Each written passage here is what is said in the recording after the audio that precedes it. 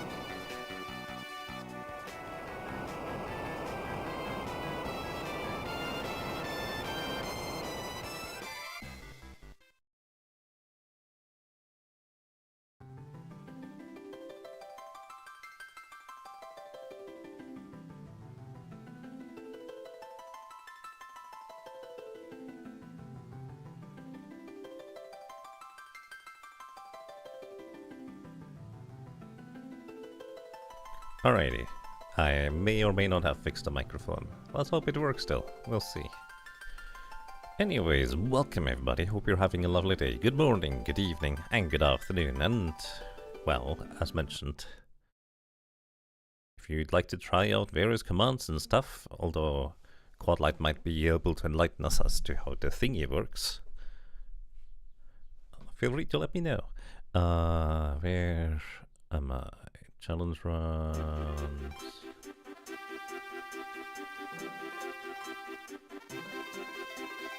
Sorry, brain is slow. This is the wrong one. Yeah, this is the correct one. I knew something was weird when I clicked that one. Anyways, welcome everybody back to a bit more Final Fantasy 5. This time... Oh, actually, it's the same as last time. For Job Fiesta on the Game Boy Advance version, just because I feel like it. And because I didn't really think ahead as to what else I would want to stream. And, well... So this is just kind of nice to fall back to. Anyways, welcome everybody. Welcome to you as well, Murphys. I hope you have a good day as well. Welcome as well, Magus. Although I will guess you cannot hear me since you're right now streaming anyways. Welcome to as well, non-offensive username. And welcome to as well, Trashcan. Welcome to you, Rechter Shade. Welcome to you, Tic-Tac-Throw. Thank you for testing out the things. 100,000 points. That's a lot of points, dude. Holy moly. Anyways, I hope you're doing well. And welcome to you, Weapon. Welcome to you, Quadlight. Welcome to you, Caldian. And... welcome to you, Red Keely Wizard. And welcome to anybody else who might have joined us. Hope you're having a lovely day today. But yeah, there's new functionalities and stuff, so... don't actually know what that means, to be completely honest. Quadlight has been kind of working in the background on Jagabot. Technically, I think most of the features were already done a while ago, but then my phone decided to not receive two-factor authentication SMS anymore, and I needed to figure out how to do that, so I finally fixed that. So we now have another bot token, so we can, well, test the new features. That was probably too much information, you didn't need to know all of that. Anyways, welcome everybody. Welcome back to Final Fantasy 5 for Job Fiesta. And my controller doesn't work? Does that mean... no? Does my controller not work? Is it the standard thing where I have too many USB things plugged in, probably? And I have to unplug and replug it again for the game for... yep, now it works. Alrighty, as you just, let's just start a new game. I actually haven't decided yet what type of run we're gonna do. Also, if we don't receive White Mage as the first job, maybe we turn this into a solo character challenge run. I have not yet decided. White Mage first is... no, I'm not doing that. Actually, you know what? Let me narrow it down a bit more. If we get a job that can defeat Carl Boss easily, without too much investment, we're doing a solo character challenge run. So this means Black Mage, Blue Mage... I suppose Knight would be okay as well. Although that will take a bit until we get the two-handed ability. No, it's just Black Mage and Blue Mage, I guess. Those are, I think, the two where we do a solo character challenge run. Or solo Job Fiesta run. And welcome as well, Core Geek Pickle Party. Hope you're having a lovely day today. No monk? I actually don't remember how well Monk did against Carl Boss. Maybe Monk. I mean, the leveling at least would be decently fast with Kick, I suppose. Honestly, I have absolutely no memory as in how well the Monk did against Carl Boss. You could get your charge-up ability, but largely you can't really use that. But you do get the counter-attack half the time if you get Monk. Also, I suppose this would mean that we would need to get a wind job, so you know what? Just because I feel like it, we're gonna do another Typhoon run. Because this means we can get a job from any of the crystals we currently have acquired. And... fifth job as well, because I kinda like that, it's kind of interesting to strategize around it. No berserker risk this time. Alrighty. Submit query. Ha, okay. So, oh, maybe I shouldn't have said anything because it's not gonna be a solo character challenge run anyways now. Because, well, we did not get Black Mage or Blue Mage. It's the class that we have, probably alongside Dancer, gotten the most this year. It's another thief. But well, as I have mentioned many times before, I like having thief in the team. It's quite nice.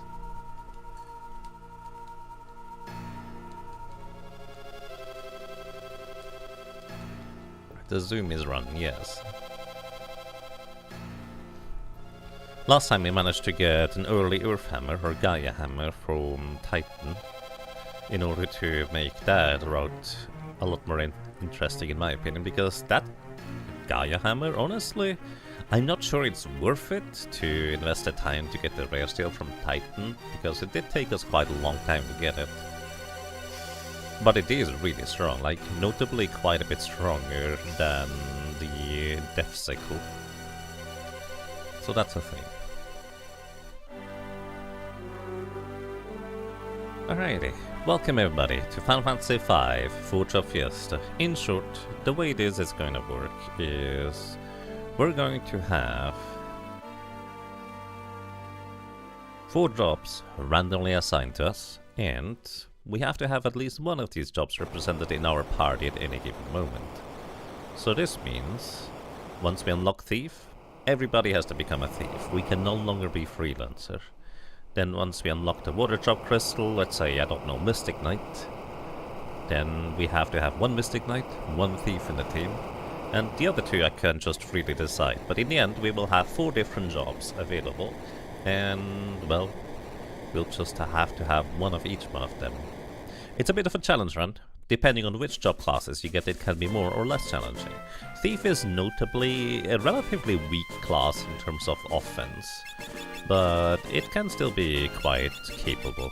Right, we set the battle speed to 4, battle message to 1, shortcut menu, because I really miss having these in the later Final Fantasy games, auto dash on, window color.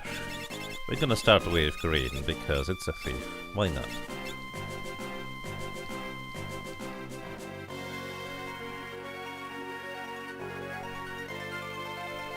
Quite like bullying the rabbit again in the brawl.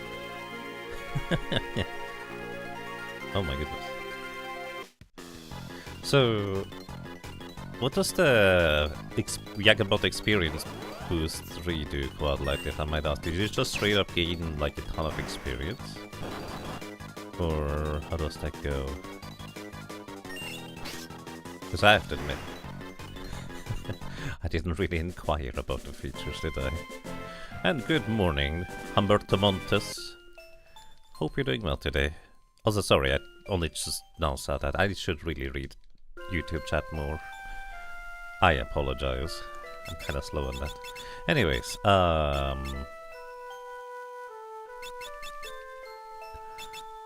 today it is going to be... Well, actually, we went with Rump last time. So it's gonna be...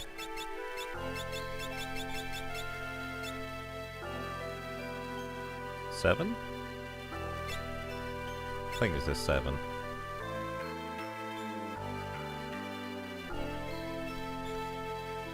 But yeah, I hope you have a lovely day as well, Humberto Montes.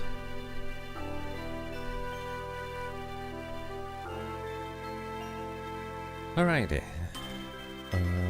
It's just a way to use channel points, increase experience for the own exclamation mark level. Sounds good to me. It's not like I really offer much for the channel points anyways, I guess.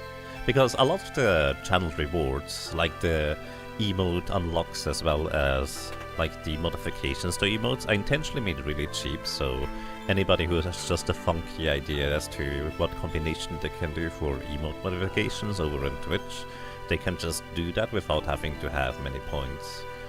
So I didn't want to lock that behind having to be like a seasoned viewer that has thousands of points. I think that would just be weird. I'd rather people try and experiment with these things instead.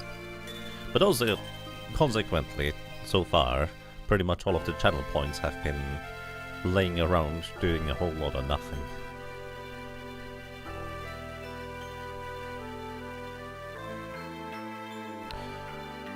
Alrighty.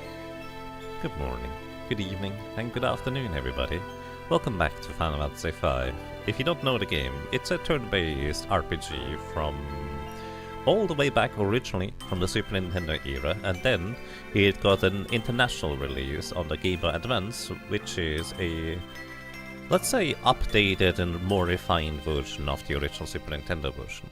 Technically there was another English release beforehand in the PlayStation version, but that one is kind of notorious for its long loading times and questionable English translation at the very least. But at the same time, that was the first time Final Fantasy V was officially available outside of Japan, which means it might also have been a lot of people's first experience with the game.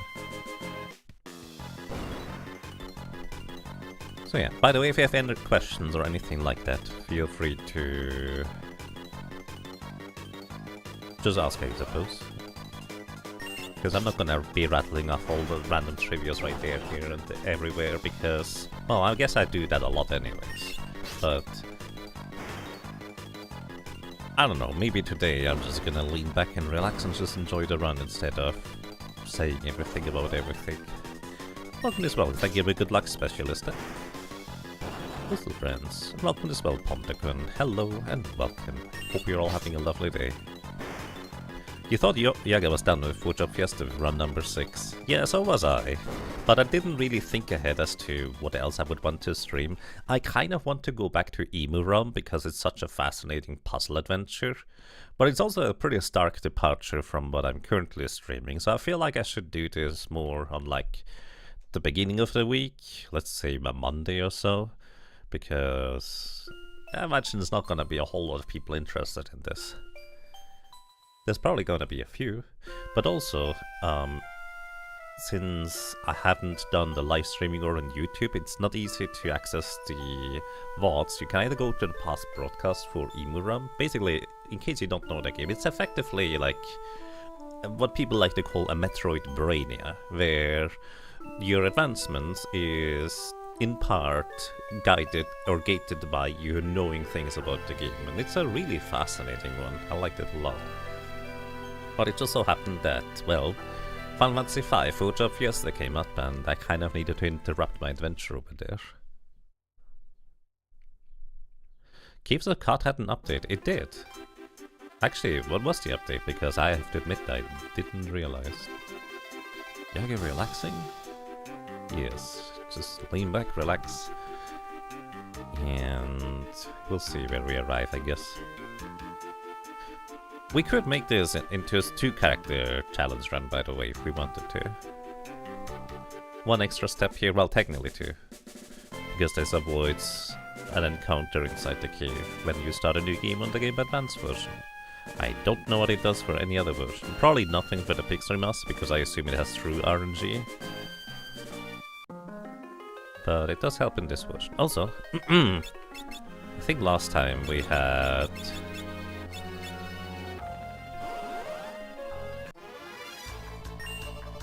Lena in the lead because it was run number 6. Now it is number 7, so it should be fair as again.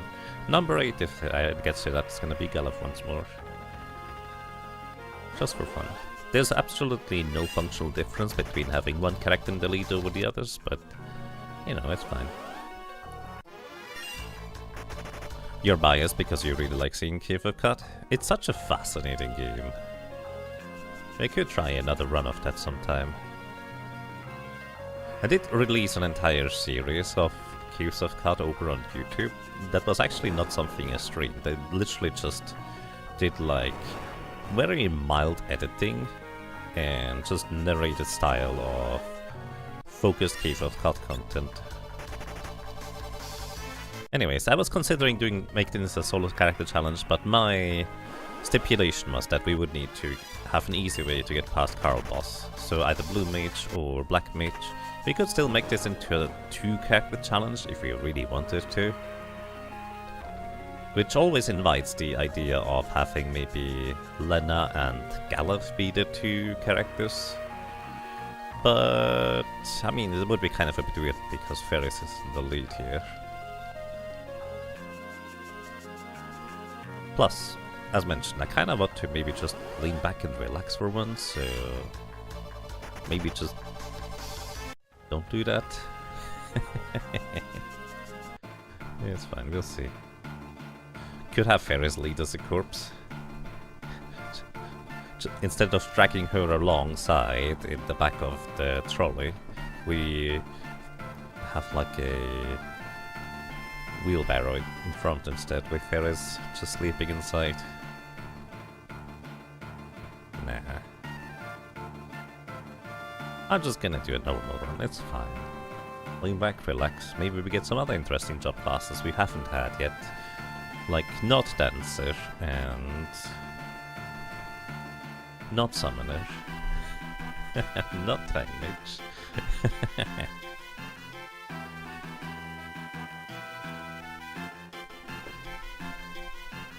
I think a monk could be fun to have sometime. I do like monks, but unless you're playing the Pix Remastered, they are not... Well, they are kind of weak-ish relative to the others. Like, they're still fine in their own right. It's more of a case of a lot of other job classes have significantly stronger aspects or even stronger niches to them than the monk. Monk just doesn't have its own niche, with, like, technically one exception.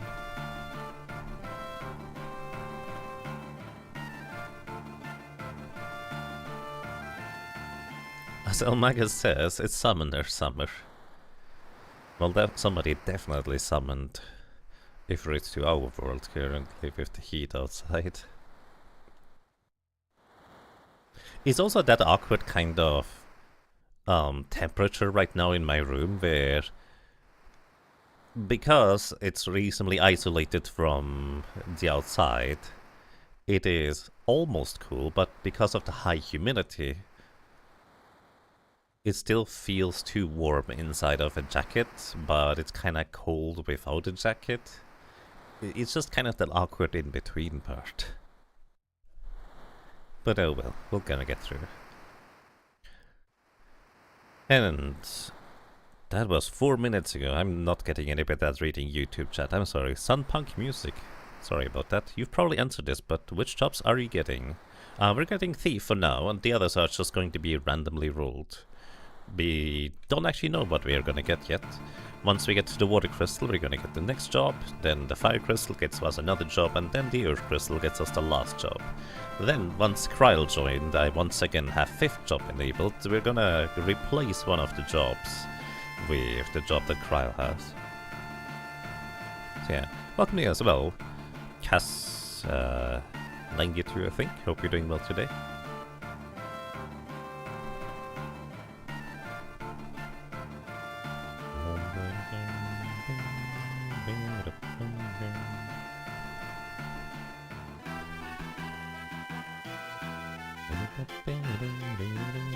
Let me actually make the YouTube chat larger, so maybe it's gonna be more obvious. Wait, can I not? Oh, I'm pressing the wrong button. That still doesn't work. Hold on. Can you just...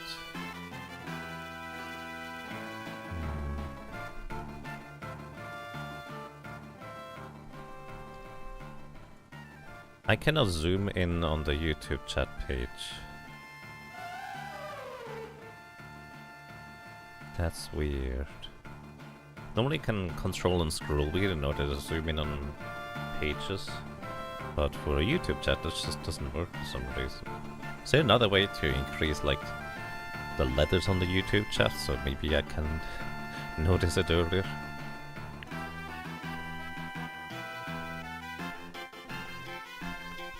Thieves are good, but they die very quickly with low HP and defense.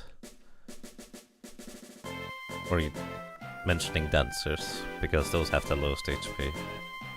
Yeah, thieves are... they just have incredibly good utility. They are neither offensive nor defensive. In fact, they are really weak on their offense and really weak on their... well, reasonably weak on the defense part. Not the worst. But it's just the utility you gain from having these is extremely helpful. Anyways, welcome to the Wind Shrine. We're gonna fight a few things in here. Ferris has a dagger, Lena has a knife, Butts has a broadsword, and Galuf literally has nothing. So what I should do is I should actually switch around the items a little bit to do it this way. We unequip the broadsword from Butts and give it to Lena, because they do currently the same damage anyways, and give the knife over to Butts. The reason for this is quite simple. Lena has slightly more agility, so she will usually move before.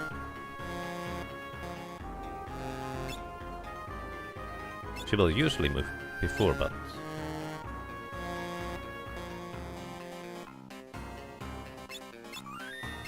I'm hearing some weird noises in my headphones. And I have no idea where they're coming from. Do I have something open on the side by accident?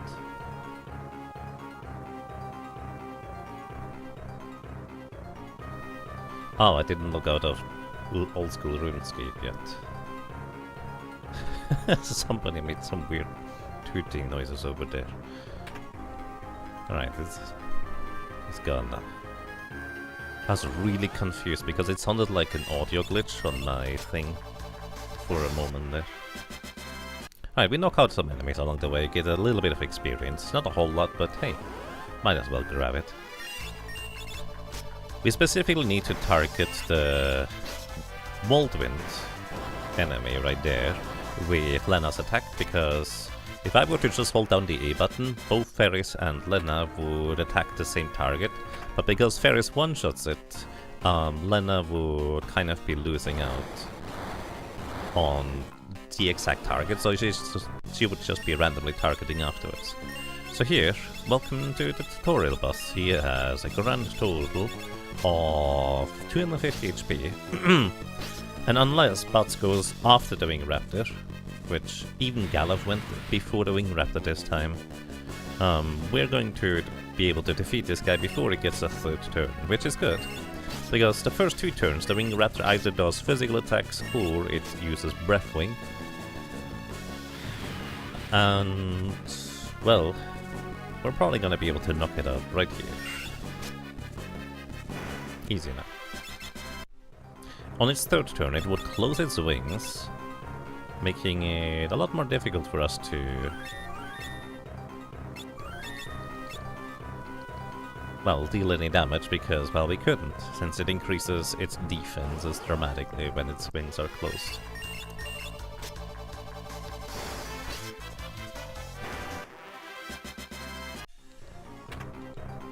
Stuff.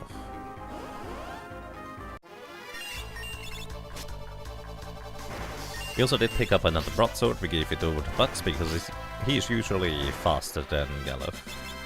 And we even get an elixir along the way. How nice. These Moldwind enemies have a 1 in 16-ish drop rate to give us an elixir.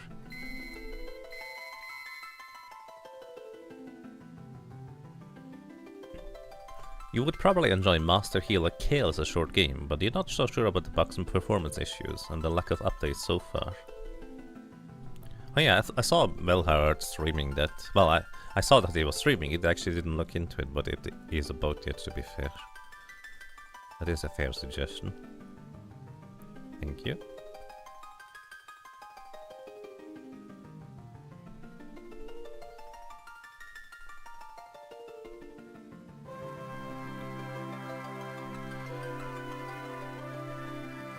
But yeah, regarding other games, Caves of Cod is a very fun one, I will say, and I have spent so much time with that game by now. I know a lot about it, but of course, there's still a lot of things that I don't know.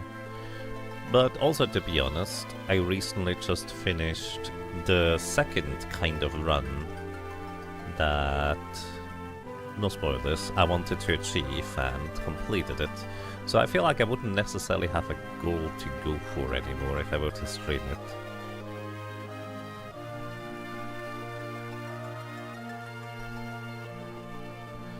Alrighty. in here we're going to receive our first job, which is gonna be thieves. Thieves, again, they have not particularly good offense, but it's alright. The main annoying thing that we're running into here now is that we only have 2 daggers. Well, technically we have 1 dagger and 1 knife, the knife being notably the literal weakest weapon in the entire game. But it's still better than having to punch enemies, I guess. But, well, 2 of our thieves don't have a weapon, so that's kind of the only option they get. I think I want to be level 5 before we... Well, I guess specifically, Ferris and Butts want to be level 5 before we get to our boss. And everybody is going to become a thief now, because those are the 4 Job Fiesta rules. And we are really hoping that we get something other than Thief and White Mage for Biblos, but that's for later. I will job fair for that one if that comes to it, because I've done that before and I'm good. Anyways, everybody becomes a thief. Ferris, thief. Then we're gonna turn Galef into a thief. The reason why I'm ordering it this way around is because you always get thrown over to the equipment screen. So we unequip the knife on Galef, give it over to Butts here. This is why we equip him, or well, give him the thief job afterwards. So Butts has the knife. So even though Lena will usually go before Butts, we will actually want to have the knife on Butts just because he is slightly stronger in terms of physical offense. So he will be able to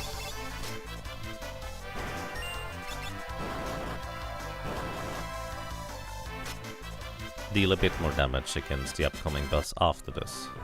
Level 4 on Butts, so we just need a little bit more. So we're gonna be punching some snakes, I guess, and such.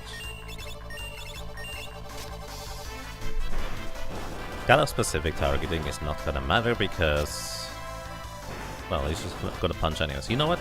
In fact, I should have just defended with Galef. There's no reason for him to attack because Ferris is guaranteed to one-shot these enemies here anyways. Also, Butts took a bit of a hit here, so let's go and zoom down the stairs. If you have Thief in your party, you can press the run button and run. And in the Game Advance version, you can basically double your doubled run speed. Because in the original Super Nintendo version, you could only run at this pace right here if you had a Thief in the party. But in the Game Advance version, as a quality of life thing, they changed it so you can run around really fast if you have a Thief in a party, but you can also run around at a decently higher speed even if you don't have a Thief, making it much more, well, playable, I will argue. Not as incredibly slow. Oh, I meant to attack with Butts, but Galef sometimes goes before Butts. It's kind of rare, but it can happen. Basically, you have a little bit of speed variance among the characters whenever you enter the battle. That also goes for enemies for that matter. So, depending on what you get, basically you either get +1 or -1 to your speed stat at the very beginning of the battle. Also, I think Butts might have gained his additional level already. No, he's level 4. He was dealing 30 damage with a knife, which is enough to one-shot these enemies. So we can just defend with Lena.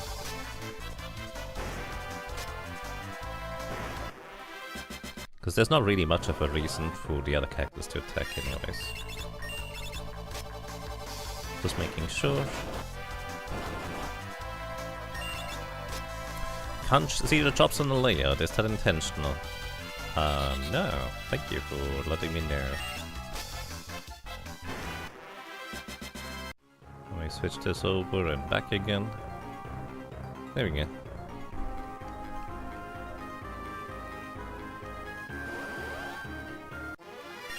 Did we already level up? Because I did not pay attention.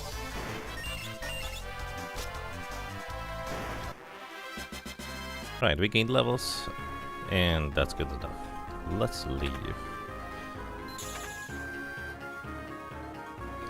We don't need to use the healing pots for Butts, Lena and Galef because they get a free heal soon anyways, but Ferris, weirdly enough, does not get the free heal because, well, she's not present during the cutscenes, so I guess she just doesn't get healed, even though ostensibly she's asleep in the inn and resting there.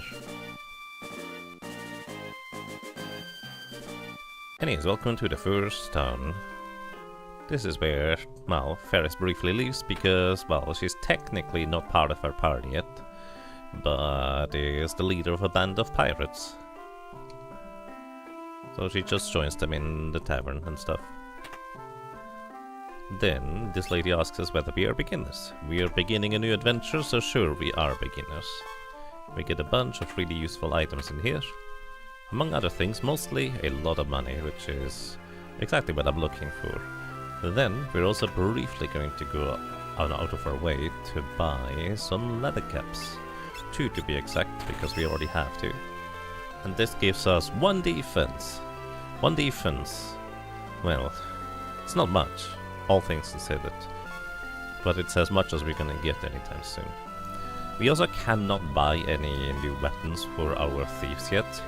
Daggers are not available until the next town, which is after the 2 next bosses. So, well, we still have punching thieves for a while. Anyways, 1 defense doesn't do a whole lot of difference for the later stages of the game, because the numbers are much higher, but early on, 1 extra defense can mean that you take 4, 5, 6 less damage on average.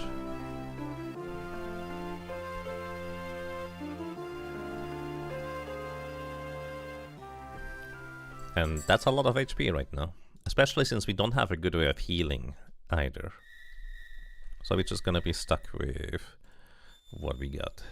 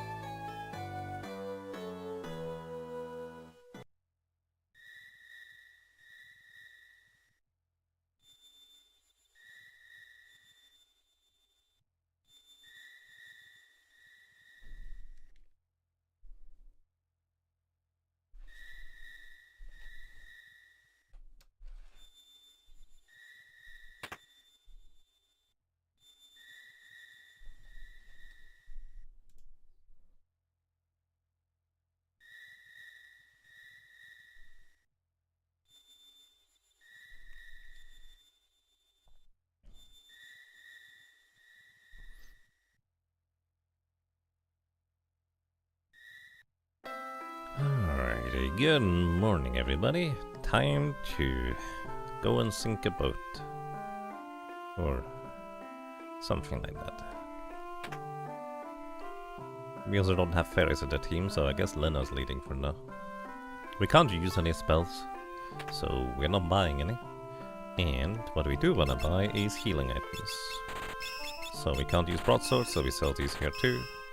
And we can't use shields either, so we sell that one as well. And with all the money we just gained, we buy as many potions as we can possibly get.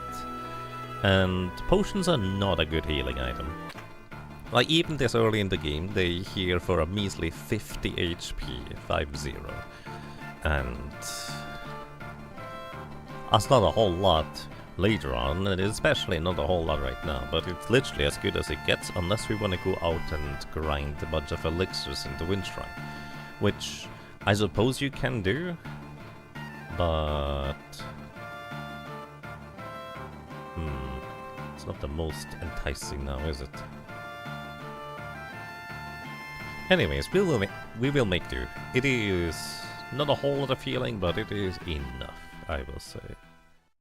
Sometimes I do wonder whether they made the regular potions heal intentionally this little, because they might want to encourage you to use a white mage, because they have immediately better healing, even with the basic cure spell. Or maybe they didn't want to give players like consumable items to throw at the undead enemies that come right after the next boss, and nuke them because of it. Anyways, probably the former, maybe the latter, who knows.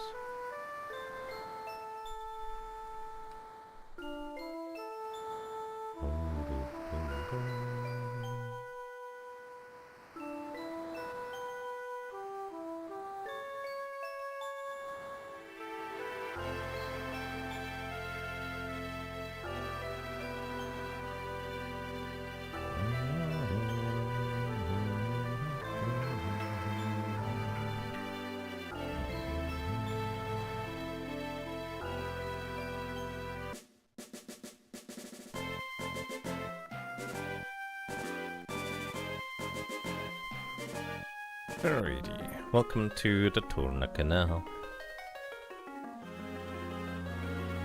The only notable thing is, the random encounters in here don't drop anything interesting.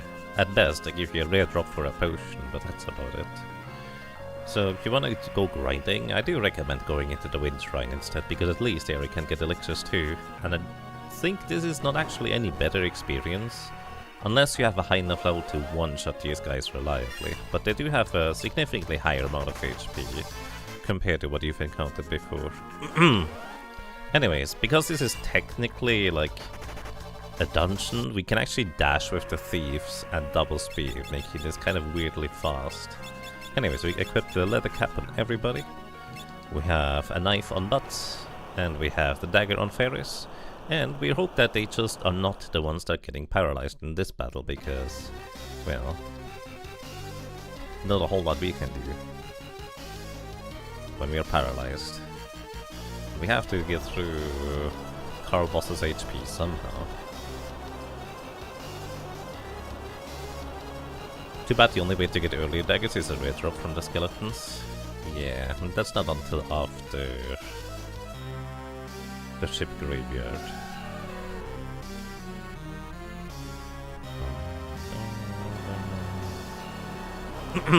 Anyways, Big Red Lobster. Caraboss, 650 HP. The nice thing about these is they are really fast, so we actually get a turn before Caraboss can do it, I think. Which is definitely not the case for a lot of other job classes. Feeler, alrighty, worst case scenario. Our highest damage dealer just got paralyzed, but oh well. So, Feeler is a physical attack that also paralyzes the target for about 2 to 2.5 turns. I actually don't know how it exactly works. Tail Screw is a 1 in 3 chance on his second and third turn for putting a character into critical HP. This is where it's nice that we do not have a solo character challenge run, because otherwise our character might just straight up die on the next attack before they get to move. Also the reason why I'm not doing the solo challenge right now, unless we get a good way of dealing with the Big Red Lobster. Anyways, just keep attacking until he dies, I guess. 650 HP, no physical defense to speak of. Our punches do have a 1 in 16 chance. Actually, that's not true. I think it's an 8% chance to critically hit, effectively dealing double damage. The crits also ignore defense, but yeah, my goodness. He knows exactly who to target. I cannot just hold down the A button now in order to automatically use a potion on the first character in my party, which happens to be Ferris. Tail Screw. Yeah, he really doesn't like me hitting him with the daggers. He's like pinpoint targeting exactly who, well, we want to keep alive at all costs for extra damage. I mean, it makes sense. He's playing the game correctly, even if he doesn't know it. And there we go, we win! Thieves unlock the ability to see passages. which is an innate passive that we always have equipped on a thief anyway. It's kind of like the ability to never get into back attacks from random encounters. It's also an innate passive ability if you have a thief in the party. So we never actually have to equip those. So yeah. That's, I guess, all I have to say for that for now.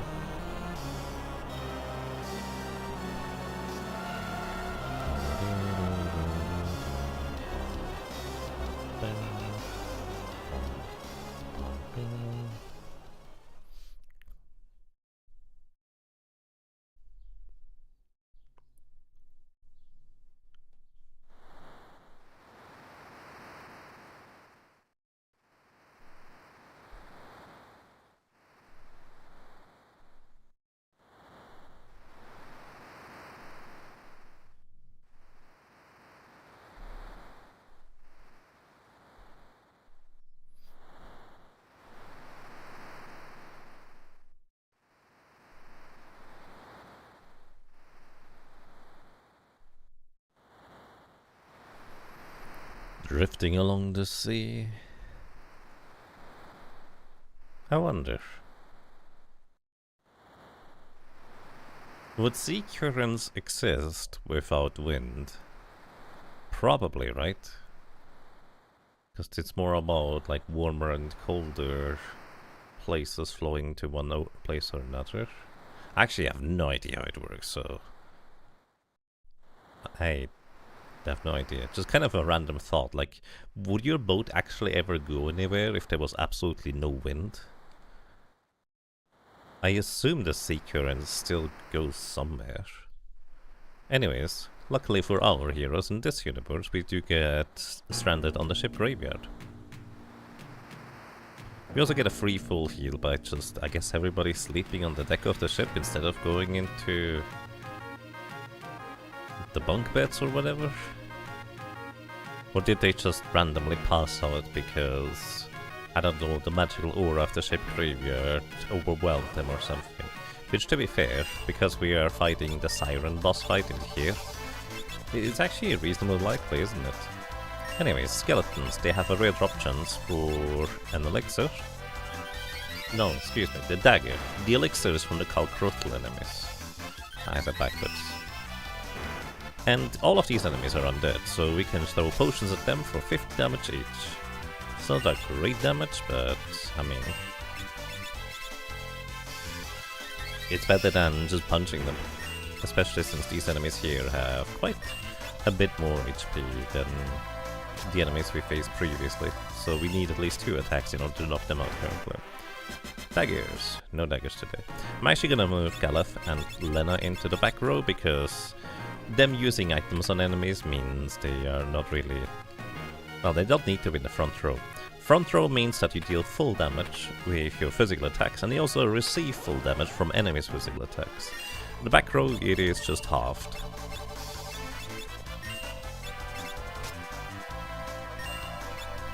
Halved on average anyway, sometimes it's less than half, but that's... yeah, it's fine. Don't worry about the details. I think the skeletons have 80 HP, so 1 attack from butts and 1 potion should reliably knock them out. And we gain some levels. Welcome as well, Luigi Martini. Thief is your favorite. Nice. Thief is so nice to have in Job Fiestas. I am not complaining getting one. Even though, well, I would like to get some other stuff sometime, but it's just very nice to have. And we get a dagger. How nice. We can get a second character to deal actual damage now. And I think I'm gonna give the dagger over to Galef. Because Lena, she has the lowest base strength of all of the characters. So she actually lags behind 1 level in terms of damage output, if you will. And the way damage works in this game is you don't gain a little bit of damage every level, you only gain a little bit or extra damage every few levels based on your strength and level calculation stuff. So you need to reach certain thresholds in order to get there, and Lena just usually needs one extra level because of her slightly lower base strength. Yeah, getting another dagger drop here would be great. These enemies here also notably do drop elixirs as a rare drop as well. I actually did not need to throw that potion, because these guys have a bit more HP than the other enemies, so one volley of attacks from our 3 dagger users should be good enough, I think. Yeah. Hey, we even get elixirs along the way. It's pretty lucky so far. Announcement! Jagabot has received a major upgrade, rewriting most of the existing code. Since old features have been reworked and new ones have been added, there's a chance that something will not work properly. Please let us know if you notice anything. Nice. Thank you, Quadlight. Actually, can you see that thing on the stream chat? Well, it might have already been whisked away, I guess.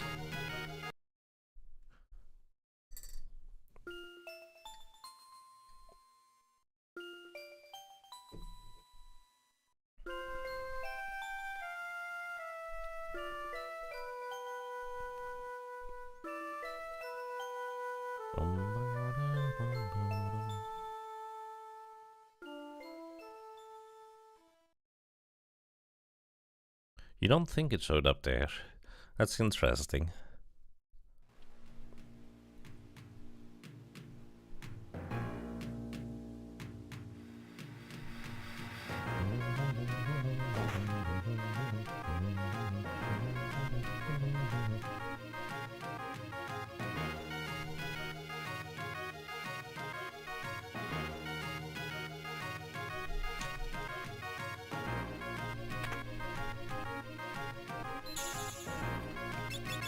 Also, I think level 6 is what we want to be at this point in the game.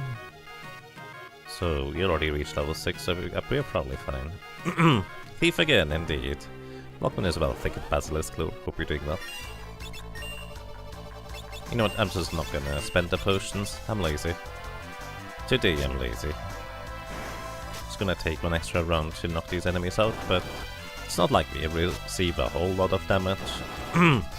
So we can instead use the potions to just heal up after combat.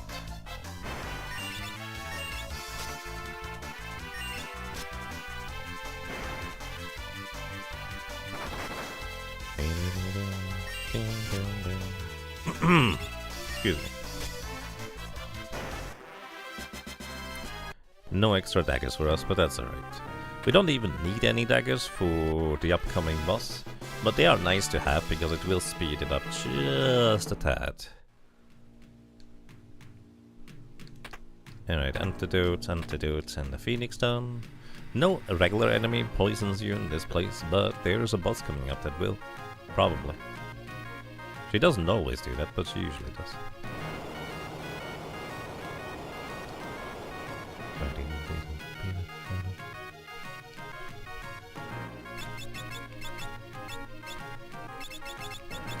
We also picked up a flail. Nobody can use a flail, but it sells for a good bit of money, so might as well go grab it. Excuse me.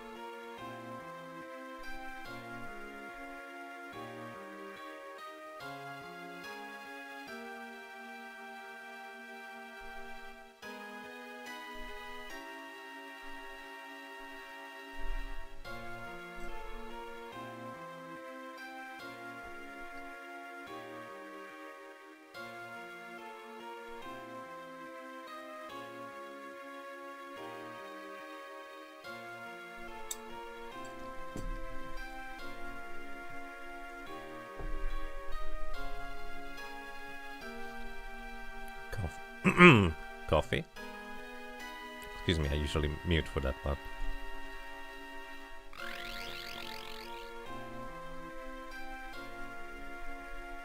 So, I suppose you could say that Galaf losing his memories and who he is and what he was supposed to do is a blessing in disguise here, as because of it he's not affected by the sirens' alluring visions? I suppose you could call it that. Forgot about your coffee. Admittedly, my coffee usually gets kinda cold by the time I fully drink it. But then again, I put a bunch of milk and sugar in it, so it's just iced coffee at that point. Which is pretty good.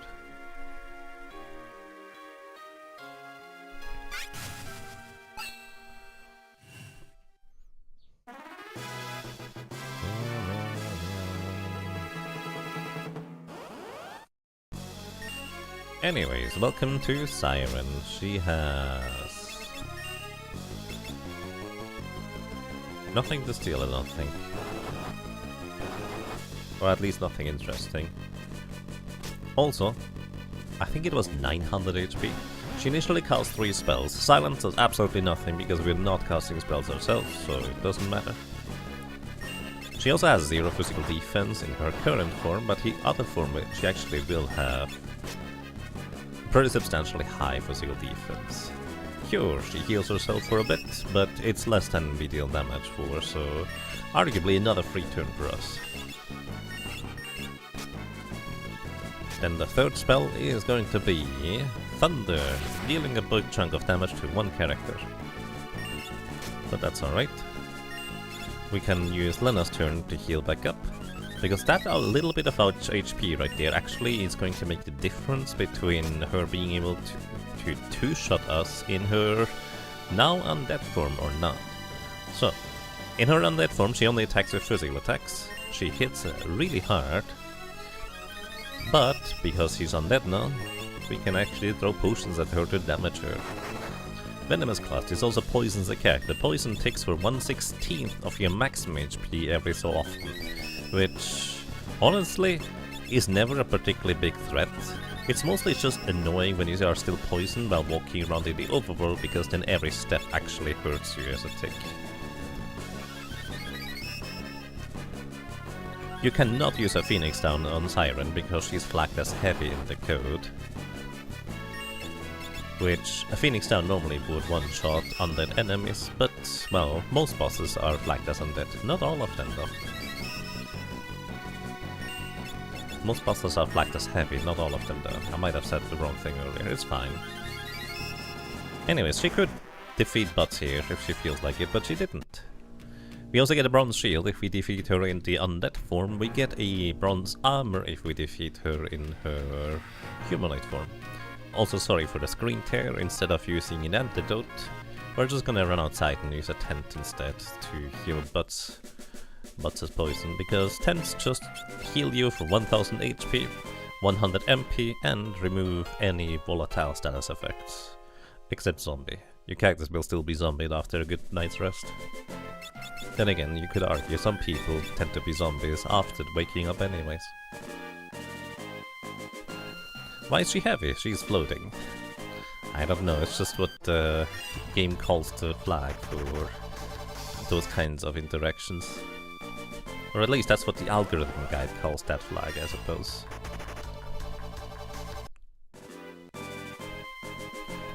I guess heavy might be referring to whether enemies can generally be affected by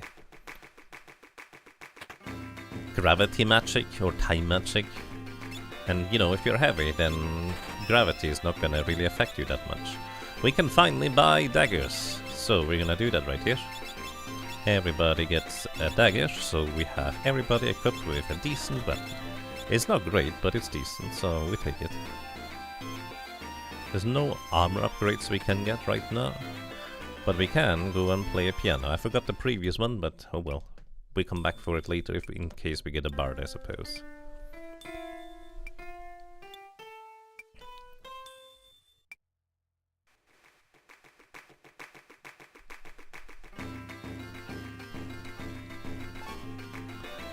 Maybe we should put a thingy in for experience and XP, or XP, to inform people of that. We don't need anything else, so let's just leave. If you have a high mass, you're less affected by gravity because you have your own. Sure. That's not how I would be thinking about it.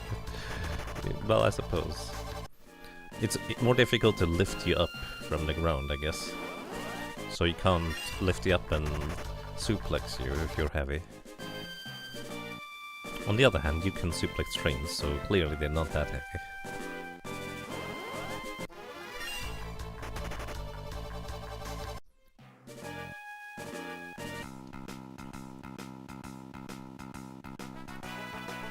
The chest on the left contains a gold needle, which is an item to cure the petrified status effect. But I don't need that, so I'm gonna just ignore it.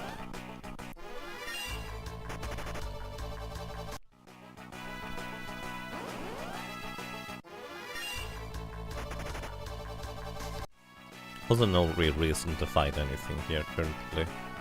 Enemies have more HP than they're worth in terms of battling experience of people.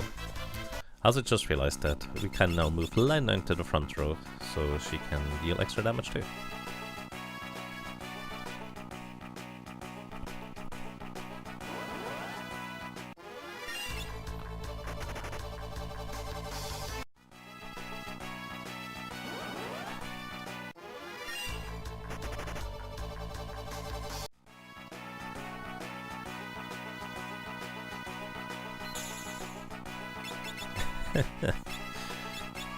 Fully.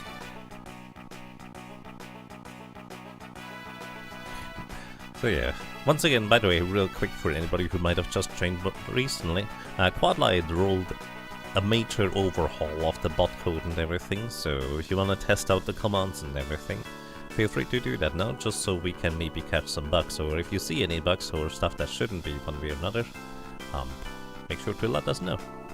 Can Siren shift back to her regular form, or is it possible to kill her before she shifts?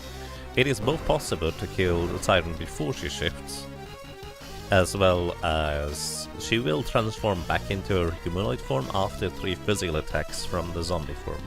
So if you survive 3 physical attacks from the zombie form, she's just gonna go back to her humanoid form and repeat the cycle.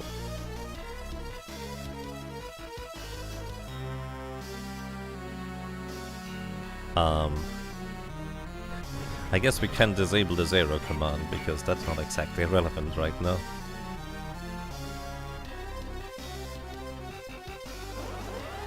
As well as the drunk, I guess. Yeah. There's a lot of commands, I suppose, that I just didn't disable because most people don't use them. Anyways, this is Magissa. She has 650 HP. Let me count damage before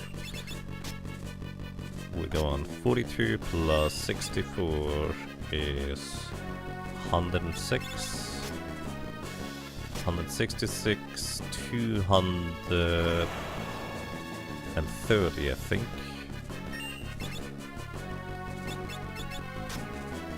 Plus 51. How much is that? 281. They want to deal about less than 350 damage, but get reasonably close to it. So I think one more attack. Ooh. 350. 281 plus 64. 285. 245. I think that's good. I think we're good. Now we hope that she does not use the 1 in 3 chance to cast a terrain. And we wait. Critical attack is fine, we're gonna immediately heal up.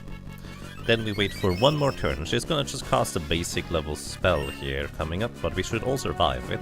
And as soon as she attacks, we attack with everybody. So, Magissa would call in reinforcements once she drops below 300 HP remaining and gets her own turn.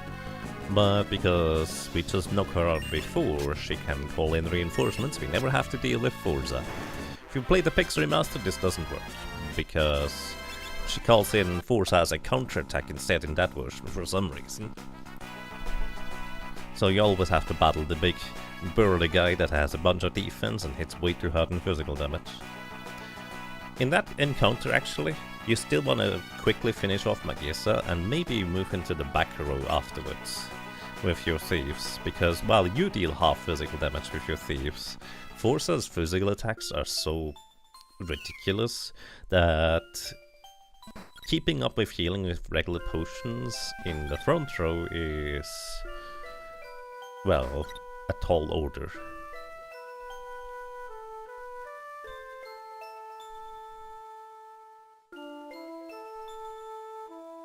We never had a follow H. A follow... Oh, follow age. I've always wondered what follow age was supposed to mean. Because people are just a follow age.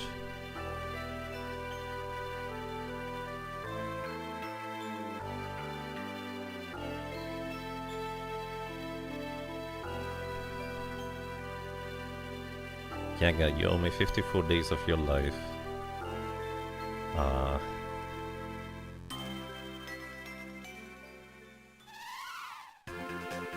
I don't know how to reply to that.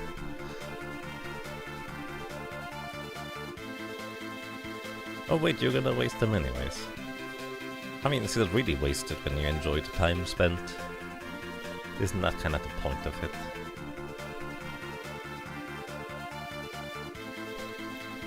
Anyways, we can fly with the Hiryu to all sorts of places. Let's see, order of operations. Don't forget to buy potions. Because we need more potions against the upcoming boss fight. Maybe I shouldn't have bought 99, because now I won't be able to afford the other stuff. That's a bit silly. We can buy this thing again. I might need to sell Phoenix Stones. Did the lore percent command not work? Evidently not, so percentage might have a problem. Anyways, we can buy Kempo G's if we have the money for it, so let's actually sell 2 Phoenix Stones and hope we don't need them later down the road. Kempo G's give +1 defense, +1 strength, but more importantly, they give +1 or 2 defense as well. We can't buy any new weapons here, which is a bit of a shame, but we can do a bit of side grading anyway. Silver Specs is an accessory, gives 1 defense, kinda like the leather shoes give 1 defense. And upcoming is a boss where that 1 defense actually makes a pretty significant difference. So we do want to have that. Then next up we wanna equip everybody with the flee command, so we can guaranteed run away from enemy encounters.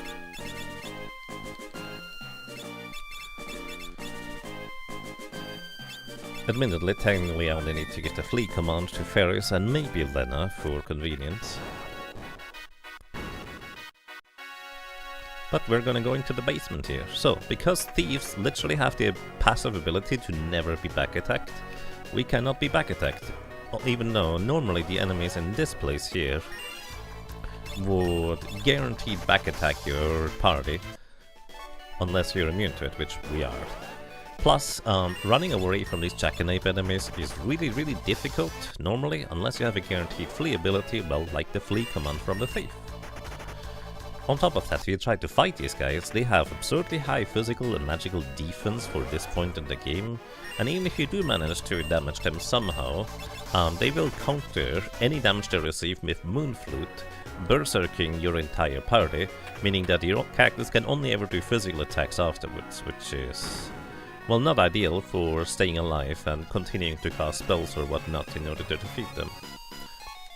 So they are pretty difficult to handle, so we just run away with a thief. Very easy. And guaranteed too.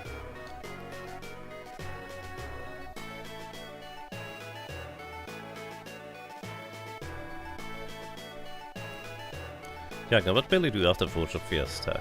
As I mentioned earlier, I kind of want to go back to Emo Run because I'm not done with that game yet. It's a Metroid Brainier of fascinating proportions.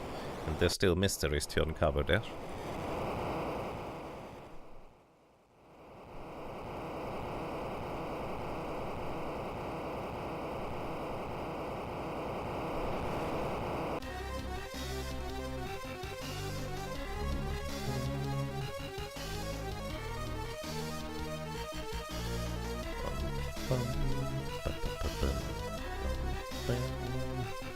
I like how it's dangerous music. And while we stay in this room, it's still dangerous music, but as soon as we leave, it's just like back to its usual jolly self. I mean, the big meatball from space hasn't affected anybody, so I suppose we're fine.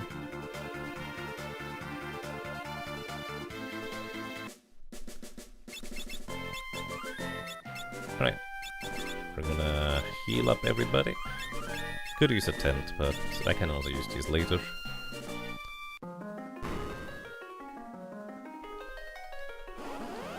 And in here we're looking for wyverns. These record mages have a rare drop chance for a flame rod if you need any. But that's not what I'm looking for. We're looking for wyverns. It's not a meatball, it is a carbon ball. No? That's a lot less tasty though. Maintenance chaos. So we wanna do a little bit of grinding with our characters here. It's not a lot, but this room here frequently has 2 wyverns in its encounter, and frogs or toads. Kero. And what we're looking for are not these guys. I have a slight suspicion I'm arriving at the exact same time I did last time, so we just keep getting the frog encounters for a while. Anyways, we have a 40% chance to successfully steal. And we steal the mithril knife. I think I stole from the wrong guy there. You can only steal 1 item from an enemy, even if they do have both a rare steal and a common steal. But we have 1 mithril knife, so these wyverns, for some reason, have the common steal of a mithril knife, which is very nice. So let's see, Ferris couldn't steal. It's only 40% chance to successfully steal. And then, I guess technically it's slightly less than a 40% chance to successfully steal.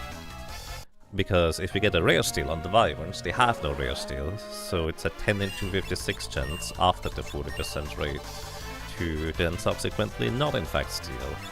Right, mithril knives. We have 5 now by accident, but that's alright. And everybody's gonna equip one. Mithril knife for you, also you can get... no, not the elemental, that's for Ferris. Mithril knives, and the mithril knives are just dramatically better than our other pieces of equipment. And we will be able to do a little bit of grinding. So, it also just so happens that these wyverns specifically are really good experience. Like literally double compared to any other enemy in terms of how much experience they give us. So we're just looking for wyvern encounters to knock them out.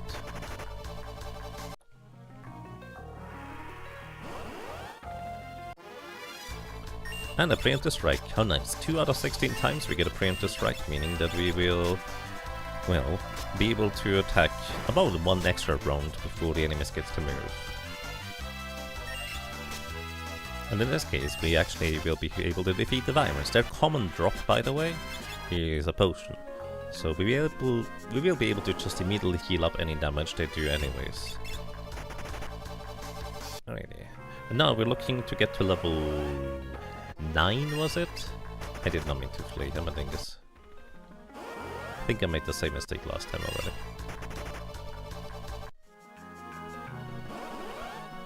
I think level 9 is where Ferris gets an additional little bit of attack or damage boost from both her strength and agility level.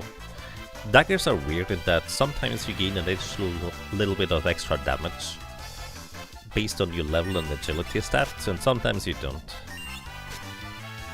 Which also means that sometimes it's possible for characters to level up and deal less damage. You know how Lena just earlier did 100 damage with a dagger? Well, now that she just leveled up once, she can no longer do that because she lost access to the extra damage from the agility modifier. How will your weekend be? Where's my d20? I'll try and find that. There it is. Alrighty. Roll a d20 for Hoppy.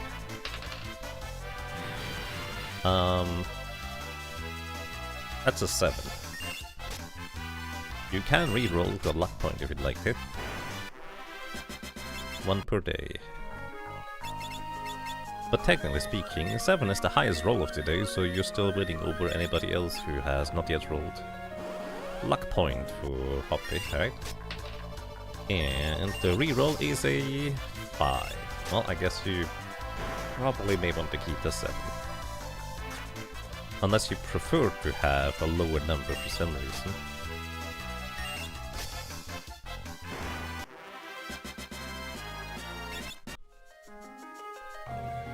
Dracogin also rolls a 1d20, so let's see what we get.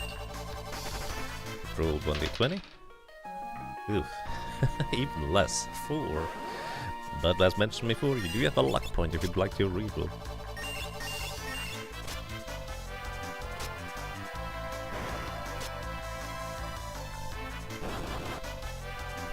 I think Lena survives another one of these hits, so we don't need to heal her yet.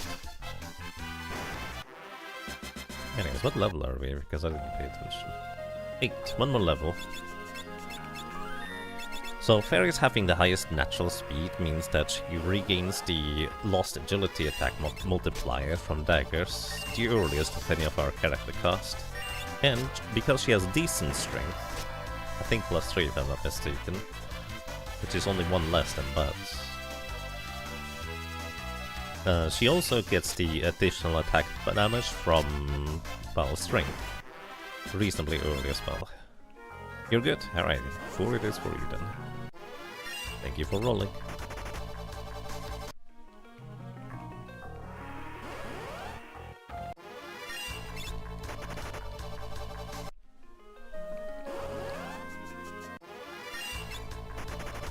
Hello.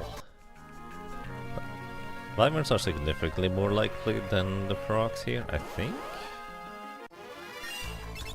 But you're gonna get both of them sometime.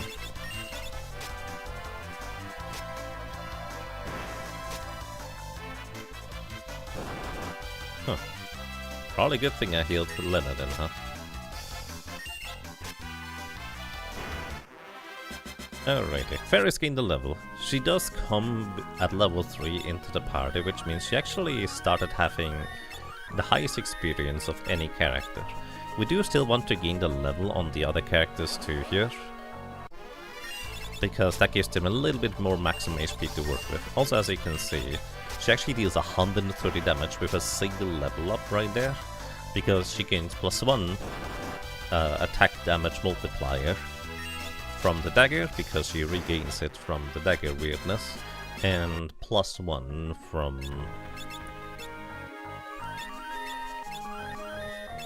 actually the strength attack power, granting her more damage every time, well, every few levels as well. For thieves, the damage you gain, or like how frequently or how many levels in between the next attack multiplier, is a lot of levels relative to other characters that have higher strength anyways. We also could go back and save, but I am absolutely confident that this is not really going to be necessary. So let's see how this is gonna go for us.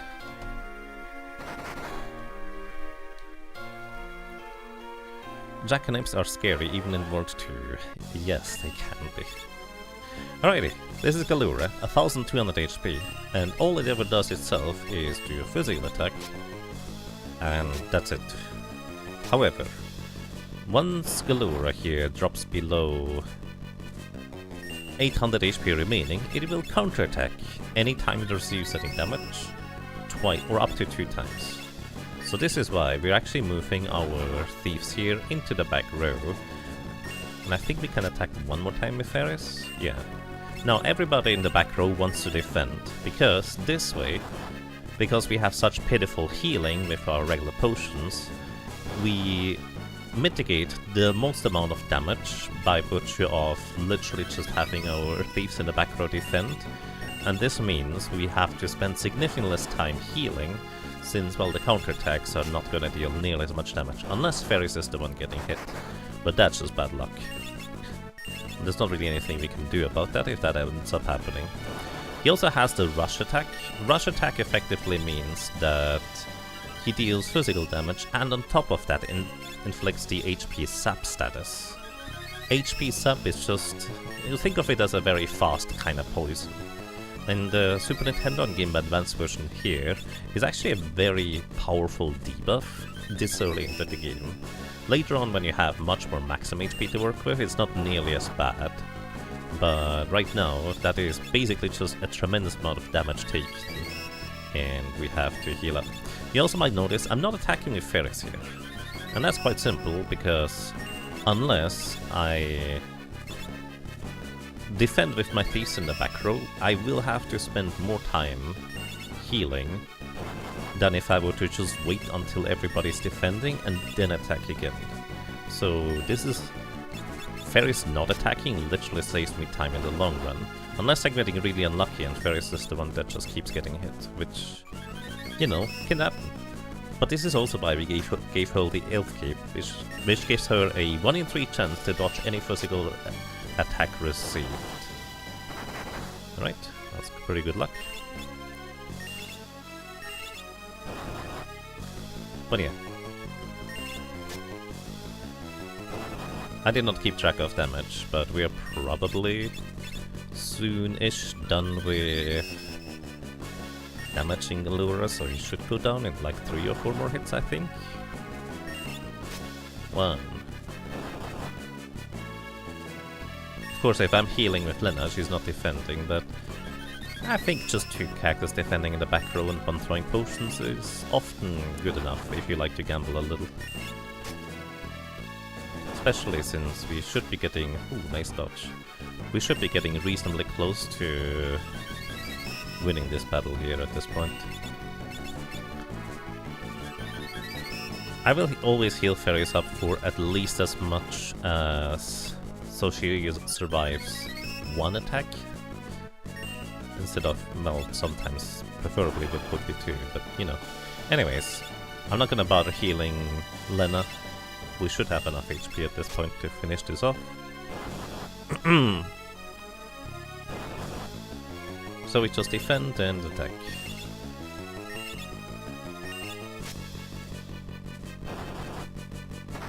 I will guess 1 more will do the trick.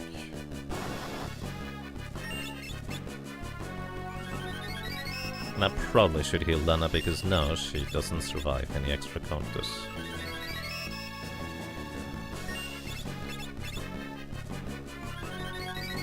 But I think we should be about done now. Yeah, there it is. I did not need to heal with the others. But since I wasn't keeping track of exact damage, this is good enough.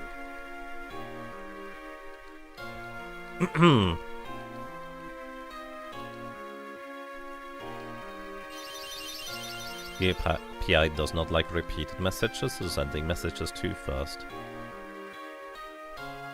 Who would have thought that the Twitch API was not built for romper raids? Oh, I see, yeah. I guess maybe you can make it so the romper raids come in waves. And there's just like one last romp trailing behind all the others. After winter, something like that. Alrighty, anyways, we have arrived at the second Job Crystal. It's a bit of a trek to get here with Thieves or White Mages because, again, they're not the fastest in terms of damage output, but we get there. It's fine. And we acquire a bunch of crystals, and one of these could be our next job. I once again went with a Typhoon run because that's kind of my favorite type of run, to be completely frank with you. So that means we can get any wind crystal and any water crystal job that we have not yet received. So let's see which one it's gonna be. And we're gonna get something that I haven't gotten yet. So that's nice. Would you like to guess what it is?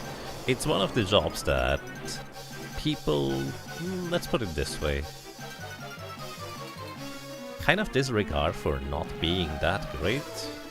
Which is fair to an extent, but I still really like it. I think it's a great job to have, especially if you don't have a white mage and a black mage in the team, or a black mage for that matter. Berserker, Super Berserker. No, we already have a Berserker. Omega Berserker. Heart-streaking. Welcome back as well, Sidosect, and hope you're doing well today. Yay, red mage, yes. Kinda gave it away there at the end, didn't I? We're gonna have a red mage. Red mages are your kind of jack of all trades, terrible at most of things, kind of class, if you will. But especially early on, they're actually very competent with the abilities and the attacks they can provide. Plus, two important parts, I will say. Oh, bye, Silver. Two important parts to red mages are that while they have less magic damage output compared to black mages, it's still really nice to have access to black magic spells at this point in the game. Like, it's very powerful in its own right. I don't usually tend to get dual casting because that's way too many ability points spent, but this is the Job Fiesta, which means we have to transform at least one of our party members into a thief and at least one of them into a red mage at this point. The other two I can just freely decide what I would like for them to be, so I don't know, let's just turn you into a red mage, give her the flee ability. In this game you can also always attach one ability from another job to the current job you're using, and well, we only have the flee ability from the thief, so that's good enough. Red mages unfortunately have really low maximum HP, but they have the ability to equip staves, rods, and swords. Especially the sword one is kind of a bit unusual. Unfortunately, they don't get shields, which would make them significantly more capable in the front row. They have good strength with 37, like that's actually well above average, I will say. They have, excuse me, my goodness.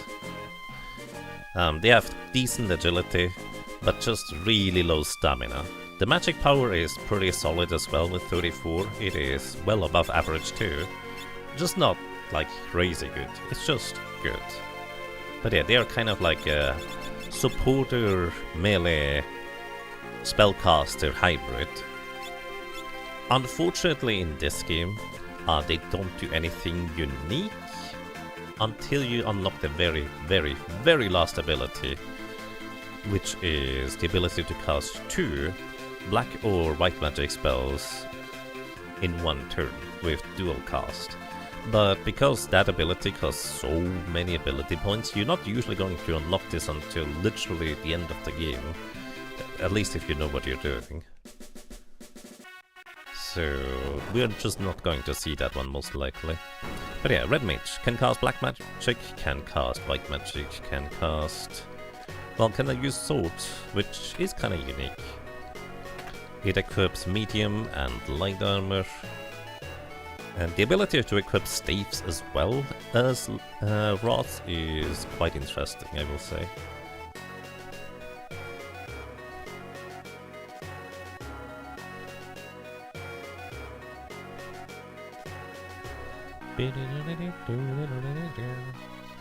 So we have a green mage, which is a thief. We have a red mage, which is a red mage.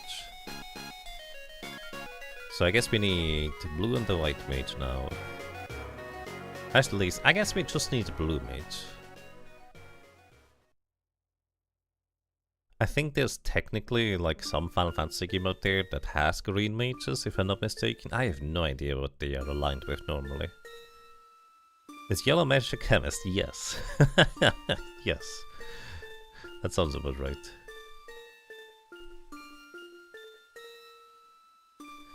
But we have red, we have green, now we need blue, right?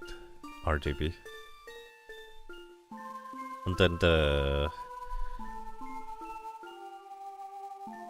key color, which is, I think it's usually white, isn't it?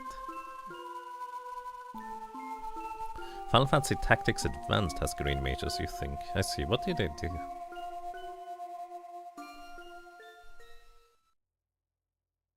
You dislike the fact that red mage is written on the blue banner. And you would dislike the fact if the blue mage is written on the red banner. Well, it is a water job.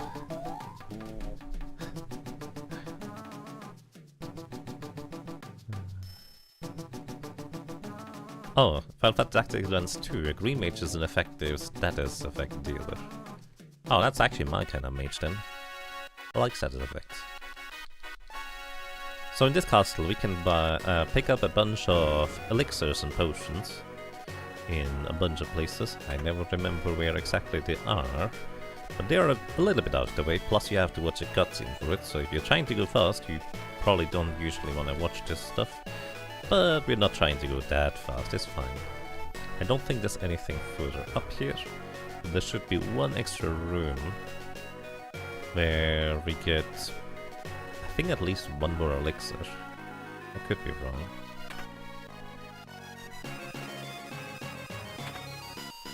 But then of course we also get the reason why I came here to begin with, which is going to be the healing stuff, which allows us to cast Cure 2 if we attack with a staff as a red mage. Admittedly, it's not... we can just cast Cure 2 or Cura, excuse me, naturally anyways, but that's fine. Anyways, talking to this guy is gonna give us the healing stuff. I don't know why he already took it out of the chest there, but just to give it to us, but probably if I were to read the text it would become more obvious. I have not read that text in a long time. Righty. Now...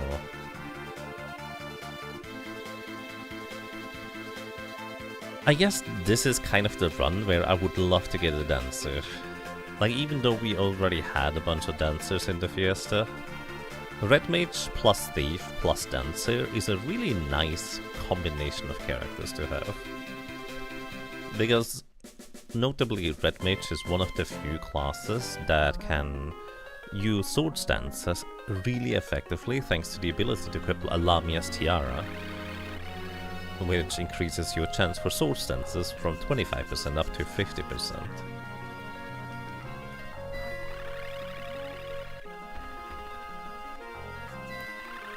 But kinda like a dancer, they have really terrible maximum HP, so unless you play the Pix remaster where sword stances work for full power from the back row, it might be a bit more sketchy to try and use them in this version, I guess.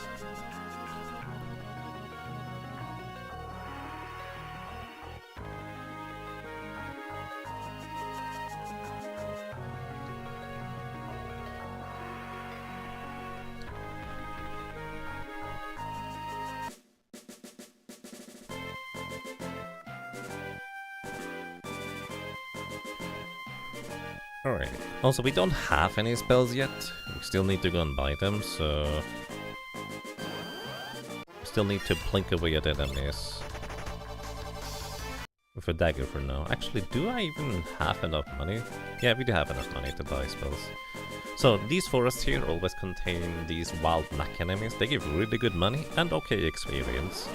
But importantly, if you have some way of dealing fire damage to them, they are weak to it. And once we buy spells, we will in fact have a method to deal fire damage. So it's gonna be nice. In Final Fantasy XI, Red Mage is an awesome support and debuffer class for and is one of your favorite classes. Nice. Alright, we wanna buy a flame rod here. We can buy one item at a super discount.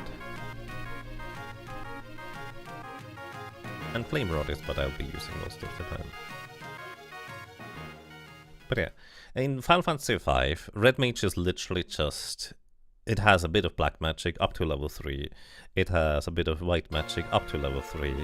Can equip swords, and it has good strength and magic power stats, but not as good as like the pure melee or magical classes. It's still fine, and especially since you get protect from the white mage as well as sleep from the black mage, it has a really nice utility for a lot of situations. Then again, it can be your only healer in a team of 4 Job Fiestas, And having a way to just heal your party, like sure, it's not the greatest heal with a Cura on your party, with a character that doesn't have the best magic power, it's still good. It's still nice to have.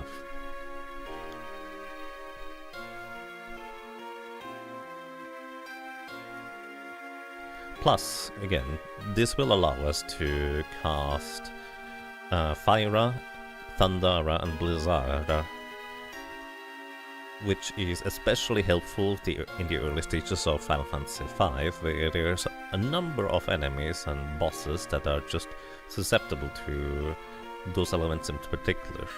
So it just kind of covers you for World 1 comfortably. World 2 it's still okay, but that's kind of where it starts falling off in terms of utility and damage especially. Dual cast Cura sometimes works, yes. That's definitely a pretty solid way of healing.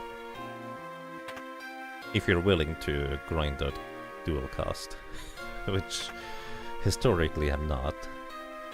I think just like single casting Cura is still solid, again because Red Mage has fine agility.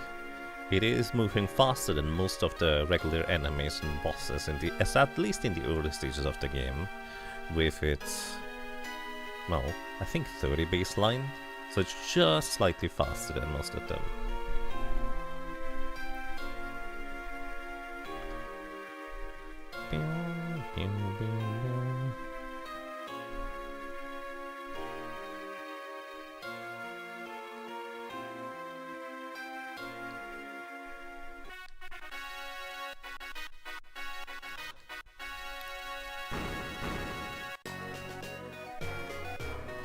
Also, by the way, going left in here is faster in that room in particular, because the fire is in the way on the right.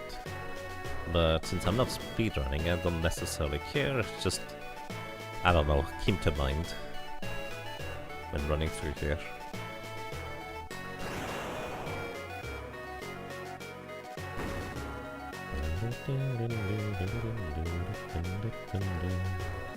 Alrighty, let's go and buy spells, shall we? We should. So in this game, when you buy spells, you specifically unlock it for the entire party. You don't have to buy it for a specific person, which is good because they're decently pricey. So we're gonna get Fire and Fire. And I'm just gonna buy the rest of the spells if I have enough money for that. But basically these are the important ones for me to have. I don't think I ever need Blizzard and Thunder, but it's kind of more fun to actually fill out your list of abilities than not, I would say. Oh, White Magic's on the left. We're gonna definitely want to have Protect and Cura and, well, the other ones too.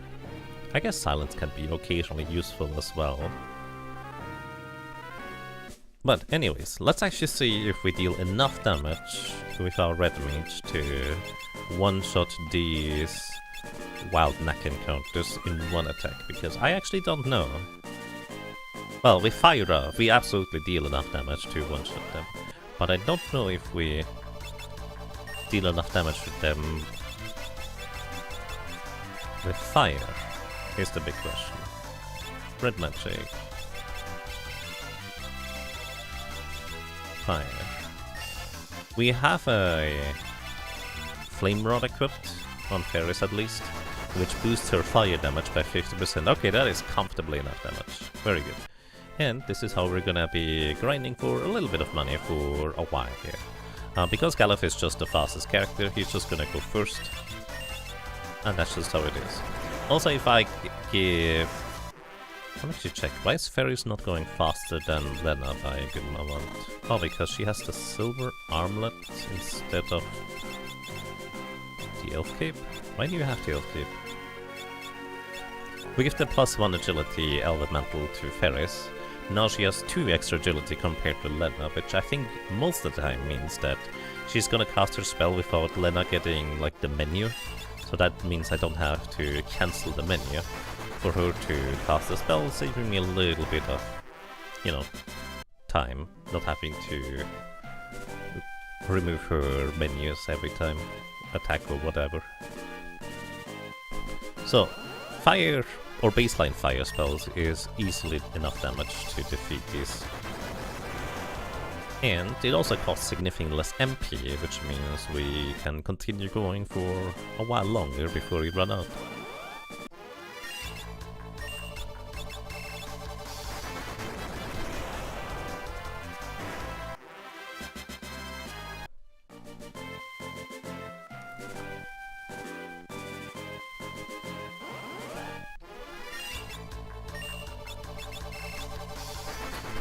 I think we have what may be a 1 in 9 chance where it's possible for Lena get +1 to her battle speed and Ferris gets a -1, where they might still be close enough for the game to make me cancel Lena's turn anyways.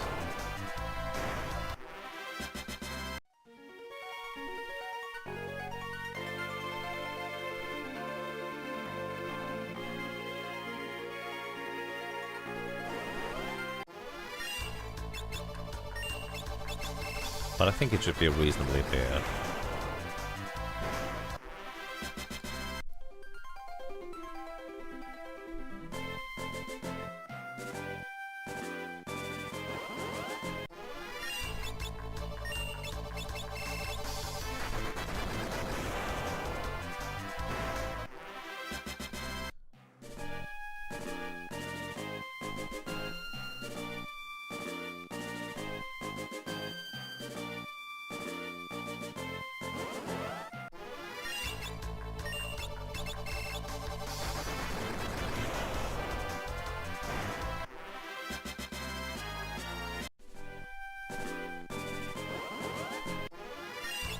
I wonder how much agility page 64 has. Actually, it doesn't matter, we have a thief, so we don't need to worry about level 10 or 15 characters in the library. Yeah, we're good to go. One more encounter, then we need to recharge our MP. And then we probably just run through our MP again on Ferris, then we move on. So we're gonna be here for 8-9 minutes. A little bit of a grinding session. Giving us a lot more maximum HP to work with, the ability to buy all the upgrades here in town. This is actually one of the early game key points where a lot of your characters get a significant power boost or defensive boost, being able to buy the higher level spells, significantly better equipment than what you had access to before and stuff like that. Thief being like the one exception where you already had access to the mithril knives you can buy in this town now, because of the vibrance earlier.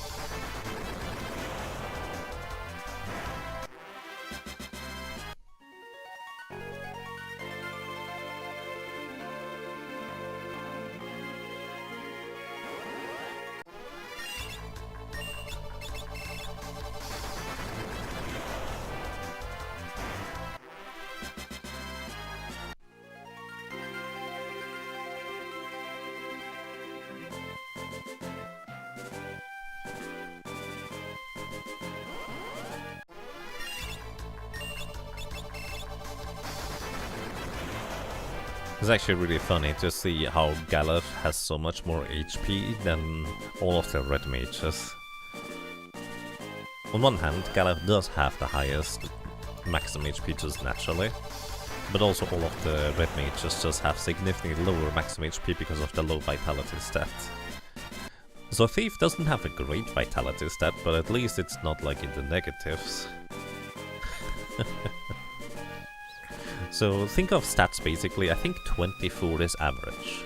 then your characters, depending on who they are, might get +1, 2, 3, 4, well, +0, 1, 2, 3, or 4 to their stats as well.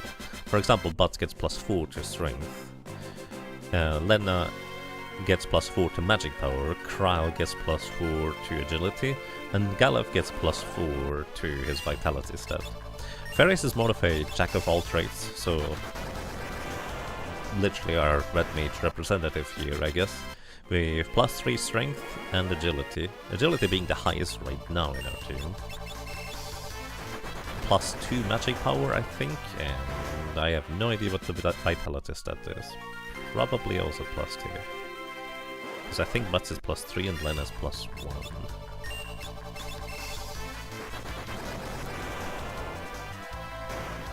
Yeah, basically 24 is the baseline, if you will. And then red mages having 21 means that they functionally gain like -6, if you will, compared to the baseline. Only Dancer is worse, I think, in terms of maximum HP. Which, again, is a bit of a shame, because they are pretty decently good in terms of melee combat for, well, their strength stat anyways. And especially if you have a Dancer in your team, they are very competent sword dancers thanks to the decent strength stat, decent agility, and the ability to equip Lamia's tiara, so they don't have to worry about, well, other dance equipment, so to speak.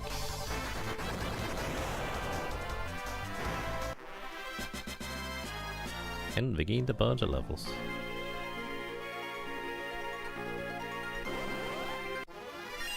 Probably the last level we're gaining here, because we're gonna go to one more encounter after this.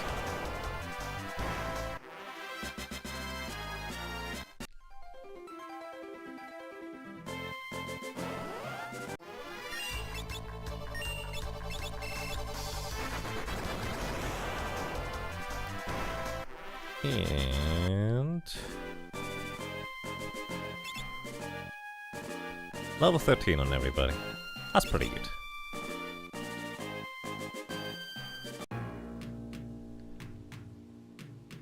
Okay, what else do we need here? Let's first of all continue or finish buying all the spells. We have all the black magic spells already that we can get.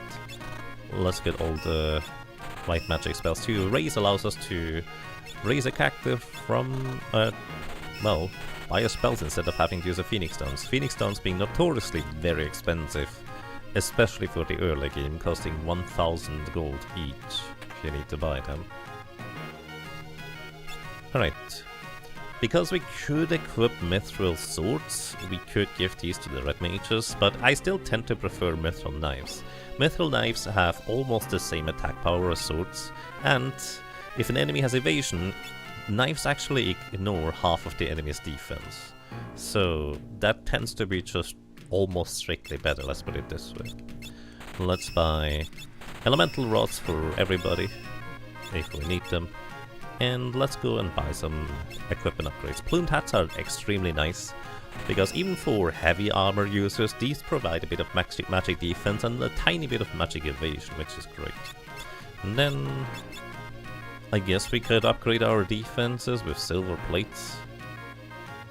Right now we have Kenpo G's equipped. I don't know if that makes a big difference. Sure, we're gonna get another armor for Galef sometime soon, so I'm not gonna bother buying 4 of them. So, everybody gets their new hats at least.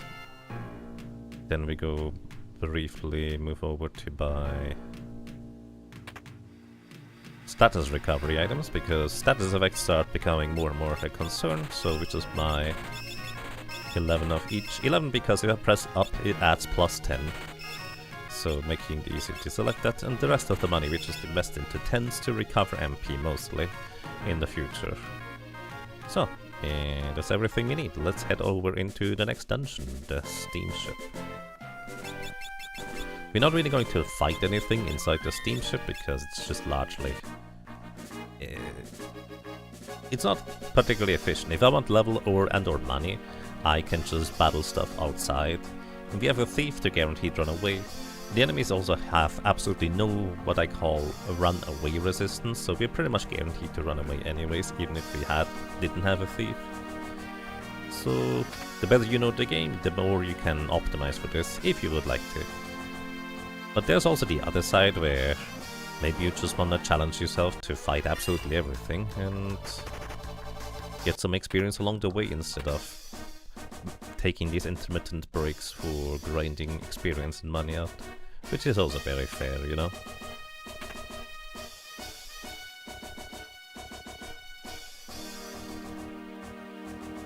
Oh, that's an announcement now. Nice, thank you for that. It actually stands out, and it's actually kind of a good thing that it doesn't show up on the stream chat. Because that way we don't have it in the bots. For what it's worth. So I imagine that might get a bit annoying when we have all the Jagabot announcements all the time. Also, I'm a bit slow at reading. Thank you, Corgi Pickle Party. I appreciate that warm feedback.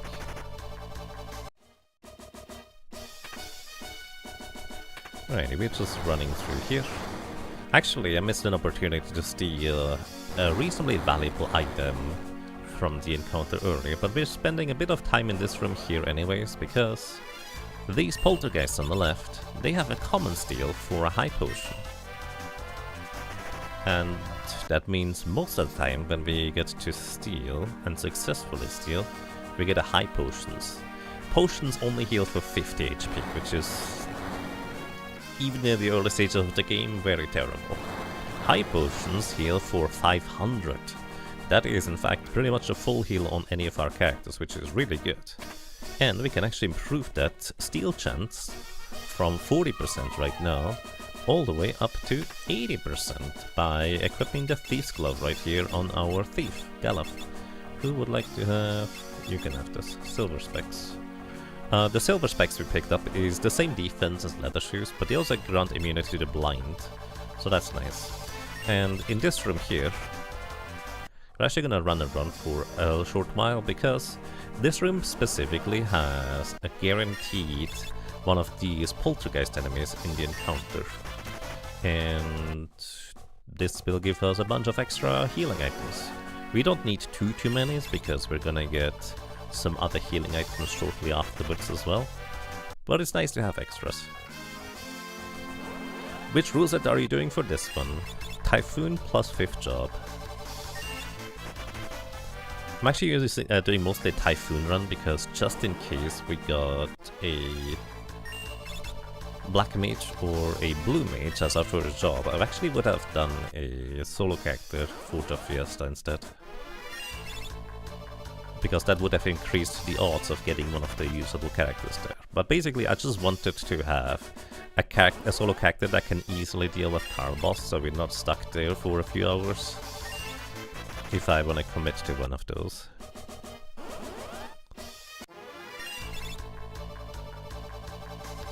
Alright, let's get one more high potion. And then we can still encounter these poltergeist enemies along the way. So we might still get a few more if we are lucky.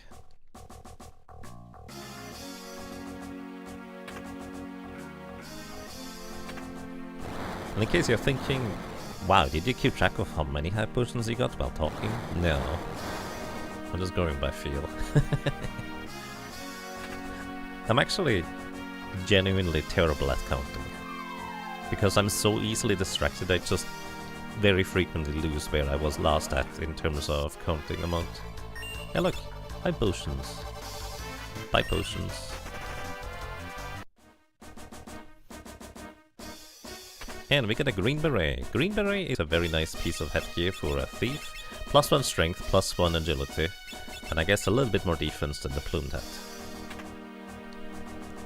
It doesn't give the 5% magic evasion though, so technically the plumed hat still has a niche case use against Soul Cannon if we couldn't just you know, nuke the launchers in that encounter anyways. Which we can, so we don't have to worry about it. We also get a nice little weapon upgrade for our thief. The mithril knives are decent, but the Moonring blade allows us to, for one, it's a really good attack power with 35, literally 50% more than the mithril daggers, which were decent already, but this is way better. And on top of that, they will deal full damage from the back row. So that means our thief now can deal actually competent damage. It's not gonna be nearly as good of a damage as our red mages will deal, thanks to their elemental advantage, let's put it that way. But it's still going to be okay for a thief too, so that's nice.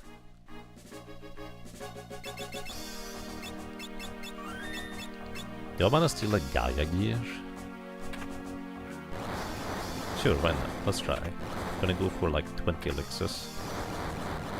And try for Gaia gear after. Sounds like fun. These defeater enemies, if you defeat them last in combat, they actually call forth a mortar trap enemy, effectively 2 machine type enemies. And if you play the Super Nintendo or Game Boy Advance version, you actually only gain experience from the last enemy you defeat in a sequence of enemies. Which means potentially you're just missing out on a ton of experience from the previous guys, which is a bit of a shame. Anyways, here we're gonna give our red mages the frost rod, because as you might be able to predict, the upcoming boss is weak to ice. We could also break the rods, but I don't think it's necessary. Sometimes I like to challenge myself not breaking rods, just to see if I can get through anyways without doing that. But I might abandon that idea once we get to Soul Cannon, and I'm not gonna be able to one-cycle the launchers on the back. We'll see, it's fine. Anyways, this is Liquid Flame, 3000 HP, mostly weak to ice damage. Mostly. So, let's use Red Magic and Blizzara. This is boosted by 50% thanks to the Ice Rod equipped, and we get a counter attack every time we hit Liquid Flame for damage. 750 damage is really good. Anyways, the humanoid form counters with Blaze, that is 25% of our maximum HP and damage. Then this form counters with Magnet. Oh, that was the wrong ice spell. I need Blizzara. Magnet pulling a character from the back row into the front row. Okay, that's about half of its HP gone so far. And if I wasn't a dingus, that would be actually more. Anyways, we are reasonably low on HP. Let's see, is anybody's HP divisible by 4? I think Farius might be, so let's heal her. Right, Blizzara. The Tornado form would try to heal itself with Fire on a self-cast, but it can only do this 5 times, and it will run out of MP afterwards. And we never even saw the hand form now, because we're gonna win here. The hand form would counterattack with Fire on a single target on us, and I think the red mages might have just enough magic defense and HP to survive a single Fire spell cast counter. But hey, we didn't need to find out.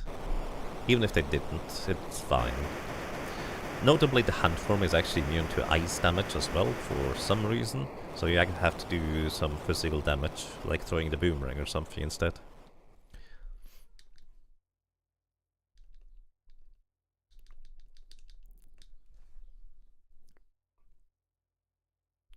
GBA lets you solve your money issues forever Midgard 2 at least.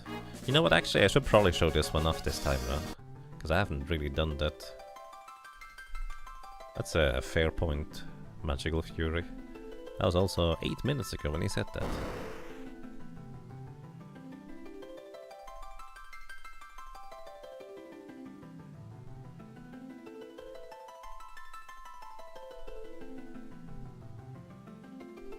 You wonder if red mages have the most consistent class appearance across the characters. You feel like most other classes have so many unique elements, and the red mage guild just has a strict dress code. Maybe.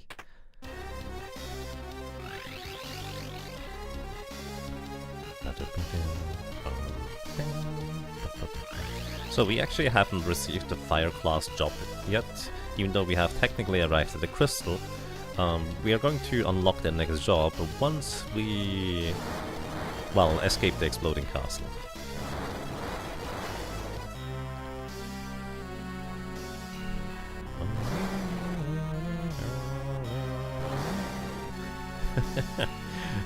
Just briefly looking over to Magus. He is at the final boss after 6.5 hours of playtime. That is absolutely ridiculous. Magus is just ridiculously efficient at this game. My goodness. Sure, yeah, the chemist, but Time Mage, Beastmaster, Monk otherwise?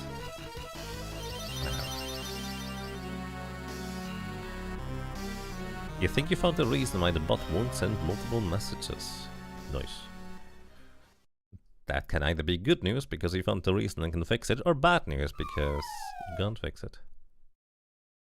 It's basically a victim of your own safety net. Ah, I know these too. I've done that before.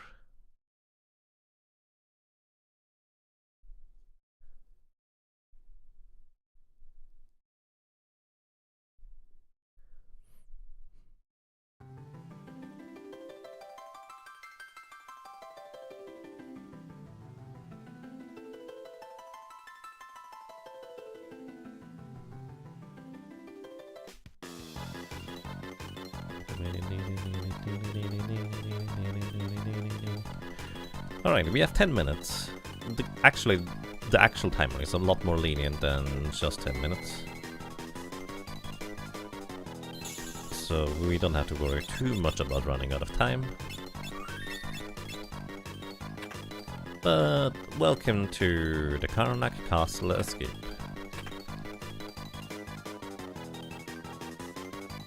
This chest down there contains an elixir. So if you want to grab an elixir, that is your chest. We're grabbing this one over here. And we're trying to steal Mage Mashers. Mage Mashers are a decently strong dagger, not the craziest useful. Also, let me switch my elemental rods to thunder rods instead, because they have a faster animation. Its animation time counts. These enemies don't have a whole lot of things going for them, except they are very annoying occasionally because they love to confuse our characters. So let's hope that doesn't happen. By the way, if you multi-target spells, then functionally you're dealing half the attack power of damage. Which means if the enemy has a substantial amount of magic defense, you're potentially dealing significantly less damage than half damage. Potentially. Also these single encounter necks, we can just one-shot them. Then what else do we have? Over here, I think this is a shuriken in the chest. Also, these Gygas enemies, they have a common steal of an elixir, which is very convenient for us. They also have, what, 750 HP or something? Or is it 850? I guess I'm about to find out, because this might knock 2-shot.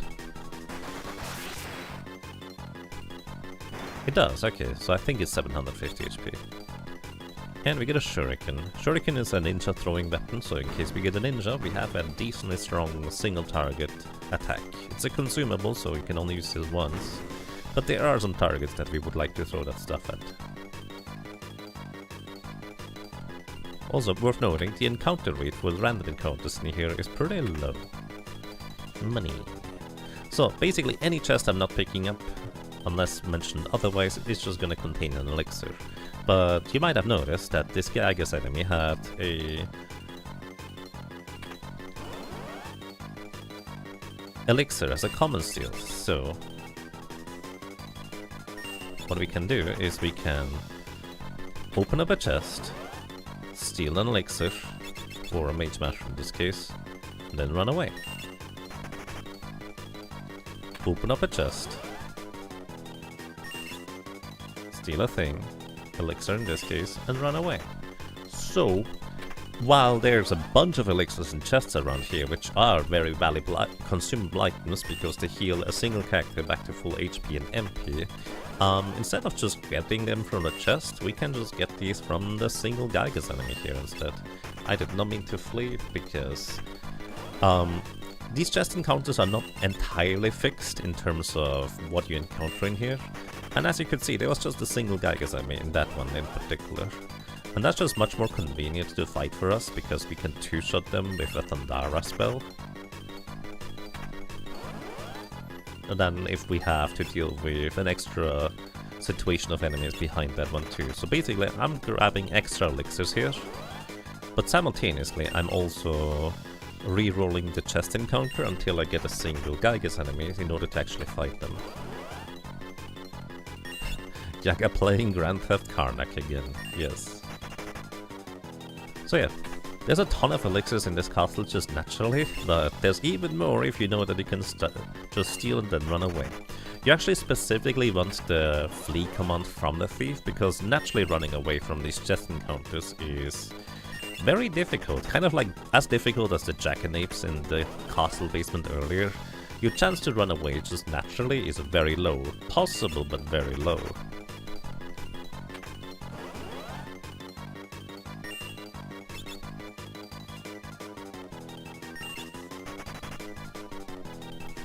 So yeah, I'm aiming for, let's say 25 elixirs. I have no idea how many I have right now. We also got like 2 as rare drops earlier. We didn't really need them. I guess I could have used them against Galura, for example, to speed it up in some cases.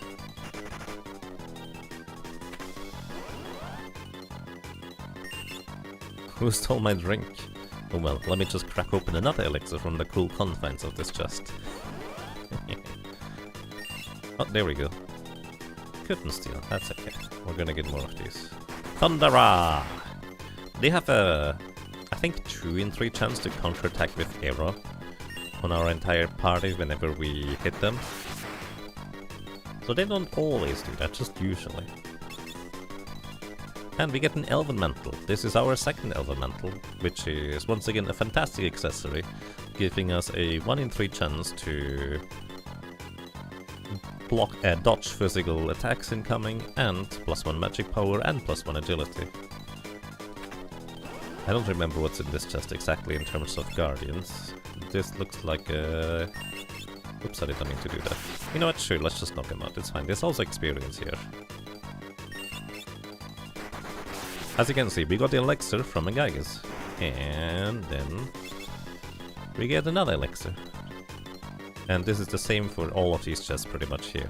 If you want to have specifically a single Gaigas encounter, this chest is guaranteed to contain a single Gaigas encounter. So you can just steal elixirs from this guy repeatedly, even if you play a solo character challenge run. Alternatively, this chest here has usually 2 sorcerers in it, instead of a Gaigas enemy. This is just money, which to be fair is technically useful. So how many elixirs do we have at this point? We have probably plenty. 24! Okay, we want to steal 1 more and then I'm good. But what I also would like to steal is the rare steal from the sorcerers on the left here. Mage Masher, that's the common steal. The rare steal from these sorcerers is the Gaia gear, which is mage armor. Doesn't provide any offensive bonuses, but it's really good defensively. Actually, it does provide an offensive bonus. It increases your earth elemental damage by 50%. So it would be nice to get that thing early. Admittedly, because we don't have a way to deal earth-based damage without, let's say, a Geomancer or Summoner, it's not nearly as interesting, but would be kind of fun to have at least one more. Money, technically useful. Yes.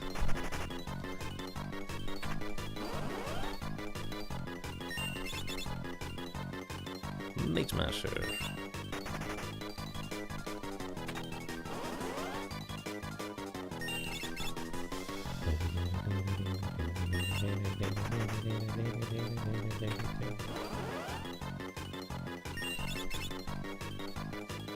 Mage Masher.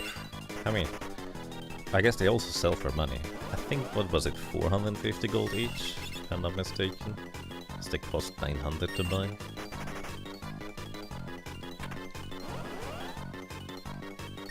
There we go. Single guy is enemy. And Thundera. We could milk this a lot more for even more elixirs, but because we have a decent healing options with the Cura from the red mages, I'm much less inclined to stick around here and get more of them. So I think I'm just going to leave at this point. I'd like to get like 2 or 3 more attempts at the Sorcerer's Gaia gear, but again, because we don't have already a character that can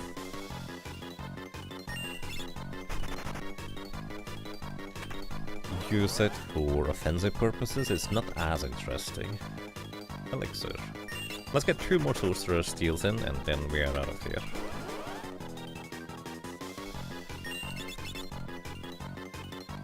One.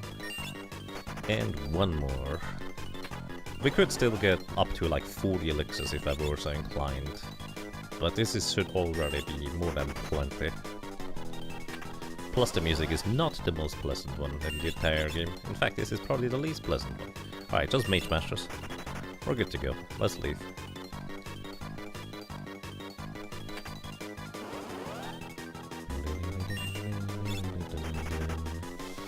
We also can go and grab this chest over here. This is a white magic spell called Aesna, and unfortunately for us, it is a level 4 white magic spell, which means we do not in fact get to cast it with red mages. So this will only be useful if we do actually get a white mage.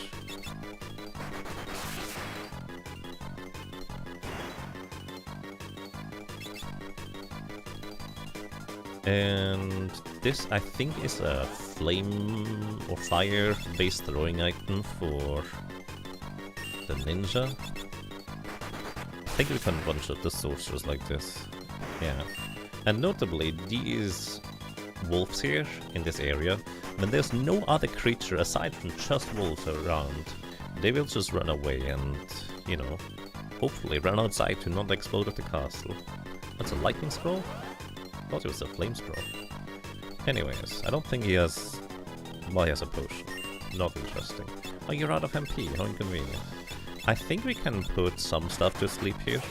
Oh, okay.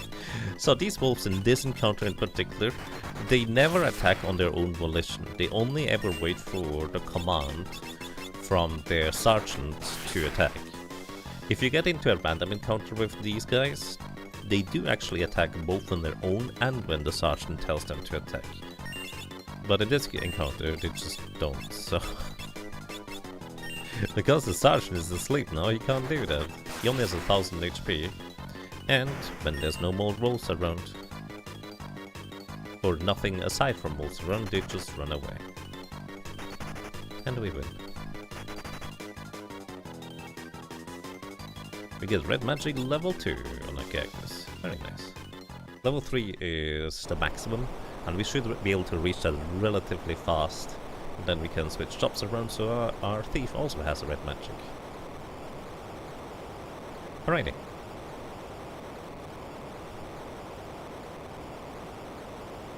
I would suggest let us unlock the fire job.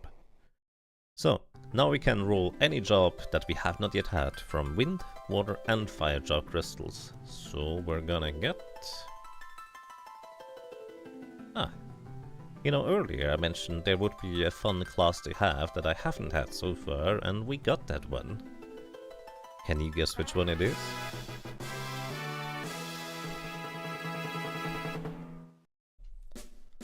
Our next job class is going to be... Yes, indeed. If I find it in the list, there we go. Monk. So Monk is notable because it literally cannot equip weapons on any character. Who's gonna be our punch guy? Rump. So monks, they cannot equip any weapons, however they have the brawl innate ability, meaning that their fists scale or gain increased attack power every level. Monk is basically the only class that gains extra damage every single level. And, well, they hit decently hard. that's kind of all there is to this. We want to kind of move our monk to the front row, although I guess right now it would be fine to be in the back row just casting red magic spells, but oh well. Monk will also provide our thief with a potential ability to deal even, well, actually good damage for once. At least by attacking physically, that is. And well, we don't need to buy anything, because it's not like the monk can equip anything that we can buy here, so we just move on.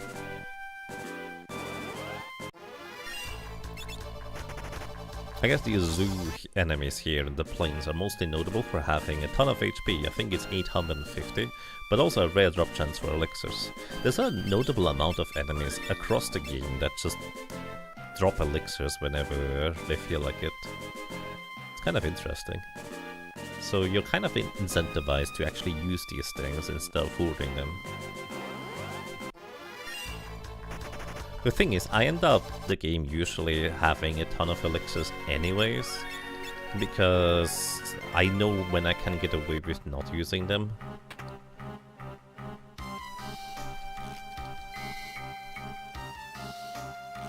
So, yeah. I probably should just use them more frequently, to be honest. But yeah, Monk, it has really high physical attack power, and notably the highest HP stat in the entire game. I actually might have both the highest HP and strength stat of all the Job classes. It is, however, a bit slow, unfortunately for us. So, oh well. I mean, it's kind of okay for the monk to be that slow, because we do have red mages to help with that instead. Is this in Final Fantasy 1 throwback run so far? It is, actually, good point. Yeah. Now we just need a knight. Or a white mage. Alright, next up, we're gonna run into a guy that is weak to ice, so we equip the frost rods. Notably, of course, we cannot equip the frost rod on the thief or the monk, so they cannot get boosted damage from the spells if they have spells. But they would still probably be better off casting spells instead of attacking if we already have them. Anyways, this is Ifrit. I think his common steel is a Phoenix Down, so I would like to have that, thank you. And he frequently casts Fire Ra. It's the level 3 fire spell, and he also deals really good damage. Anyways, we're gonna spend our turn casting Ice. He has 3000 HP, or, well, Blizzard Ra, excuse me. He has 3000 HP, and basically 2 volleys of attacks from our red mages are gonna do the trick here, I think. And let's heal up Galef, because he would just fall over from a stiff breeze with this lower amount of HP remaining. We can attack with Galef. Ifrit does have a 30% chance to dodge, so our accuracy is not the greatest here. Plus, as you can see, being able to take advantage of an enemy's elemental weakness is extremely effective. You can just break the ice rods and fire rods against the various enemies that are weak to it in order to get even more bang for your buck. But also, it's just not all that necessary. But it would allow us to effectively two-shot Ifrit instead of four-shotting him. Ifrit is also a summon, so if you have a summoner in your team, now you can deal fire damage. Which all of the enemies in the library here are notably weak to fire, so that can be useful. You wish monks got Yang's elemental class. That would be very interesting, actually. I like that idea. I wish monk had a bit more agility, because when I think of monks, I think of agile and dodgy fighters. But in this game, they are more like the big, burly brawler that has also, by the way, a 50% chance to counterattack enemies when they get hit by a physical attack.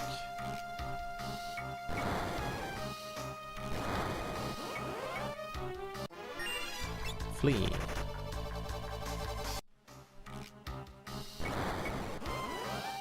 Even though this is a forced encounter, you still can just run away from it and then proceed after.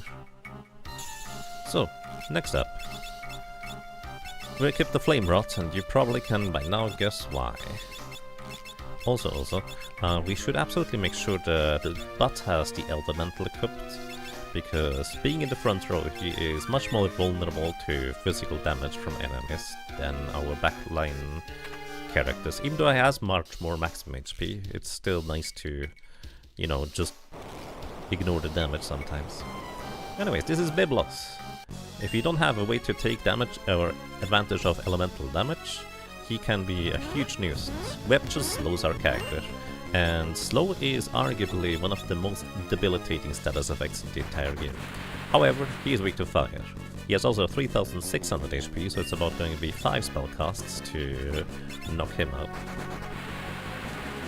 Notably, once he drops below 900 HP remaining, he will frequently counterattack with Drain, healing himself for a lot and also damaging us for a ton.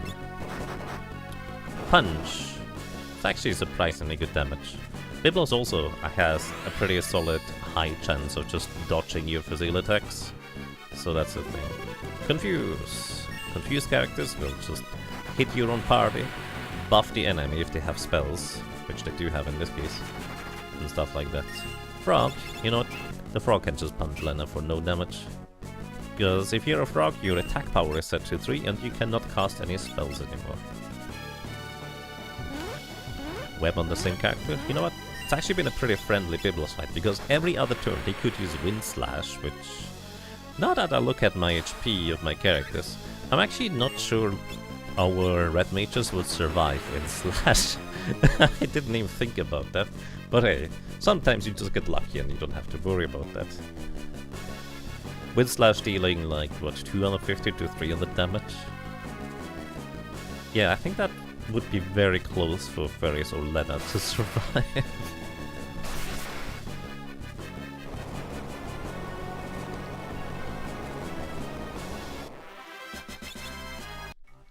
An easy battle if you have characters that can cast fire magic. A potentially very difficult battle if you only have melee attackers, because Protector reduces his physical damage received by half. And a battle that will literally take hours if you only have Thieves or White Mages, because they just straight up do not have enough damage output to punch through Biblos' Drain counterattack. So you have to run him out of MP before you can defeat him eventually. Which is kind of ridiculous, but that's just how it is.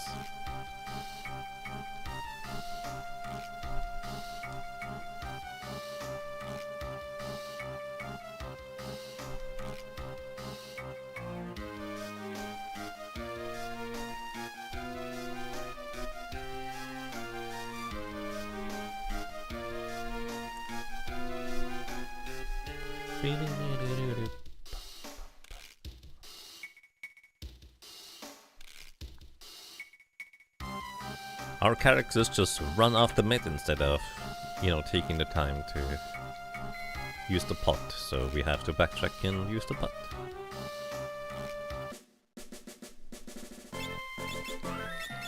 And then we're walking back over.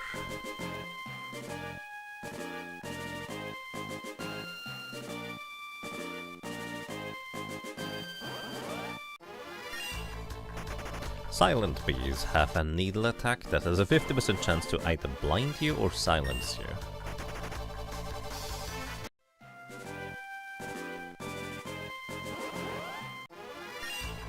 Silence being a temporary status effect goes away after a certain amount of time and also does not carry over between combat, but the blind status effect, reducing your physical chance to hit by 75%, just kinda sticks around, which can be rather annoying. Anyways, before we go to the boat, we have to go inside here to watch a cutscene, but also want to go and sell things we don't need anymore, so we clean up our inventory a bunch. I guess we keep the boat just in case we get a Beastmaster later.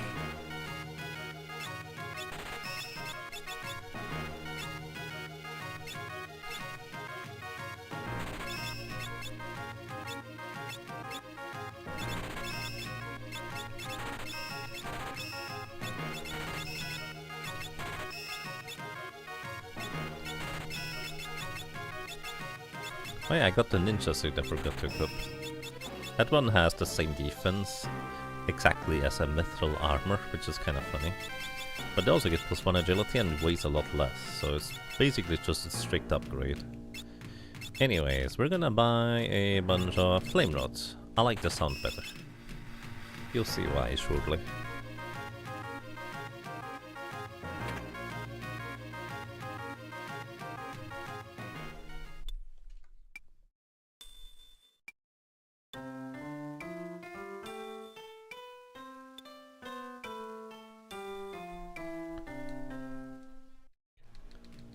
Piano flex.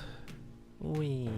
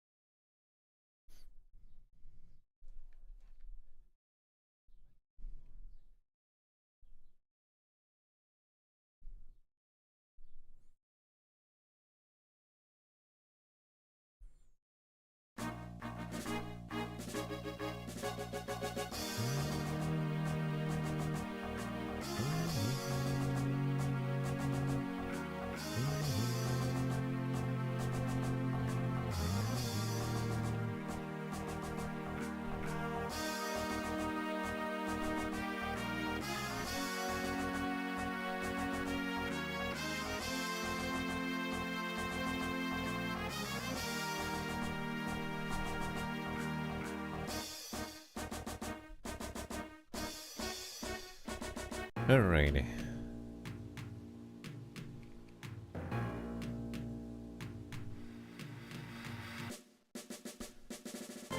About time.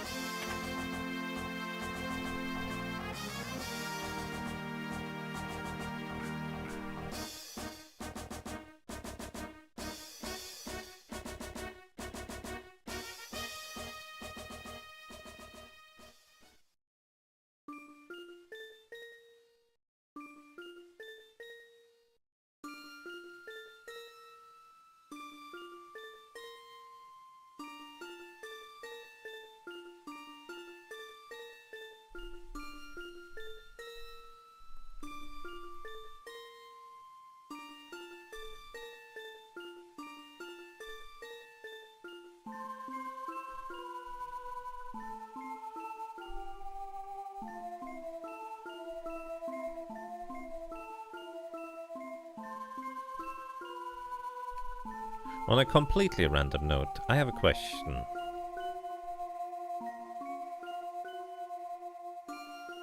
Is triangle strategy any good? Because it looks good. But I'm kind of worried that it ends up being like a similar case as in like Final Fantasy Tactics for me, because it is a tactics game, right? So it might just not resonate well with me, but it does look interesting enough that I'm kind of considering just giving it a go sometimes. Is this run Final Fantasy 1 jobs only? You asked that 4 minutes ago. I'm sorry, I only for some reason didn't read that until just now. No. Well, I mean it is, yes, for now. But there is actually a modifier where you specifically only get Final Fantasy 1 job options. But this is not like specifically one of those modifiers, it just happens to give us only Final Fantasy 1 jobs so far. Also, shouldn't be Ninja be one of the Final Fantasy 1 jobs as well? Because your thief can upgrade into a ninja? I guess technically there's no warrior, there's only a knight. I suppose there is no red wizard, only red mage. Same with white wizard, white mage, black wizard, black mage.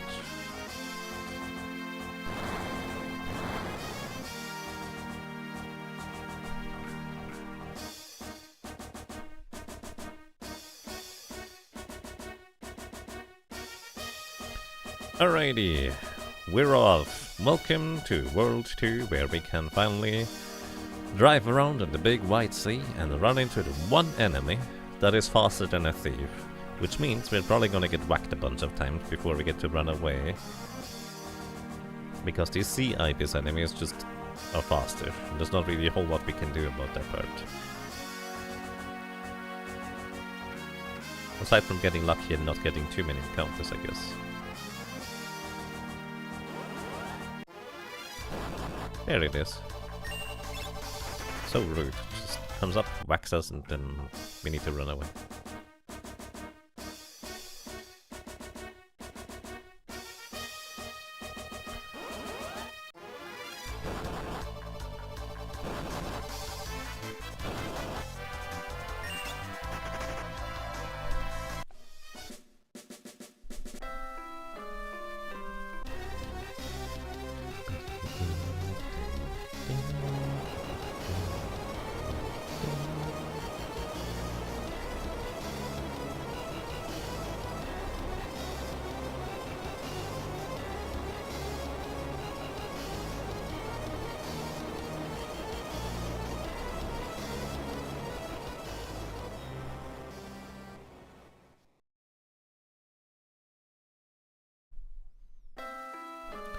Alright, we can get a bit of an armor upgrade for our mage classes.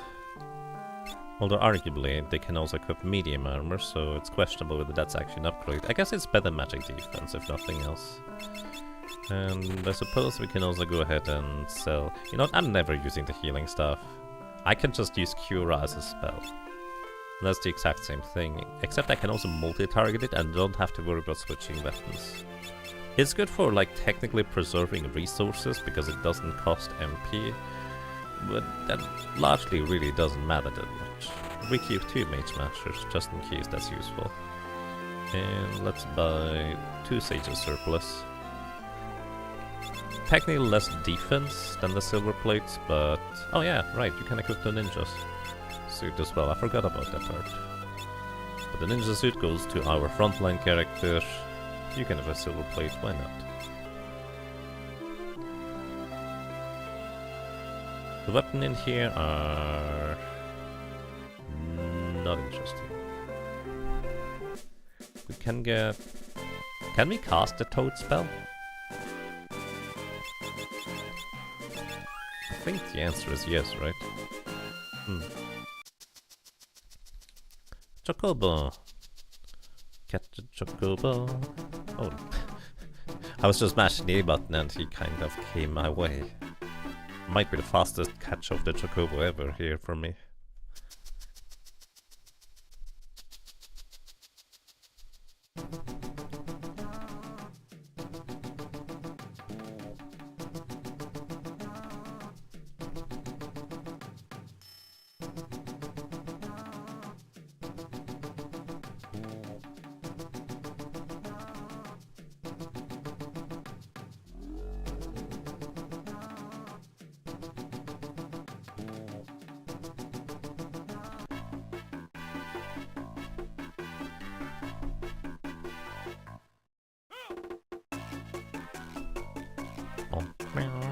Alrighty. Obligatory little grinding break right here. The reason why I bought a bunch of elemental rods to break is because here we can take a little bit of our time, run around on the land, and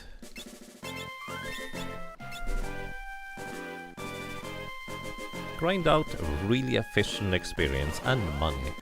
Because, well, we're going to invest money, technically, by breaking these elemental rods. And each one of them costs 750 gold. Black flames are a guaranteed encounter in the plains here. Give us more than 750 gold, we get 120 gold per encounter, effectively. And 362 experience, and a bunch of job or ability points on top of it. Basically, if you have a way to one-shot this encounter, this is, without a doubt, one of the most efficient places to grind for a long time. Like, even way into World 2, you're hard-pressed to find something that is more efficient than this, with a lot of parties. If you can defeat the Black Flames within a reasonable time frame, that is. And we can. And luckily, Deep Shock. We love that Chocobo music, it's pretty good, I agree. You hope Earth Crystal gives you Chemist, or another Final Fantasy 1 class to fully complete the theme. Yeah, oops. Probably should not select Gallows Flea command there. Because I need to press the R button in order to defend with him. It would be kind of convenient if I could make Gallows significantly slower. You know what, if I were to redesign the game just a little bit, I would implement an accessory that costs, I don't know, 1,000 gold, that slows your character down by half, so that way I could much more easily grind in these places here, since I don't have to keep skipping Gallows' turn every time before I use an elemental rod, just for convenience. I would be a silly accessory though, because most people would just go, why the heck would you ever use that thing? Is there a benefit to going slower? No, for the most part there isn't.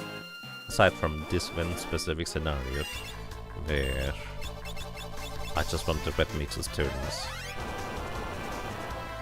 By the way, I think Thunder Rods have a faster animation by a little bit. But the sound effect of the fire rods is just much nicer, so... This is the Coronado board thingy? Yeah, I mean, the Coronet as well, right? That gives you just a ton of equipment weight. But it's just not available right now. You just finished World 2 yesterday, had the first CED in -1. Castle Extef in -1. Anyways, nice. Good luck in World 3. I don't know what that means, to be honest. Finland. Oh, first try. Ah, I see. That's really good. Because that can be quite a tricky encounter, to say the least. Nice.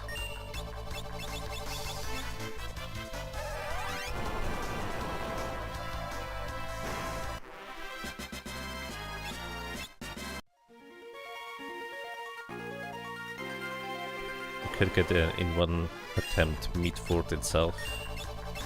Well, the dragon rooms can just really mess up your day, though. Depending on team compositions, there might not be a whole lot you can do about that, unless you decide to grind a bunch beforehand. And even then, the thunder from the yellow dragons could just be really messy anyways.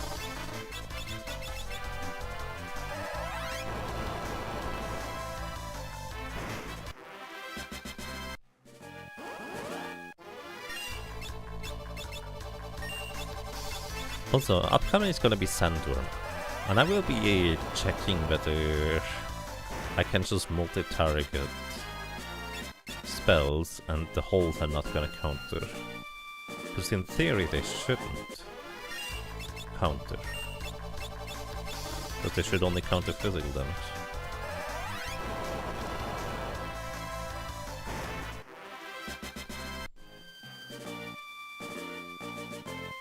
You have White Mage, Mystic Knight, Beastmaster, Chemist.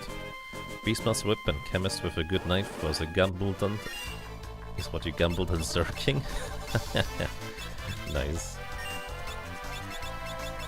That can definitely work. Mystic Knight Zerking is just a good idea once they have Spellblade applied to it. As long as there's only a single target, it's really good, I agree. And you don't need to move them to the front or back row, for that matter.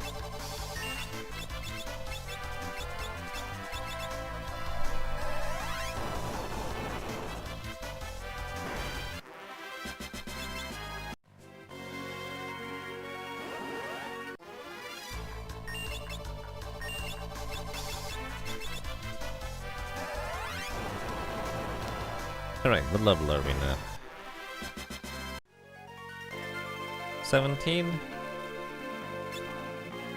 I think we could go for one more round, but we'll do that after we get the airship for slightly faster transport.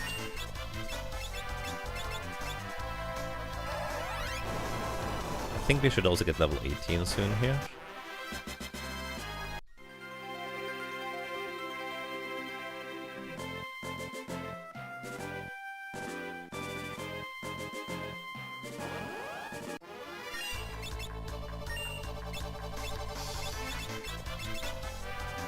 Alrighty, last flame rod.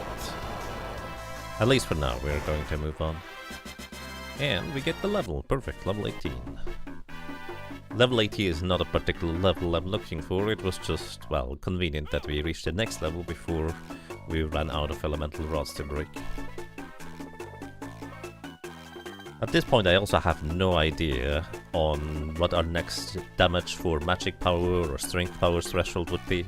Those things I only tend to memorize for the early game because it tends to have the biggest impact in there. Here I would need to go into my, I don't know, calculator or just literally calculate the damage output itself to know.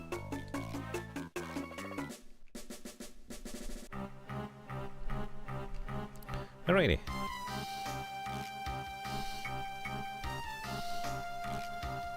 Moving on into the next place.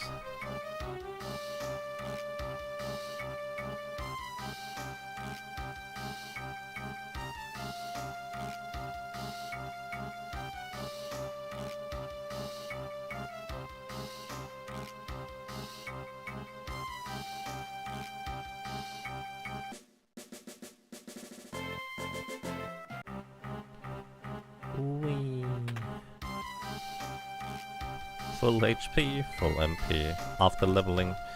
And when you level up, you actually don't gain the maximum HP or maximum MP that you level, so you still have to take a rest. And that's just a convenient one here.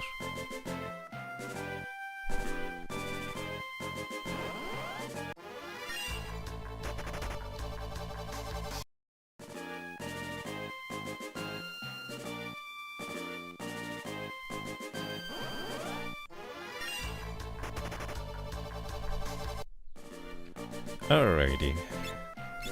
Sandworm time. Hey, welcome to Rackadactylus.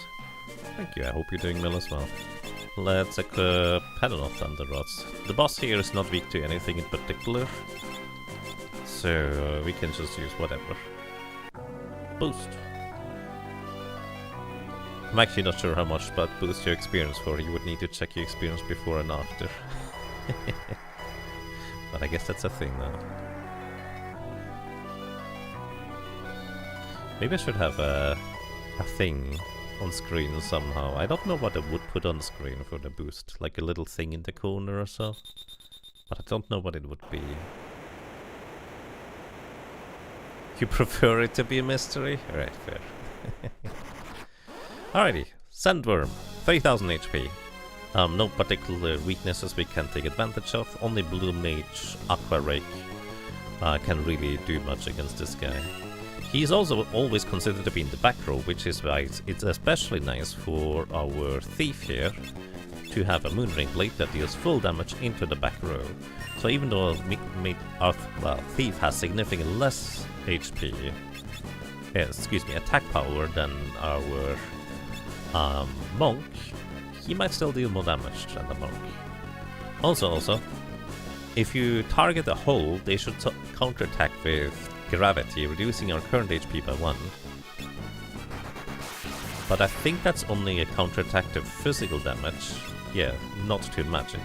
There's absolutely no reason for me to multi-target. But it also means I don't have to worry about stuff at all. Yeah, as you can see, our Monk's damage output is rather weak. Because it is half the ineffectiveness. And that's after we already did a bunch of grinding here. Actually, what I should have probably done is I should have turned Butts into the Thief, because by now we most likely have learned the Brawl ability from the Monk, which would allow another character to deal extra damage with punching with fists. But also importantly, it will give that character the strength from the monk job class, which is especially great to have on a thief that has really low natural base power, but right now with the Boon Ring Blade actually a really good weapon. I think it will deal like 350 to 400 damage with that equipped. So even though I don't plan on punching with my thief, at least not for now, it would still increase the damage output by a lot. Also, he never used the Sandstorm ability, which hits your entire party for 60 damage and inflicts the HP sap status, which is very annoying. But we also have enough maximum HP for it to be not that big of a concern. Alright, and that's everything here, I guess. Let me actually double check. Did you learn? No, you learned focus. Well, actually, no, he did learn both barehanded and focus. So focus is a monk ability that you basically take one turn to deal double damage the next turn. But the thing is, in this version, you don't deal full damage with this from the back row, so why not just attack twice? In most circumstances, that tends to be a better choice. Unless you want to minimize the amount of counterattacks an enemy has, then it's useful to use focus. Or alternatively, if you play the Pixel Mouse, it actually deals full damage from the back row, which is honestly really nice too. So it would have actually been potentially good against Sandworm, except if we were targeting a part that was just gonna be moving, wouldn't have been that great either. So the desert notably is a location where running away from encounters is quite tricky. As in, they have a decent amount of runaway resistance, as I like to call it. But, well, we have a thief to guarantee runaway, so it's not a concern.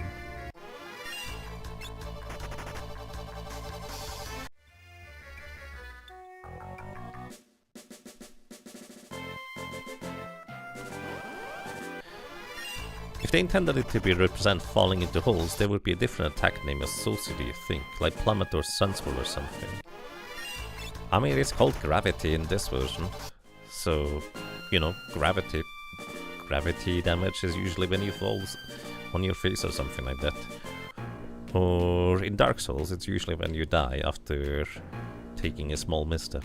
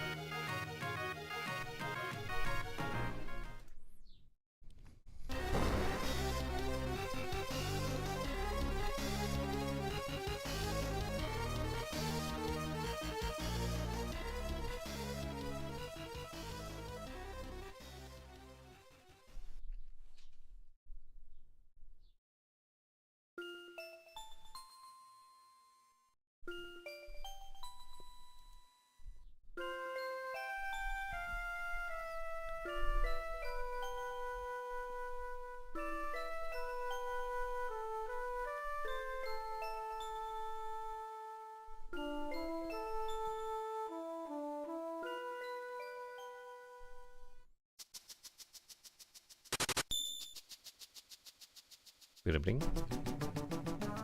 Oh. Grass Snip, thank you. Thank you kindly for the Prime thing for 7 months. Welcome back. Thank you for the kind words, and I'm glad you enjoy your stay. That kind of reminds me, I really should do the Jäger monthly thing again. I was supposed to do this twice in the last 3 months. But then I kept getting distracted.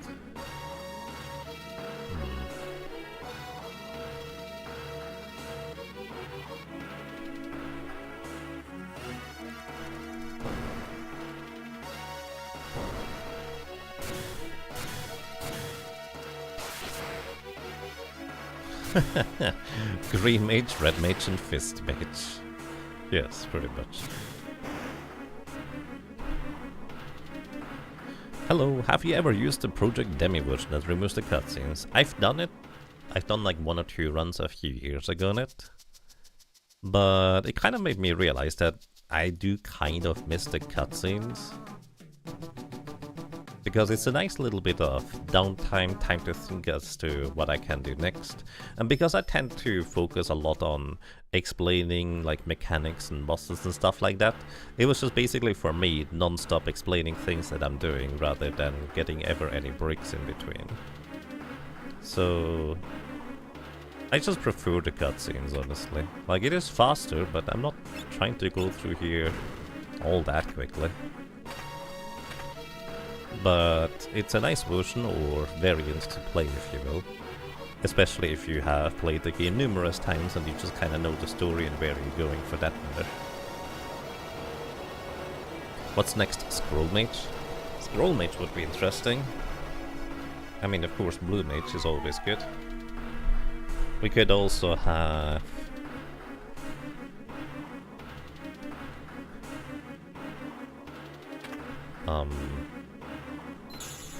Eidolon Mage, of course, that's always an option. Also, Thunder Rod. Potion Mage could be a thing. Trying to think, what other mages do we have? No, frogs are friends, not food. Don't harm the frogs, please. A Music Mage. Music Mage is good. A Gaia Mage is interesting. A Dancing Mage. A Sword Mage would be also quite nice. A Sky Mage?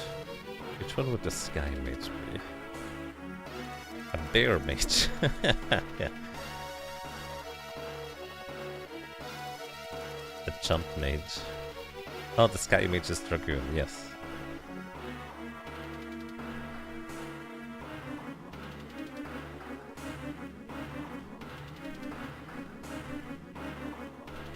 Could also be the Goomba Stomp Mage.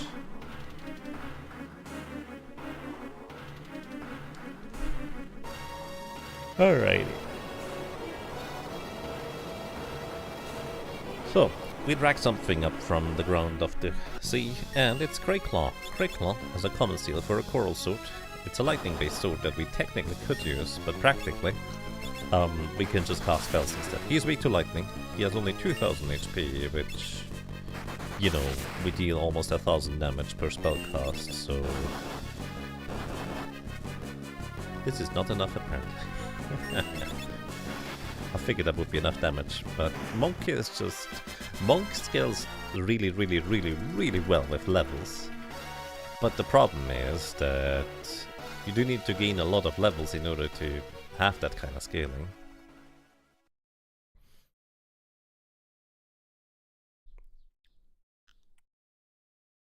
The Angry Mage would be also an interesting idea, but we also had that one a few times already now, I guess.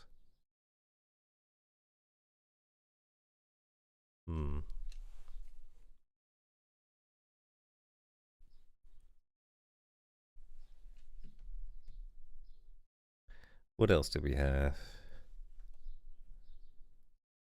The Money Mage. Yes, the Money Mage would be one more.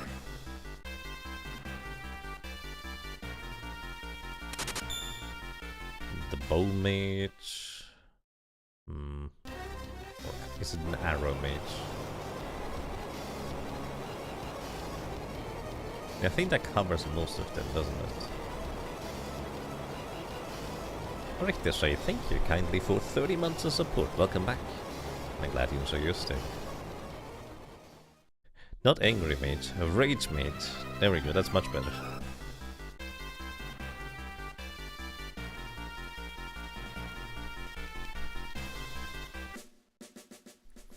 The Monster Mage.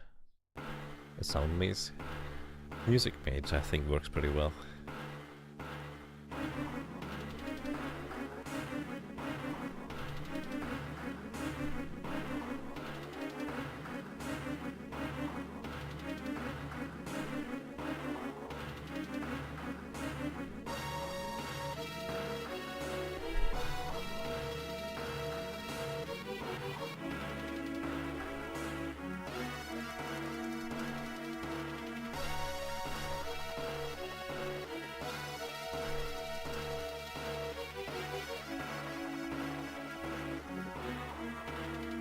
The stupid hat mage. Oh wait, they call it time mages.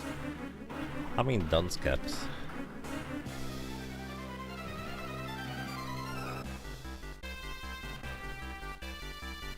Or traffic cone mages. I think traffic cone works pretty well, doesn't it?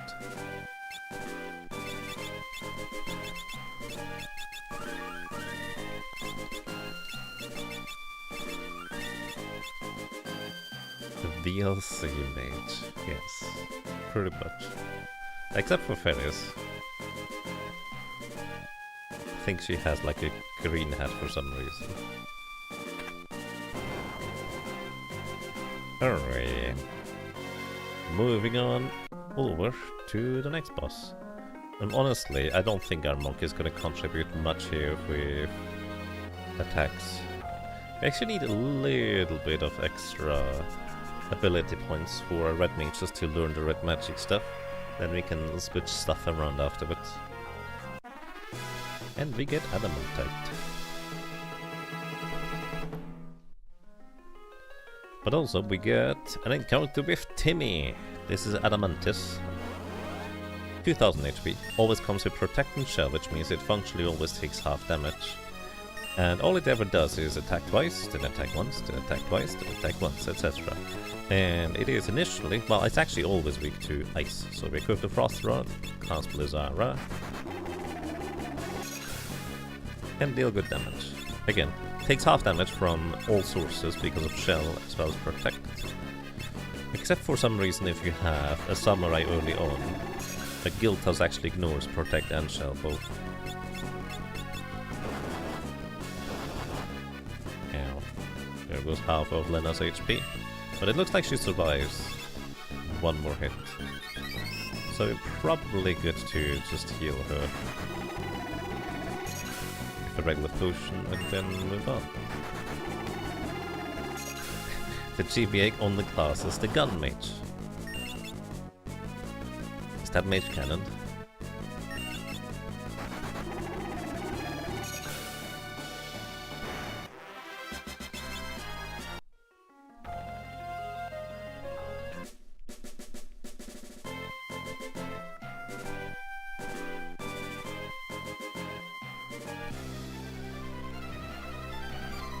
And then there's also the future mage.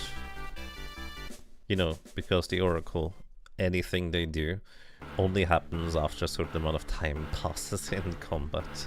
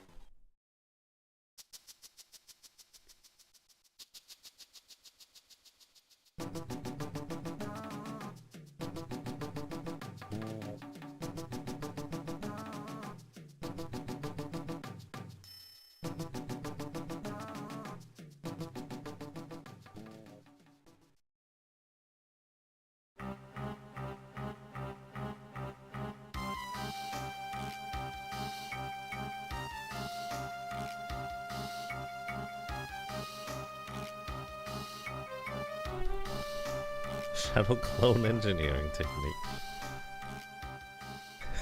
It's actually a good phrase for when they duplicate like that. Pretty effective too. Alrighty.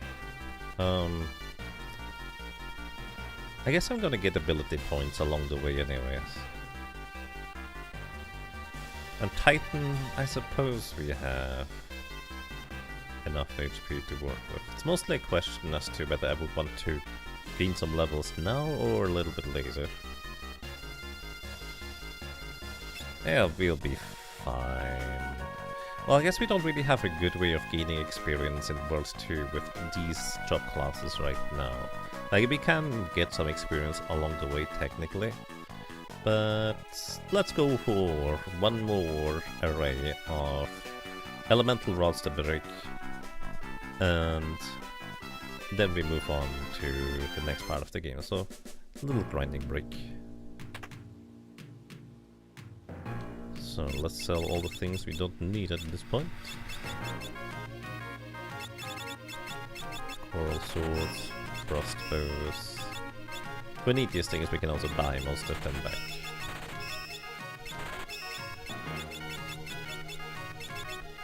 Right. 34 flame rods. Once we break 32 of these, we're gonna move on.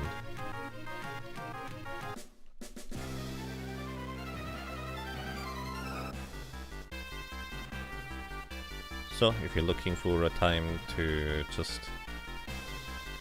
I don't know, get a snack, get a coffee, do laundry, now is an excellent time for that, because we're gonna be here for a little while. Breaking the poor rods. I mean, that's the job description, isn't it? Shouldn't have signed up to be a rod if they didn't want to be broken.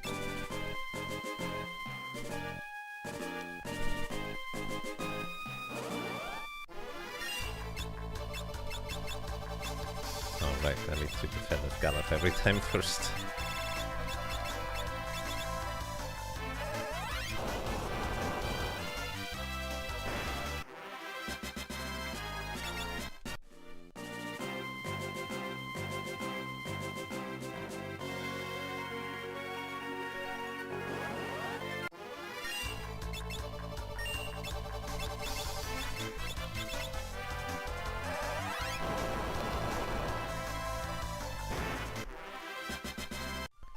Also, yeah, 2 more encounters and then our red mages will have reached level 3 red magic and started the long journey to get dual cast, which they will never complete probably, because I don't plan getting there, because it's 999 ability points. If we were to stay here at Black Flame, that would be 333 encounters. Admittedly, it would be a crazy amount of experience and money, probably enough for the rest of the game if we were to do that. But it would also take like a few hours, I would guess. I have no idea how long it actually would take. But now we have red magic level 3 from our red mages. So let's shuffle things around. We're gonna turn Ferris into the punch mage. There it is. We have red magic because that way, with red magic equipped, we actually transfer the red mage's magic power over to our monk. So we now have 35 magic power instead of the usual 0 from a monk. Then you're gonna become a thief, also red magic, because that tends to be the most effective thing we can do with our characters, and you can become a red mage again. I think Butts is gonna level up the red mage stuff earlier than Galaf because he's mostly already there anyways. And we can give you barehanded for punching, which I'm not gonna do a whole lot. So I guess flee it is, in case I decide to run away and forgot to put that on our thief. And Galaf, also red mage. Giving him flee for the same reason. Alright. And that's all there is. Let's unequip the ninja suit on you.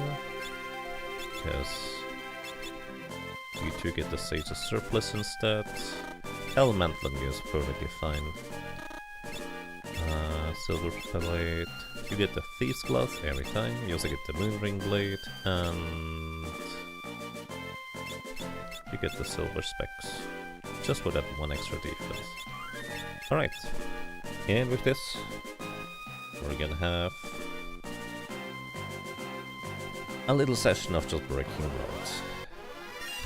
Defend with a rogue as usual. Equip the flame rod, and Ferris is too fast.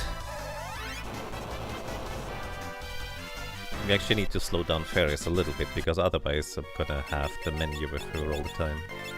So unequip the ninja suit, actually give the elemental, you already have it. So this should be fine. But should now be reliably faster than Ferris, I think.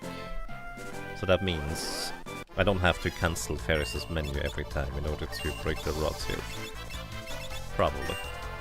But sometimes I need to cancel gallows. Wait, that doesn't make no sense. That's... well, I guess it would be probably a 1 in 9 chance? Unless you have a ninja suit or an elemental. Oh, you have the green beret equipped. That's why. Does it +1 agility? I'll give this to you. That makes a lot more sense on our punch mage. Actually, let's not give this to you right now. You can have this afterwards.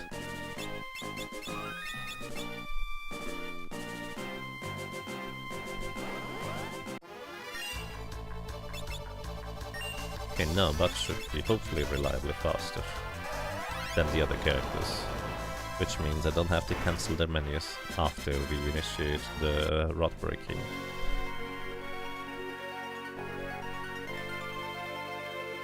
You could possibly quick kill Siren with knights. You can't think of anyone else who could pull off nearly enough damage.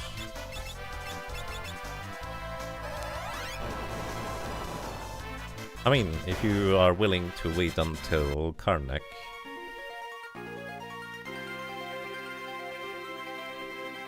then you can break fire rods with mages. Those would be significantly more powerful.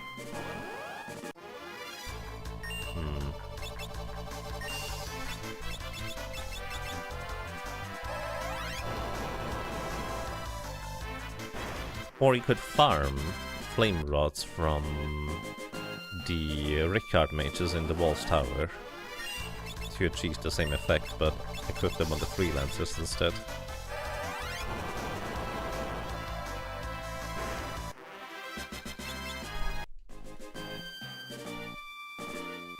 Of course, if you have those jobs in the Job Fiesta, you can do that.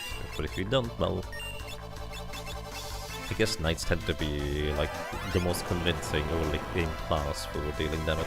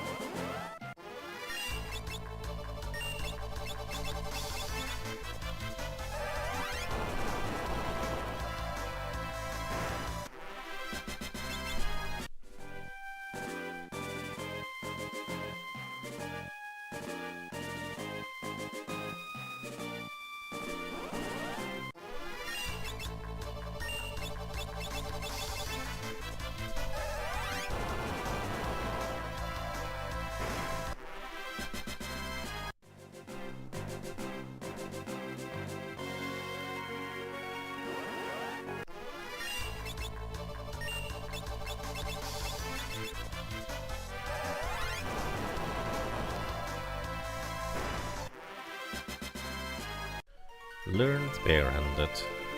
So this means I could switch my thief and monk around now. That way we can have the thief punching for a lot of damage later down the road if we choose to do so. I guess this means Ferris has learned everything useful for now, so sure, let's do that. Let's turn Ferris into the thief. We're still gonna give her red magic because this is still going to be better for quite a while. And then Lena can be the monk. She can become Chun-Li. Just in red. We equip them again once we are done with the little grind here. Just so they don't accidentally outspeed our red mages. I guess we could equip the thief. Jagabot seems to be very sleepy today. It looks like it.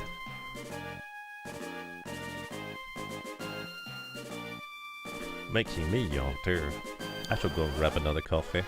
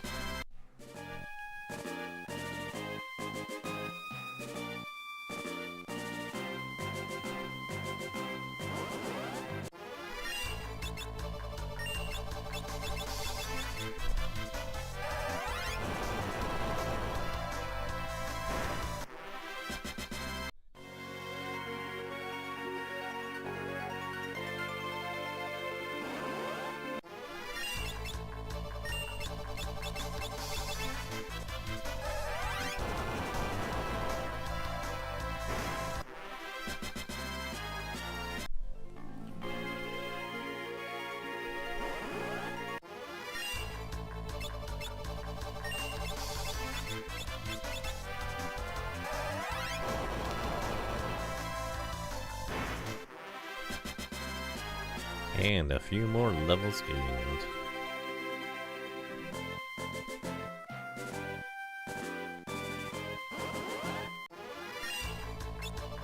Wait. Hold up, sorry, entirely unrelated. Daryl Murray said something about Siren. My brain read Shiva for some reason.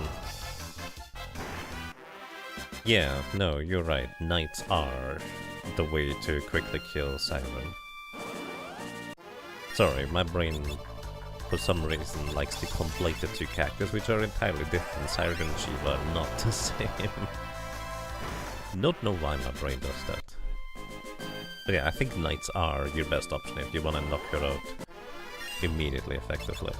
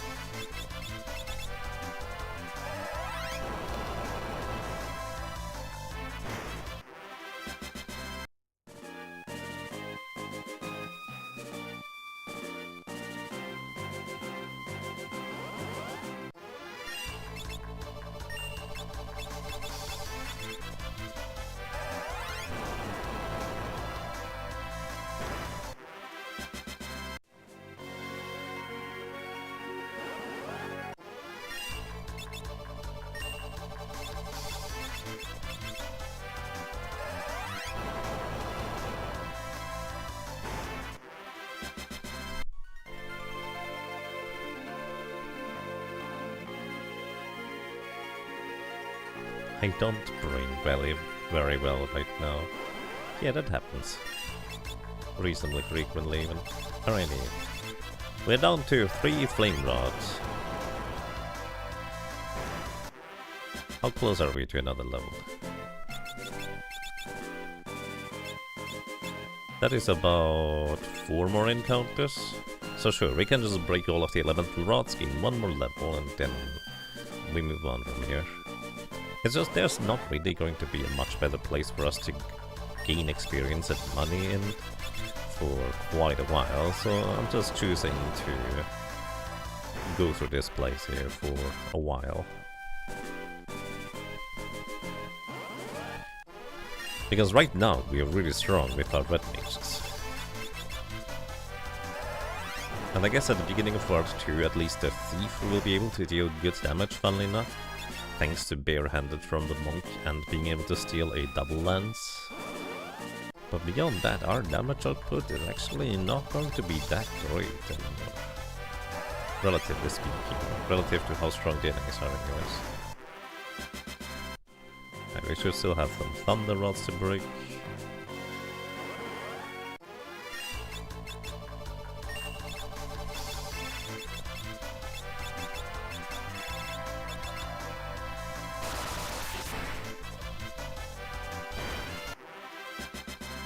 And we gained a bunch of levels.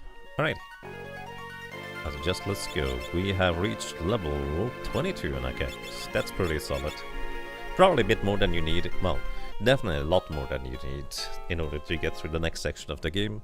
But it does make it a lot more comfortable to knock out a bunch of the upcoming encounters. So let's go and rebuy our elemental rods. So we at least have some of them to cast spells with in case an enemy is weak to a particular element that we can take advantage of. And there's a little flutter guy in my room now. Give me a second.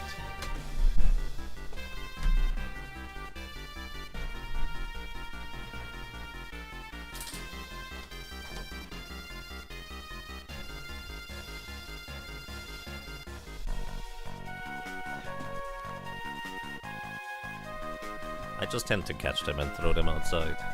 So, alrighty, moving on. Over to Karnak. Hello, welcome to Yanfi, hope you're doing well.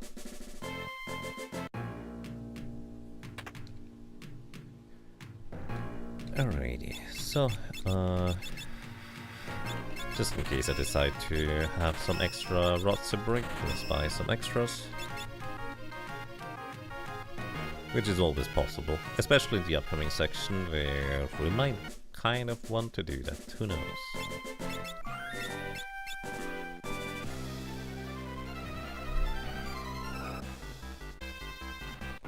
Alrighty, ship encounters. These are randomly either flamethrowers or rocket launchers. Flamethrowers just, well, throw a bunch of flames. They have about 2400 or 2500 HP. I never remember which one is which.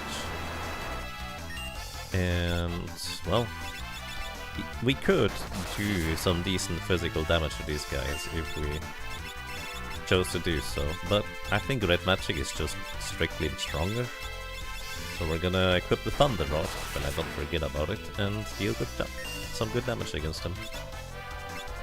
So even our monk, sure, we could punch them, but their weakness to lightning makes this just a lot more sustainable for us to do damage this way. Maybe I should focus on one of these flamethrowers at a time, because we could definitely one-cycle one of the flamethrowers.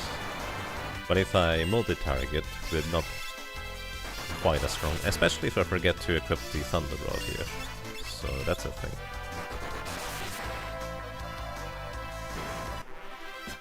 So let me equip the thunder rod before I forget about it again. And also heal up.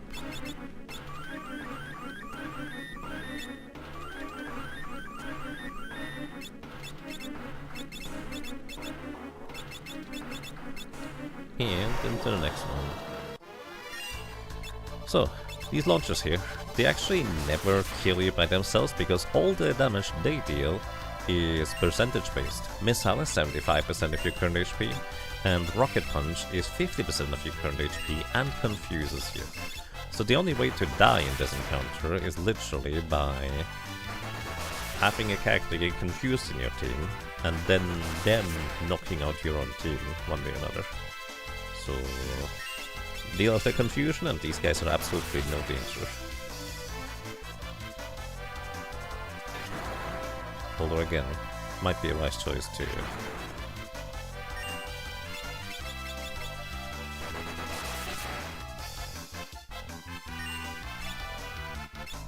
Can I don't have ASMR, do I?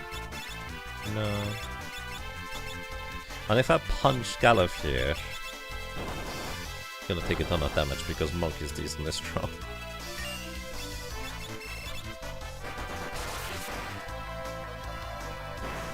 Oh well, it's fine. We took a ton of damage, so let's briefly go down. Use a tent. And then we go back in. Typhon run with Windlock, or Final Fantasy fun, but giving yourself one job at a time. It's actually a Typhoon run. It just happens to be mostly Final Fantasy 1 jobs. Welcome to you, Profness. I hope you're doing well today. Alrighty, lost single target this time.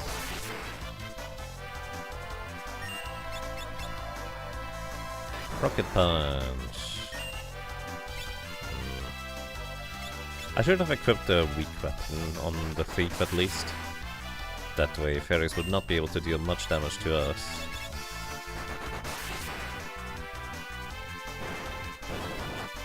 Right, actually that works out quite alright. We did in fact one cycle the launchers. And Ferris even gets a turn in before the thing does anyways.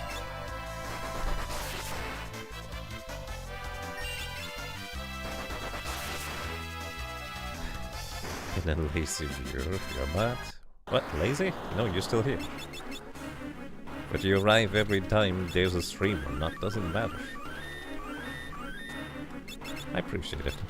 Welcome back, Downfield.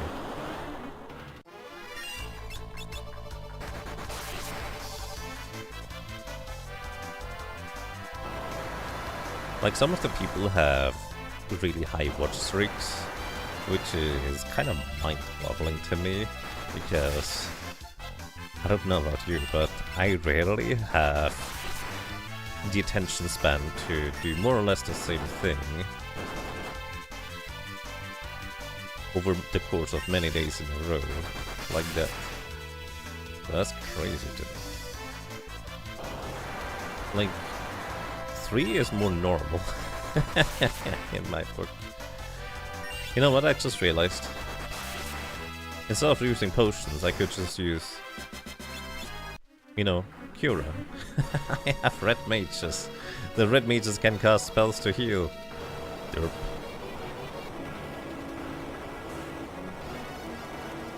So there's a non-zero chance it's actually better for me to use Brawl in the front row here.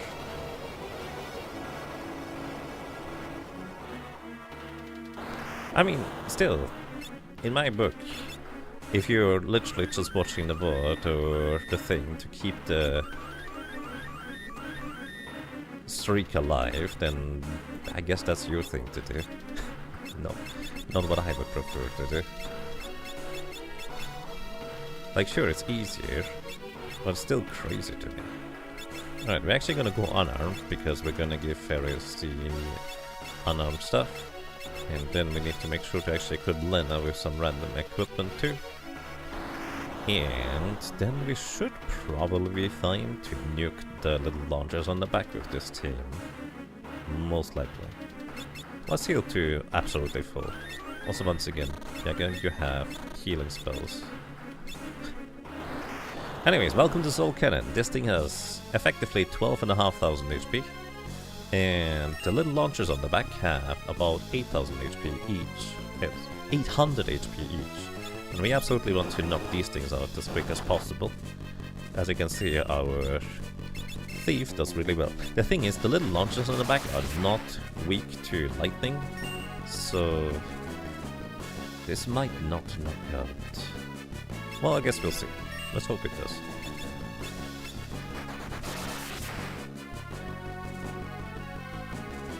Okay, just about good enough.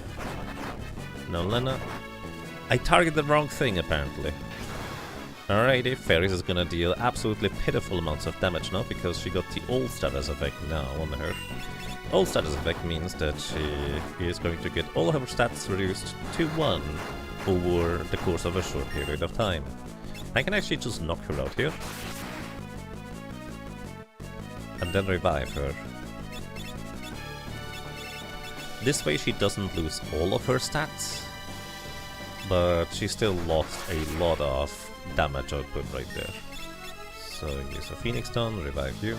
I know I could use the raise spell, but I'd rather use my Red Mage's turn to cast spells instead. But yeah, we lost a lot of damage there. I think it's still fine to attack here, but we do want to heal Ferris with Lena. Because Lena is dealing significantly less damage than the Red Mage's does. So once again, I do want to keep the Red Mage's turns to actually attack instead. So we just use a high potion.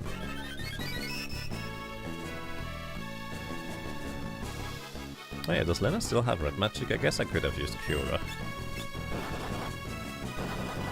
I guess there's no reason why she wouldn't have red magic, huh?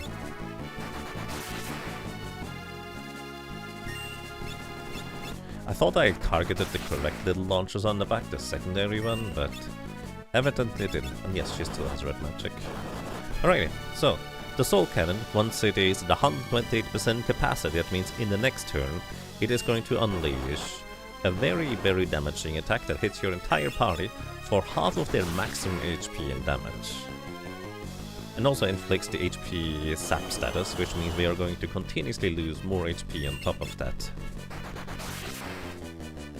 Which, well, we can we can probably knock this thing out before this becomes too much of an issue, since, well, for one, we have red mages, we can just heal out our entire team with Cura. We basically survive a few rounds of this if necessary. But we also, you know, we have red mages. We can actually just knock out the Soul Cannon before this becomes any issue. So we're pretty much good to go here.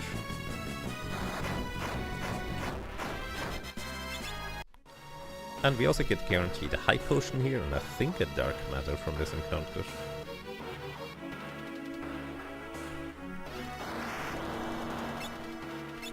Also, Yaga, just use red magic to heal. It's fine. Don't need to use the other stuff. And with this, we can go into the Lonkan Ruins. Or Ronka Ruins, I guess. In here, there's a bunch of things that I don't really care for the most part, so I think I'm just gonna end up running away from most encounters. You have the flee ability. Yeah, we just run, it's fine. You can learn the Era spell from here if you haven't picked it up earlier already in the library for your Blue Mage. If you have a Beastmaster, you can pick up White Wind from these enchanted fans, and you can pick up 1,000 Needles from the Lamia. I actually forgot about the 1,000 Needles until I saw, I think Magus get that yesterday with Beastmaster and Blue Mage. Preemptive Wreck. Steel. They don't have any interesting steals here. So I guess I could just ability equip Flee, so Ferris allows us to run away guaranteed very easily from every encounter in here. Which is very nice. But what we're looking for are these ones. These have a rare steal that I want. Unfortunately, she is faster than my red mages, which is actually very inconvenient. Can I make my red mage fast enough? Let's see. If I give my red mage the ninja suit +1 agility, green beret for +1 agility. Maybe Butts could be fast enough to go first. Although I would be mildly surprised if he was. But hey, let's see. I think they have like 35 agility or speed. How much do you have? 33. Yeah, no. The Lamia is actually going to whack us most of the time. But Lamia is actually an enemy that we're going to want to get the rare steal from, and I'm gonna stick around here until I get it. So this might take 2 attempts. It might take 50 or even 100. Our chance should be, every time we try to steal, 1 in 32 chance to get the steal that we're looking for, roughly. And I think this room here is basically as good as it gets for trying to steal. Oh, That's just ever so slightly too slow. If I turn... Since I'm not gaining experience here, let's switch stuff around. Let's have Ferris. And let's get Butts to be the thief instead. So he can do the stealing. Unequip everything, and then we're gonna turn Ferris, who has 2 more agility than Butts, into the Red Mage. And give her all agility equipment. Because that way she should have like a roughly 50-50 chance for us to be able to run away before becomes ninja suit. There we go. Oh, also we can equip the Ancient Sword. I forgot about this. The Ancient Sword allows us to inflict the old status effect on an enemy with like a 1 in 3 proc chance, was it? Anyways, we're not looking for anything from these encounters here. But nonetheless, the Ronka Knights have actually a common steal for a high potion. So, once again, really good healing item for this point in the game. Although we don't necessarily need it as much as we do with other teams, thanks to the Red Mage being decent at healing right now. Did I not equip Butts yet with the Thief Glove, by the way? I might have forgotten to do that. Yeah, I forgot. Thief Glove for Butts. That way, instead of a 40% chance to steal, he has an 80% chance to steal.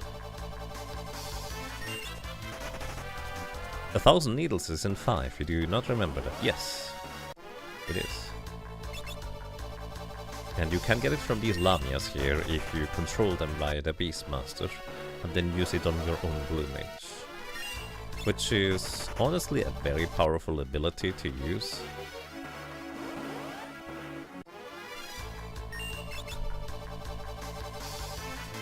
At this point in the game, since exactly 1000 damage is probably a lot more damage than a lot of other classes can do otherwise. Especially since it completely ignores the enemy's defenses.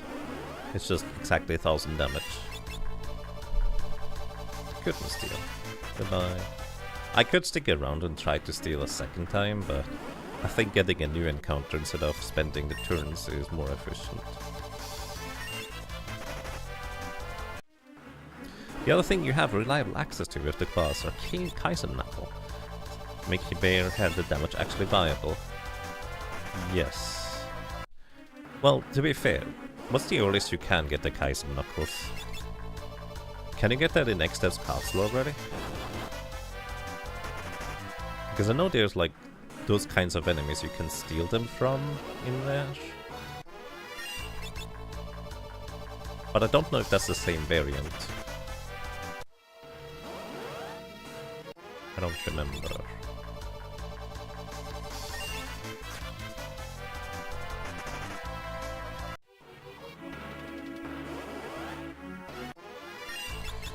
The main downside of Kaizen Knuckle is that you of course don't get to use haste. And in my book, haste is just more important than the damage you gain from the Kaizen Knuckle for a monk. Like, the damage is great, but literally getting twice the amount of turns with haste is well, not infinitely better. It is at least as good, if not better, usually.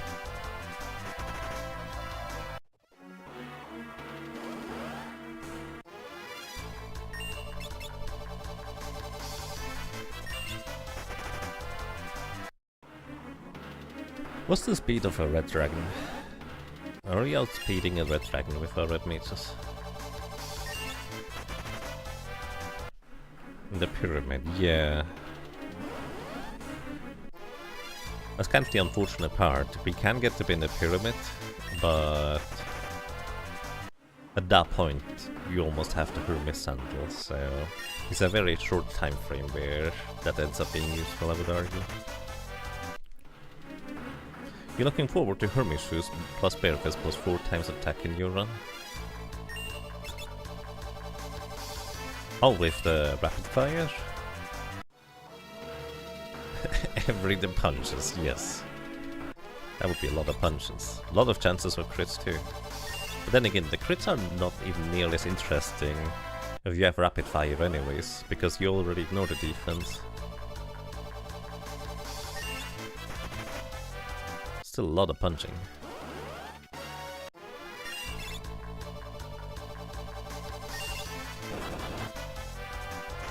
Rapid fire ignores the defense? Well, it does in the Super Nintendo version and the Game Boy Advance version. I'm not sure about this one. Hey, I'm not sure about the Pix remaster. It ignores evasion and it ignores defense.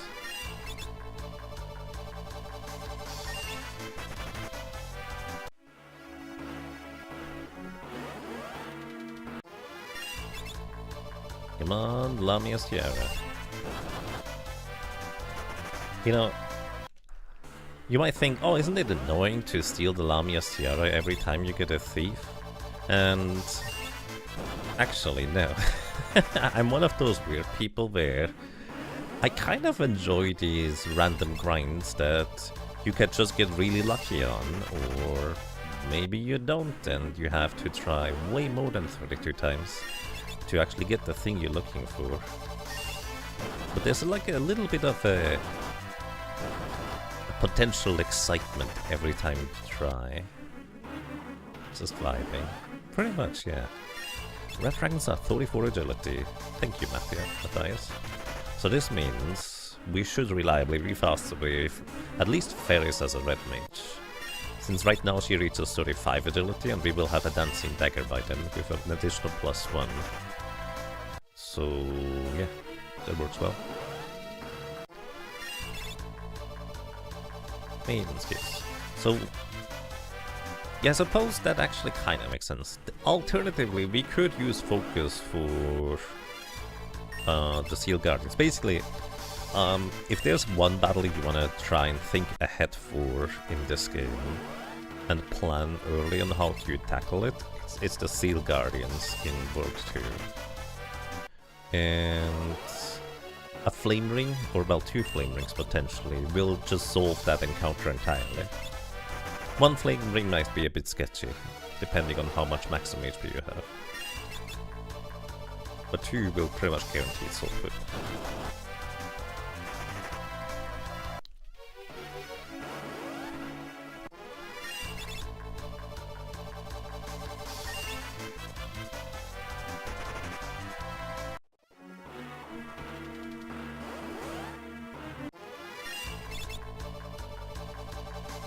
Yaga prone to gambling. Only in games. I'm way too stingy with actual money to ever gamble anything in real life or with actual money investment. That makes sense. Also, did I get the thing? I didn't get the thing, because I didn't pay attention when I tried to steal last time. But yes, in games, gambling is fun. Just make sure it's entirely, completely and absolutely detached from real life money, please. Do not gamble with anything else. I don't play gacha games. I actually don't like these games that are specifically set up to be literally gambling, if that makes sense. It's just kind of like these little side projects in games I already enjoy where, you know, a little bit of a randomness grind is quite enjoyable in a weird way. Instantly, the enemies you are thinking of in Excess Castle, Iron Fist, Steel Fist, are the ones you can steal Kaiser Knuckles from, as Beast Killer Whips to steal if you get a Beast Master. Oh! I actually was not aware of that. That's very interesting, thank you, Matthias. I didn't realize you could get a Beastmaster whip that early. That's really nice.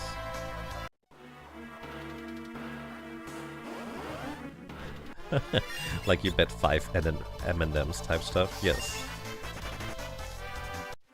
If you win, I get the 5 M&Ms. If I win...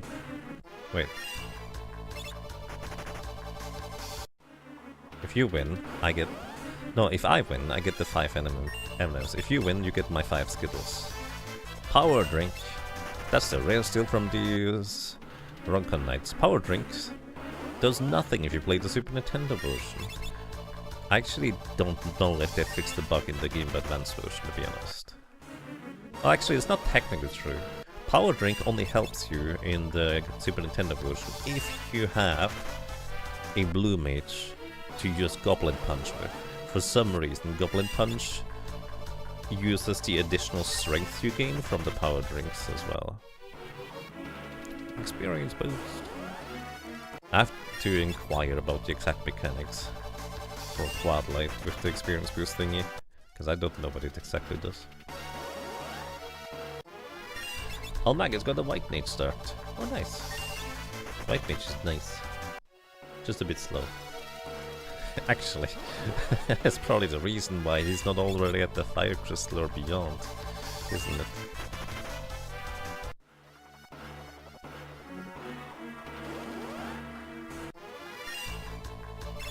If you won, you get 5 enemies. Yeah, I knew I messed up somewhere along the way.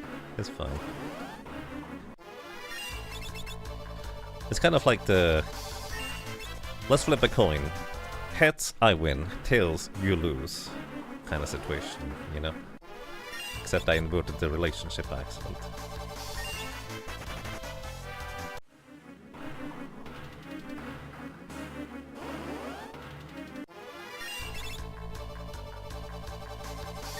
But also, speaking of gambling in chests and rare drops, if you like Seeker of Mana, I tend to do a Seeker of Mana 100% run at the end of every year. We literally start at late-ish hour in European time and then go for about 16 hours, maybe sometimes more or less, and try to do a 100% run of Seeker of Mana, getting every... well, basically everything in that game. Last year, well, this year? How do you say that?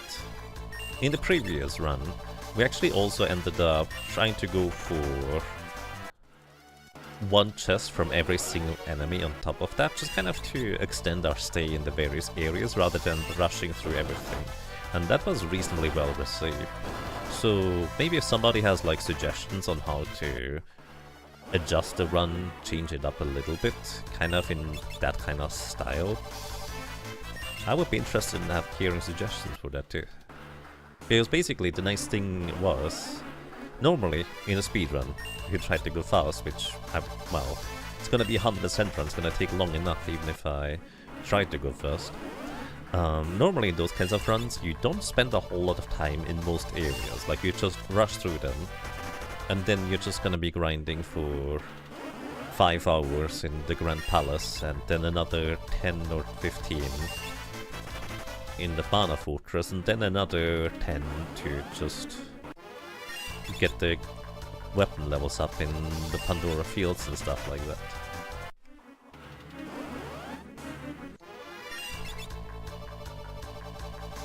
But people kind of enjoyed the part where I tried to get one chest from every single enemy, rather than just rushing through the areas. So if there's like other incentives for me to not rush through the areas with an actual goal to accomplish similar to that, I think that would be quite interesting.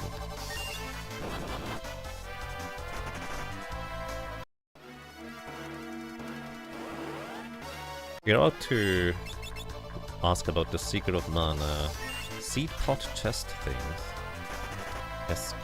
SK3? Second and sets 3 is... well, those seed pots are not nearly as interesting because you can't get particularly interesting items from them. In Trials of Mana it's called nowadays. Second and sets 3.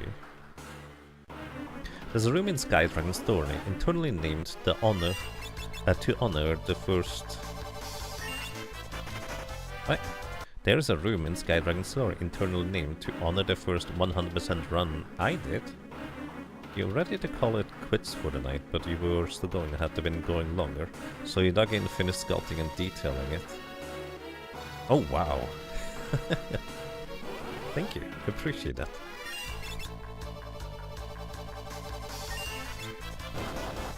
I need to get back to trying that game. I have to admit, I don't remember whether the Skydragon story was already finished or... I think it is, right? Do you have a link to that, by the way, by chance? Because that was also one of those things that was just lost on my old hard drive and don't currently have anymore.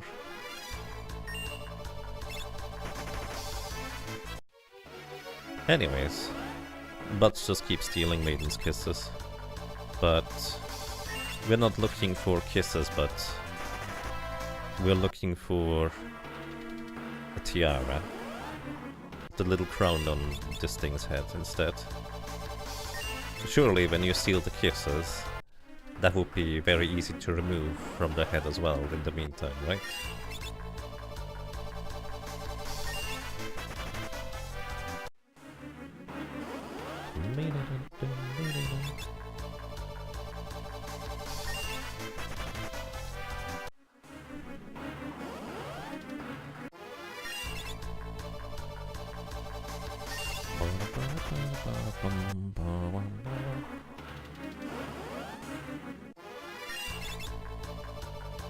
High potion, high potion. We're gonna get this eventually. In case you're curious, is the Lamia's tiara really worth getting? The answer is probably not, but... Again, I kind of like doing this for some reason. Don't ask me why, I have no idea. You know what I also just realized?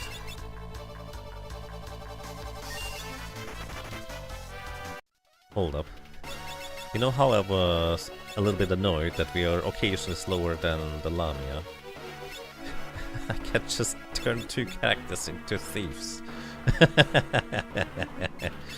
There's absolutely no reason to only have 1 character be a thief. I can just use 2.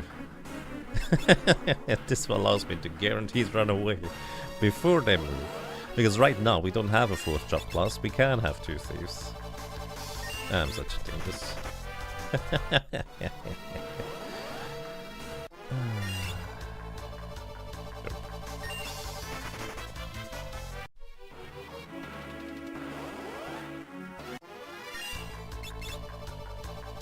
Okay.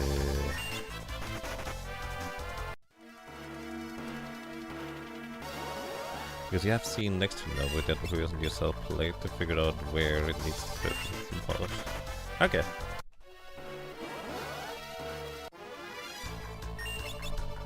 Thank you. So by the way everybody, if you are looking for a little bit of a game to play that might not be Final Fantasy 5 once in a while, check out Sky Dragon's Story that Profness here just linked. Because I think the little I played of it was very interesting. But then I also got sidetracked. I always get sidetracked. So I think if I want to play it, we should just stream it too. Why not? You know what, I'm just gonna say it. I'm just gonna play this after we complete this run here. Probably on the next day though, just as a heads up. Because why not? Could be fun.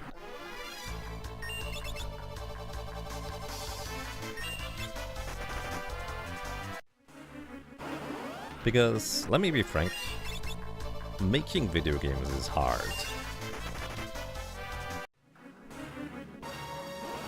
And I appreciate the effort that is put into that in order to try and create an experience. One way or another. So sure, and you've been around here for a long time, Profness, so I think it just makes sense. It also kind of automatically makes me think of I probably should play Final Fantasy Dimensions sometime too, then shouldn't I? Yeah, I need to get that emulator thing rolling again, because that's a mobile game and they'll have to play it via like a mobile thingy emulator. BlueStacks or whatever it was that I was supposed to use.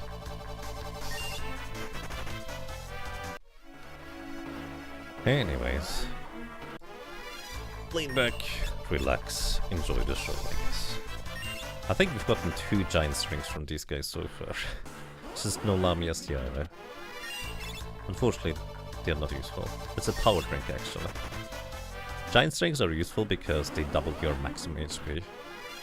And I think you can't get these until like later in the game for chemists.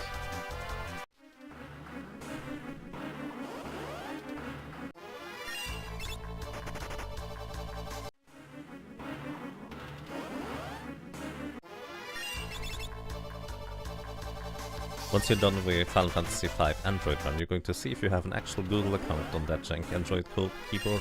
See if there's some other way you can get dimensions onto it. Good luck.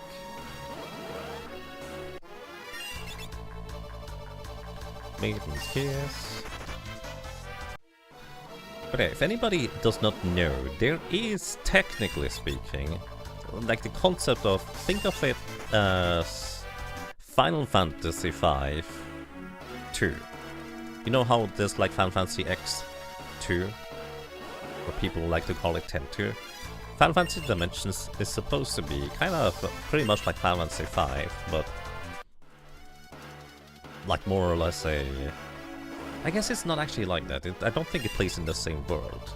But it's more like it takes the concepts of Final Fantasy V and just reuses them in another game. And apparently it is like just a straight up good game. Hey, there's another power drink. Unfortunately, really not what I'm looking for. It's a Final Fantasy V chop system with an episodic plot. Yeah, I don't really know the details of it. I played for like half an hour. Just kind of to test it out to see where it lands.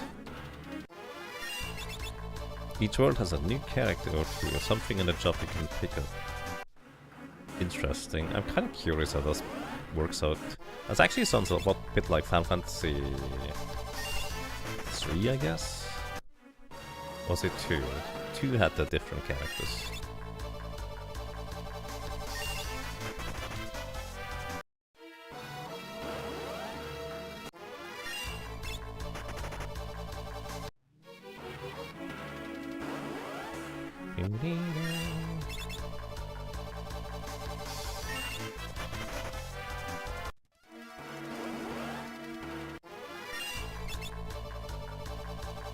Maiden's Kiss.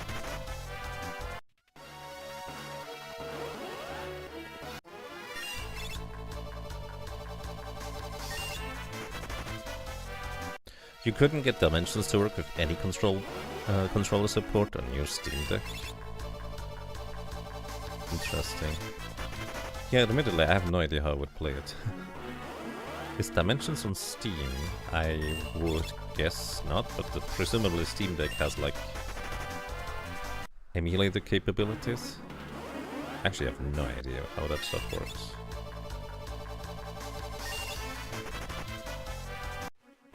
You bought it on Android store and ported it to Linux. You can just port stuff to Linux.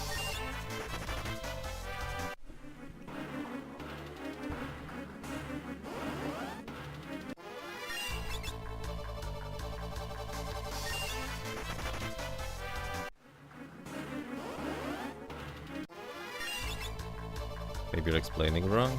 I mean, it's okay. I think I get the gist of it. It's okay. Anyways. Do you think Ferris is gonna be better at stealing Lamia's tiaras? To make sure she has the thief stuff equipped. Actually, she does have it equipped. She just happens to fail. Sometimes. That's alright. I fail frequently too. Square should release it with modern controls in mind. That would be much more easily accessible, wouldn't it?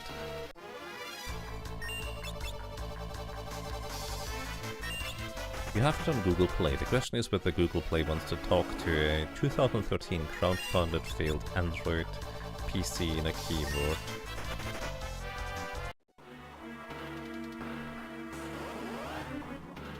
I do not have answers. Yeah.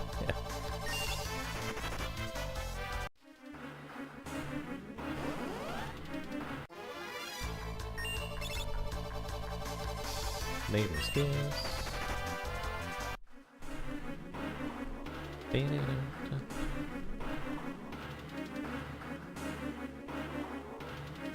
Today is Wednesday, tomorrow is Thursday. Sorry, I'm just kind of thinking of something else entirely for a second.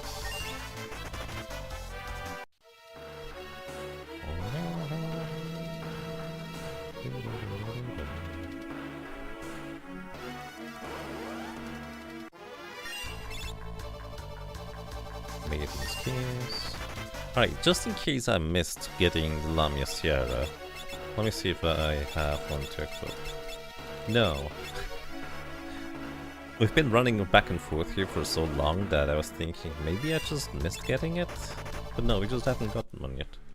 And that's kind of the nature of the rare steals. Rare steals are, in fact, quite rare, so... this is just gonna happen when we try to get stuff that might take a while.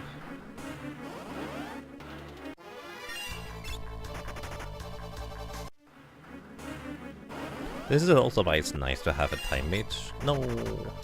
This is nice to have a time mage when you have the return spell to just return back to the beginning of battle and try to steal again, instead of having to get a new battle every time.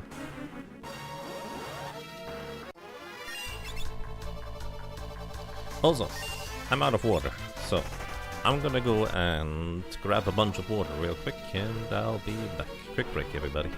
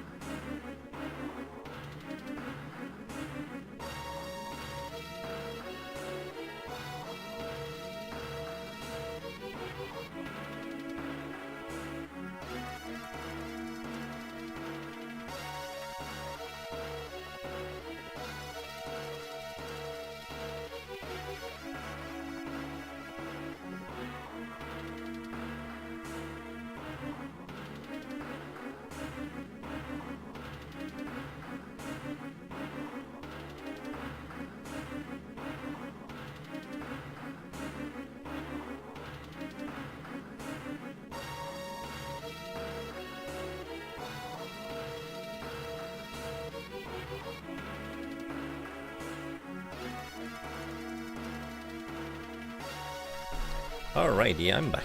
Stay hydrated, folks. And hey, Magus, hope you're doing well today. I don't know if you can hear me or not, but... you have another time mage. I feel like I've seen a lot of time mages these days.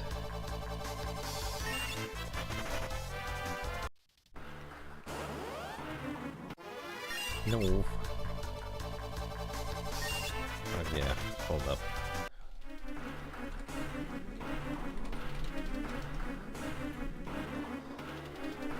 I need to send the rabbi over to eat some coffee mugs.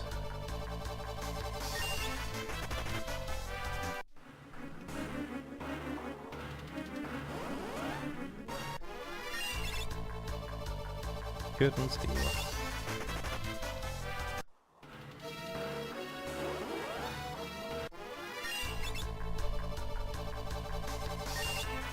Oh. Take care, Deep Shock. Thank you for dropping by and have a good time.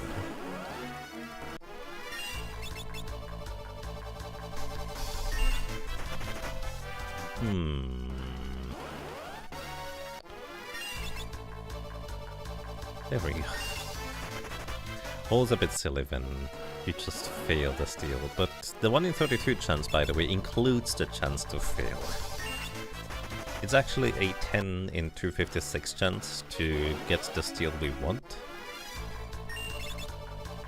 after we get a successful steal with the 80% chance to begin with. So effectively it's an 8 in 256 chance to get the rare steal, which is why it reduces to 1 in 32.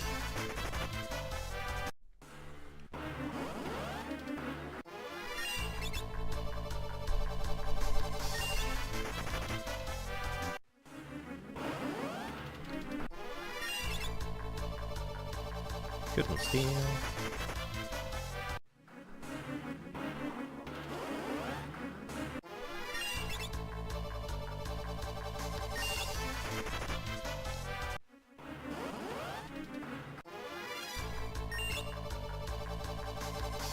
Bacon's kiss. At least I don't feel like I need to steal a killer bow this time around. Then again, I got really lucky in stealing the killer bow when I actually wanted one. And then I didn't really use it.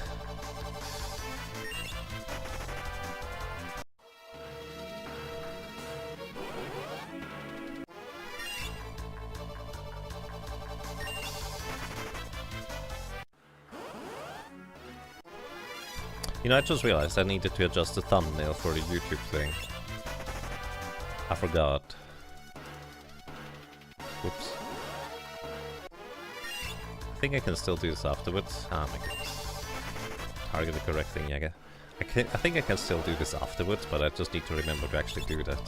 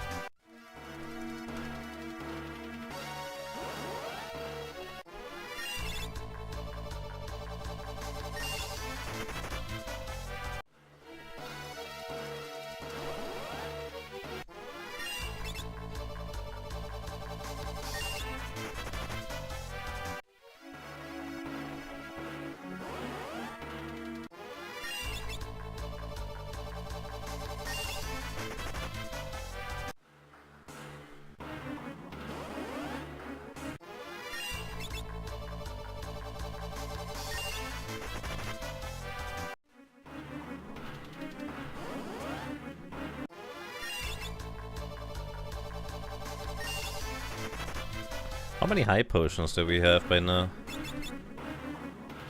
55! We started with what, like 15? And this is the less common encounter, compared to the 2 chances of getting Lamia in 2 different encounters.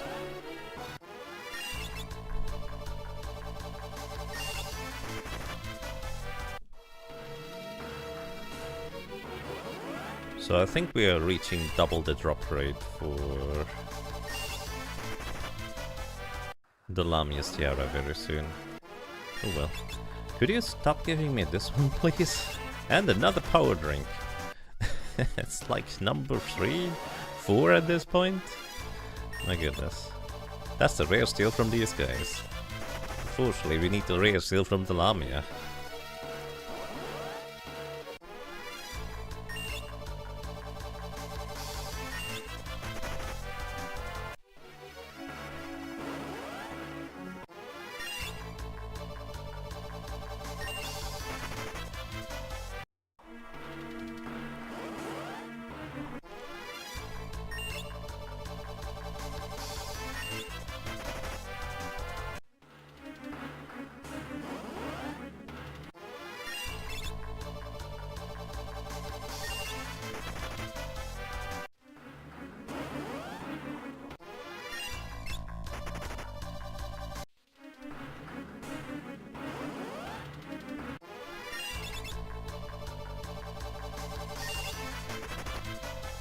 I guess how many maintenance kisses do I have? I had like 12 initially, buying 11 and getting 1 from my chest.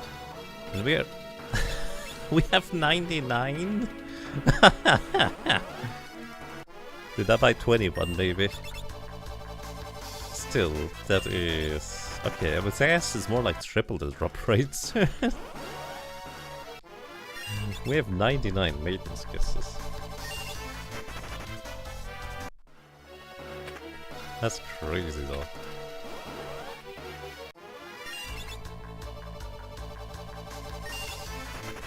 99 is the maximum of an item you can hold, so any further ones will not do anything for us. On the bright side, we're good for high potions for the foreseeable future too.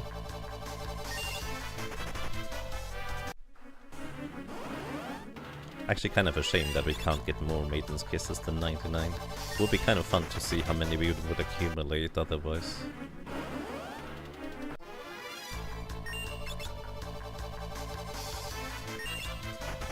Hey, hey Jagabot.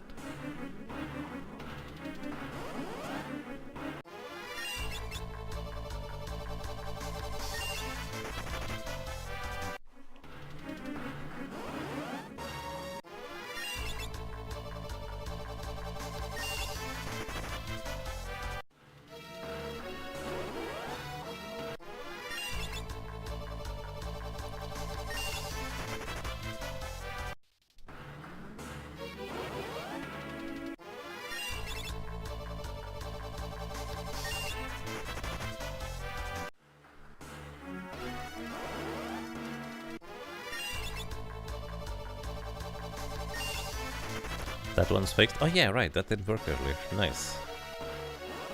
That's why Jagabot said hey again.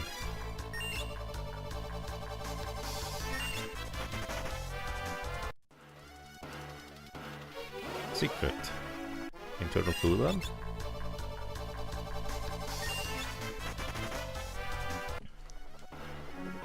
Oh, 99%.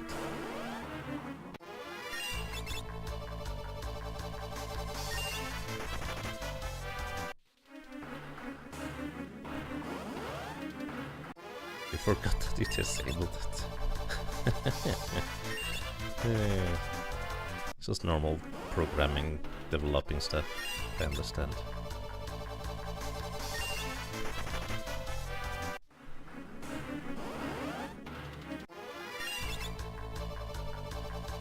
Rump. Oh no, the rump parade.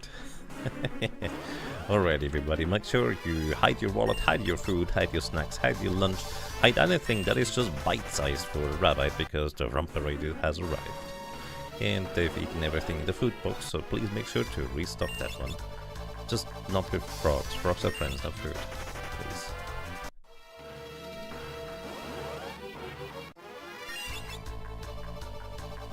Also, by the way, we stole another power drink. Imagine if we had as many Lamia's tiaras as we had power drinks. That would be crazy.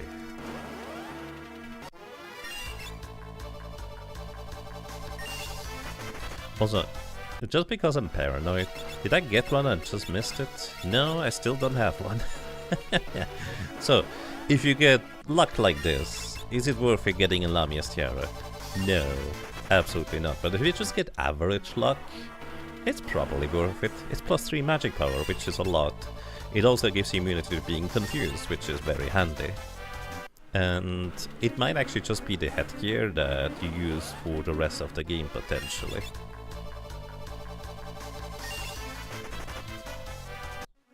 But the flip side, of course, is that sometimes it might just take a bit longer. But it's okay, I have 250 Bandos KC and literally no unique drop from that guy so far. Hey, there it is! So I'm kinda used to this nonsense. Took a while. But as usual, as soon as you start complaining, the game just goes, alright, here we go, you can have it. Complaint tech works every time.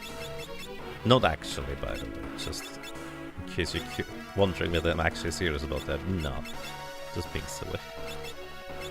I'm not superstitious. I'm not usually superstitious, I guess it's more accurate. Yeah. Alright.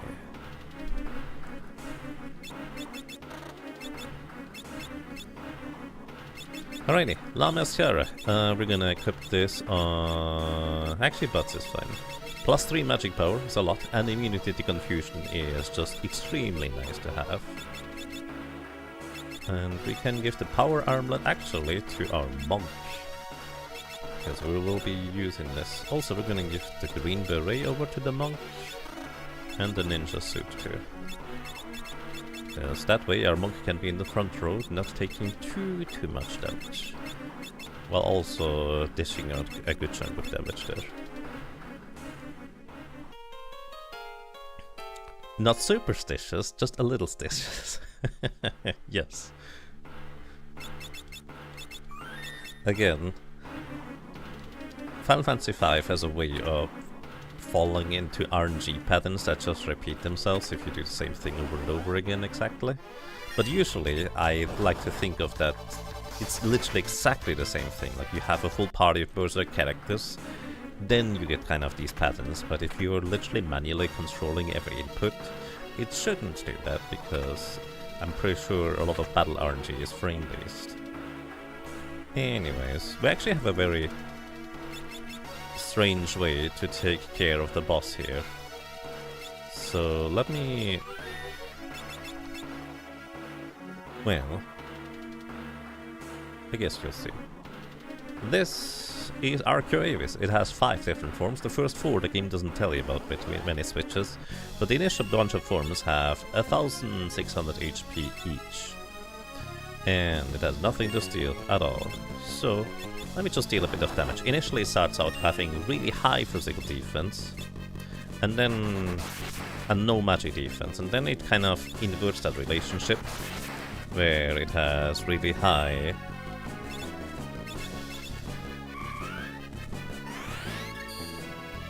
magic defense and almost no physical defense at all. Breathwing deals 25% of our maximum HP and damage every time he uses it, a bit inconvenient. Anyways, 3 times 700 is about 1500, so this guy does not have much HP remaining. And I should have put more monk abilities than the other characters, but it's fine. Because now, instead of just progressing the battle normally, we can do a silly little thing here. Because Arcuavis changes forms after it gets hit and reduced to 0 HP on its current form, so after you deal 1600 damage, but the monk can counterattack. And because his form changes are counterattacks, counterattacks cannot trigger other counterattacks. So he doesn't get to form change. That was just perfect timing with my explanation.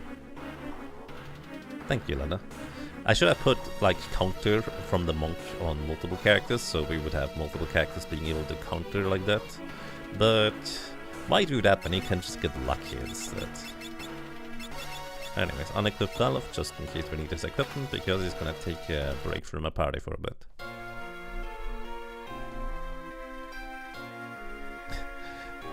Just target Lena and count the first try. Boom. Exactly. Just get lucky. Why would you choose to get unlucky? That's just silly. Like, why didn't I just get the Lamia's tiara earlier?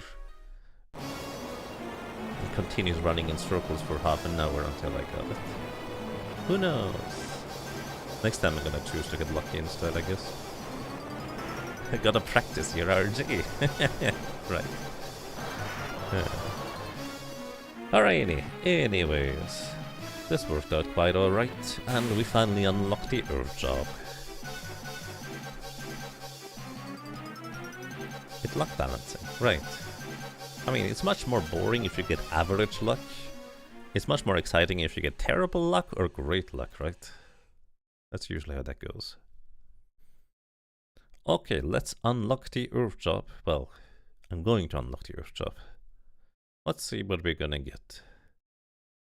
It's like the... It's one of the jobs I was thinking of, but I also felt like it wouldn't be as interesting to get that one over other ones, but, well...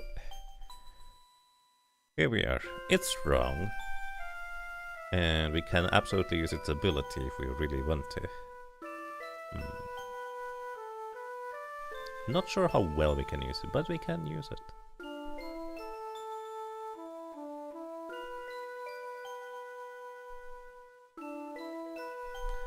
And it's one of the mage types we described earlier. It's the money mage, everybody.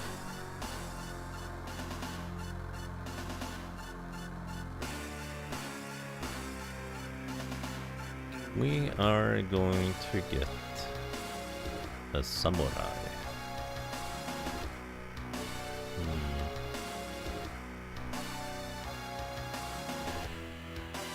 So this actually functionally means that unless we throw money at our problem, Red Mage is actually going to be one of our best damage dealers for quite a while in terms of raw damage output.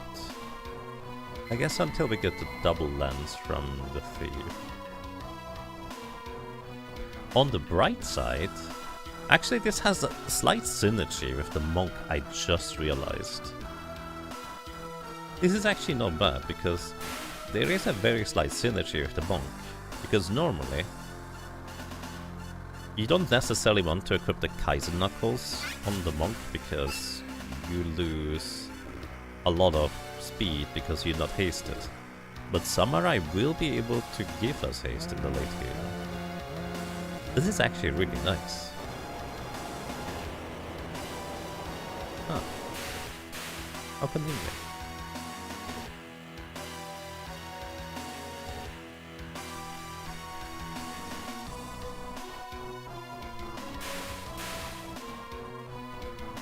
You've watched me enough to know when it's useful we choose to use it. Oh, it's useful if we choose to use it. Yes. I'm just very stingy, so I don't tend to throw money at my problems. Yeah. Even though I could absolutely just solve a lot of problems. Like the crystals. Actually, it means that we don't have to worry about grinding out flame rings. We just lower them all to low HP and throw Guiltos like 2 or 3 times and then we win. Or we could just throw Guiltos from the get-go too. That also just works. Done getting blood drawn. Now back to normal menu. Well, I hope that's tastier than blood. Good luck to you. Speaking of Monk X physical synergy, does Barefist grant Monk strength only when unarmed, or grant Monk strength regardless and Monk tier damage when unarmed? It is granting you the Monk strength when unarmed. And it grants you the ability to actually deal damage with bare fists. It does both.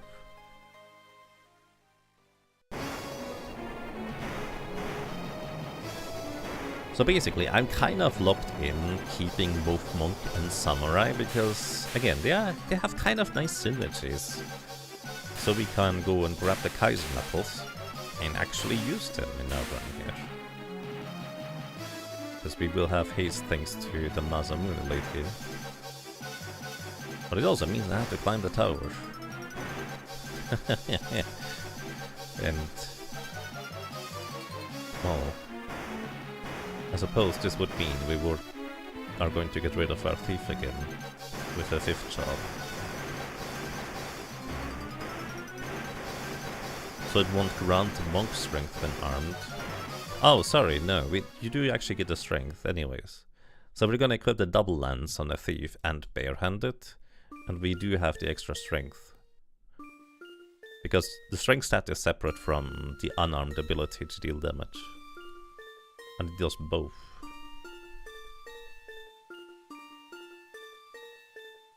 Meow, meow, meow, meow, meow, meow, meow, meow, meow, meow, meow.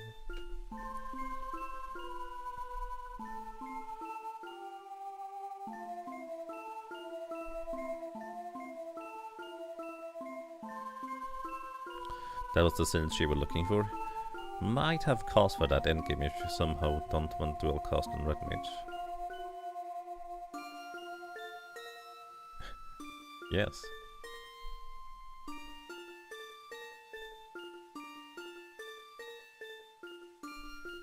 Also the interesting thing that's gonna be soon coming up with the dancing dagger. Our Red Mage is arguably going to the biggest damage dealer for a while. Actually, only until I steal the thing from the statues. Hmm.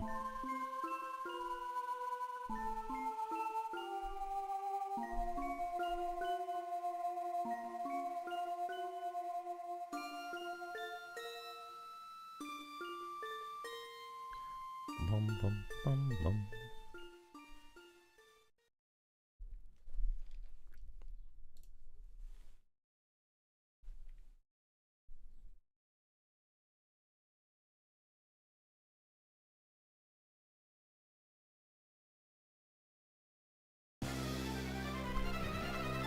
Alrighty. Now, I think it's mostly east from here where I wanna go. Yeah, don't go north.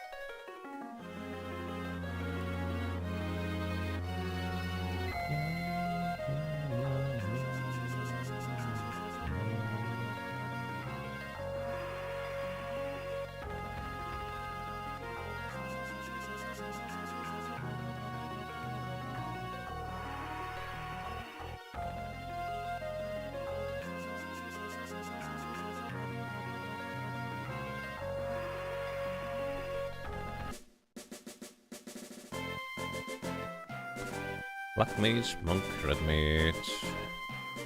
Rager! My brain went to a Rager instead of a Ranger. Alrighty, do we need to do anything here?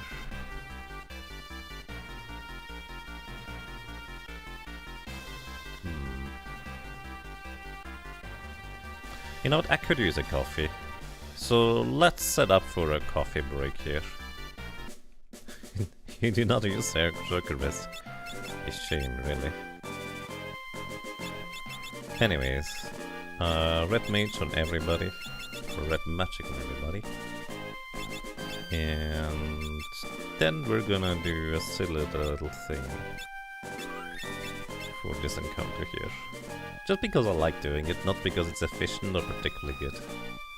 So what you can do on this encounter against the Parabolas is you can just use area of effect attacks, like multi-targeting, to just knock them out. Like breaking rods is especially effective, but even just casting Thundara with a Thunder Rod equipped on the red mage is really good too. However, I have a bit of a different solution in this one. For one, you can put them to sleep, so we put one of them to sleep. Multi-targeting chance to hit spells reduces the chance to hit by half, and they already have a bit of a chance to resist our spell anyways. But we have two of them asleep right now. Right, I think that is all but the leftmost two. So these guys don't do anything on the first two turns, so we have plenty of time to push them to sleep so they can't do anything anymore. So this one, single target, chance to hit spells are much more accurate. And this guy, there we go. I think all of them are asleep now. I guess we'll see in a second. Then we do this. These things each have 1500 HP. When you put an enemy to sleep, they never ever wake up unless you specifically attack them with a Fusile attack of sorts. So attacking them would just wake them up again, so we don't do that. We could now just knock them out very, very easily by quite simply using multi-target thunder spells, and they would go down without any trouble. It's very easy. However, they are susceptible to poison, which deals 1/16 of your maximum HP in damage every time it ticks. And I can go and grab a coffee while we wait. So, I will be right back.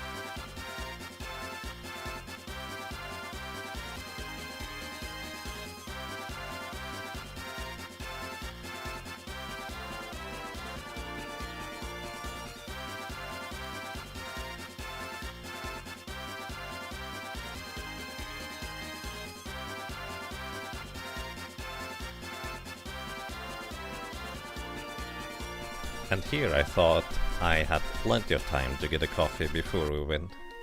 I was too slow.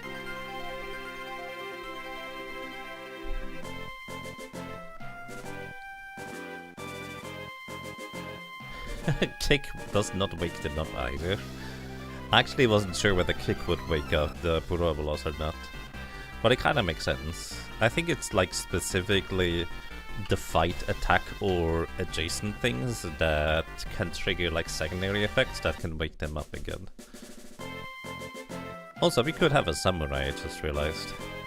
What would I replace? Who wants to be the samurai? How do we integrate the samurai into our arsenal of jobs?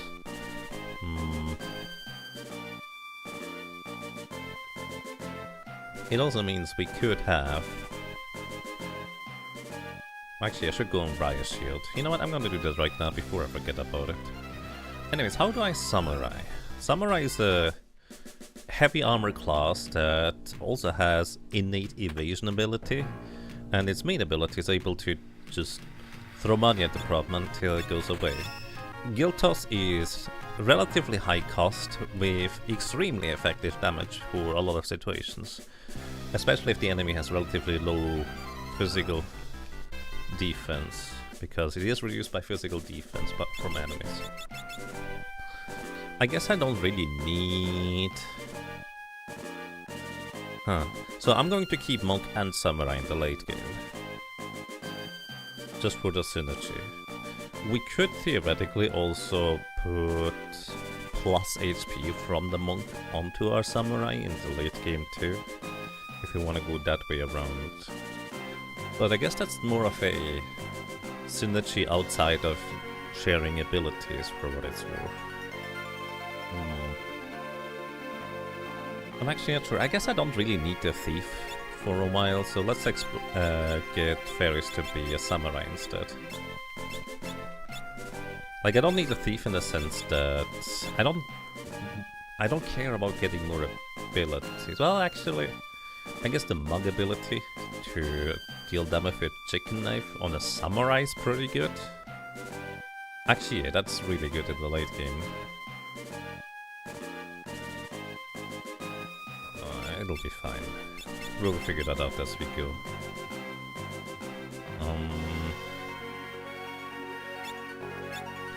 Red magic is always good. Nagos is your best weapon, I guess. That's right, we actually sold the katana. I was actually even thinking while I was selling that, we can just go and buy one again if we end up getting samurai. So let's go do that. Alright, I can't double dash anymore.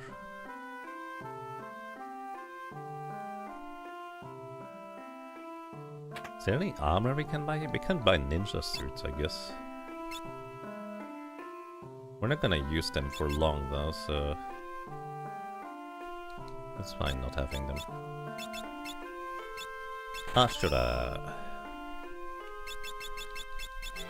Ashura is just basically, it's a katana. Katana's innate ability is that they can crit. What was it, 15% of the time? I actually don't remember the rate. But basically that's kind of the katana thing. They crit. The axes thing is that they miss. The swords thing is that they have a variety of interesting and useful abilities on them. And what else? I don't know what else. Oh yeah, we can also move Lennon to the front row because it's probably gonna be better to just punch. Because we are kind of at the stage in the game where we have enough levels that our physical capabilities probably outpace our magic damage from the red mage at this stage.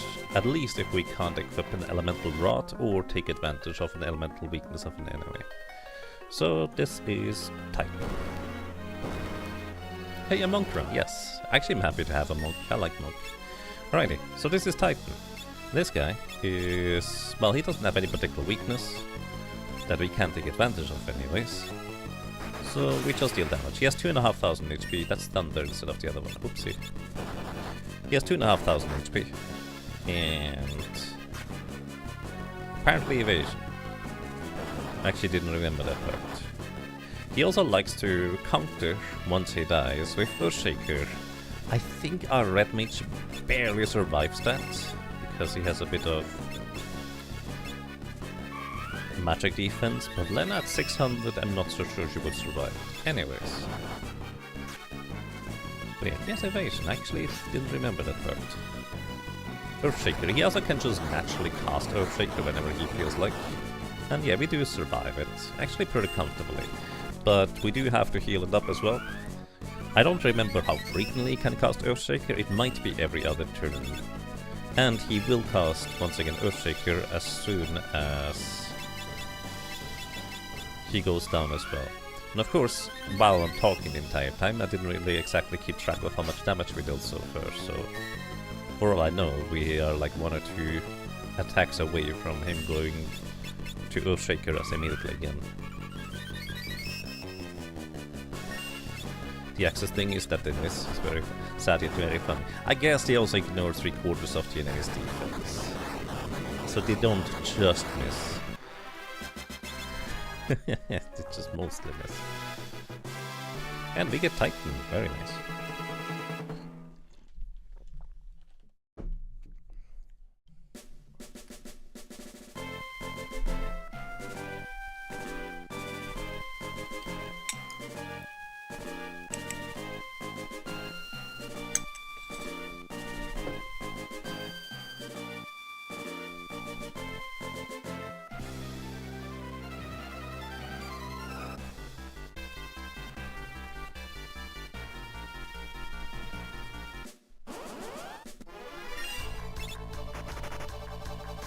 Huh. I thought there would only be chimeras here in this area. But apparently you can also run into the biosoldiers.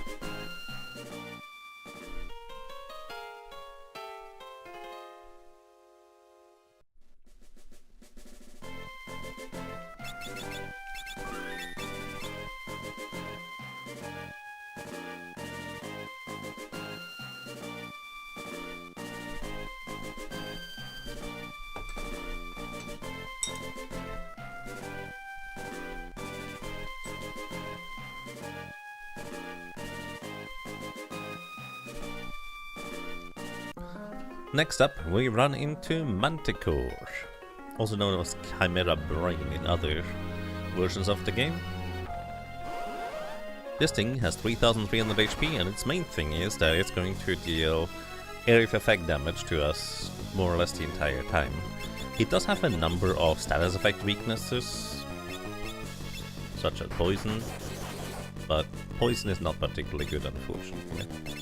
So basically, we're gonna just try and keep up with its damage, while also dealing our damage in return, I guess.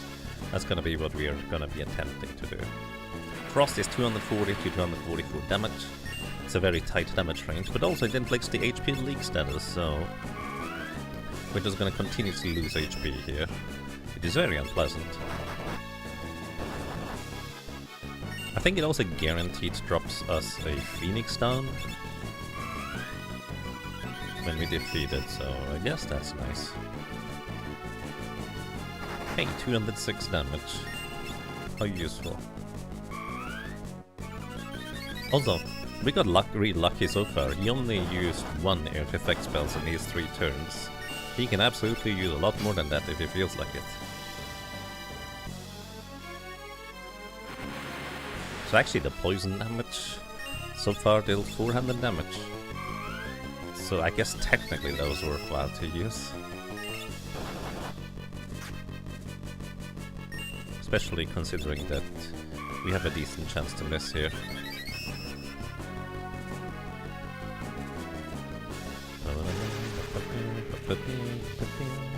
Aqua bro. On the bright side, it doesn't inflict much stuff. I didn't expect poison to actually pay off in this battle. I just remembered the weird thing that it can be poisoned. But hey, 3 ticks, actually useful. The samurai learned the ability called Mini-Uchi there. I think it doesn't work. It's supposed to paralyze or stop inflict on the enemy. But I don't think it works in this version, or the Super Nintendo version. I have to admit, I have no idea how good it is in other versions of the game. Like, maybe it could be great in the Pixel remaster.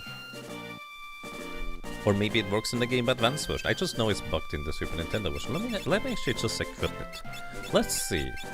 Stun enemies by smacking them with the blade's dull side. Even though you smack them with the blade's dull side, I believe it still deals full damage. Like, it sounds like it would deal less damage, but I'm pretty sure it's just a regular attack beyond the stunning capability. But I guess you also don't really see if an enemy gets paralyzed or not, so it's hard to tell. Welcome as well, Esper Dijkstra, I think. Feel free to correct me now to pronounce it if you'd like to say, do that. You look away and you're already done with the slowest version of Final Fantasy V. Hope seeing Reina and Pyra speak for the entire game was fun. I have to admit, I kinda got drowned out in the intro and outro battle screens throughout the entire game. So it wasn't as interesting as it could be. Anyways, buy a few more status recovery items. We have 99 Phoenix kills. Buy more gold needles. You know what?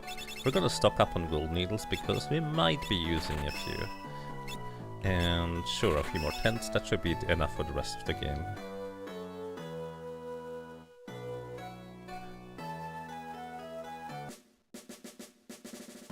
Your choice not to use the D-pad formation is your right, but still feels heretical. Use the D-pad formation? Oh, for the menu in combat? I really miss the ability to set it to the quick menu, as it is called in this game at least. I really miss the ability for the quick menu in other Final Fantasy games. I wish they would implement them again. It's so nice because you always know exactly what you're gonna get rather than having to specifically know where in the list you are and then go up and down to where you want to go. I can just go left, that's my ability, down is my item, up is attack, right is whatever my second ability is. And it's just so much easier. Because I don't need to remember where I was previously for quick menuing.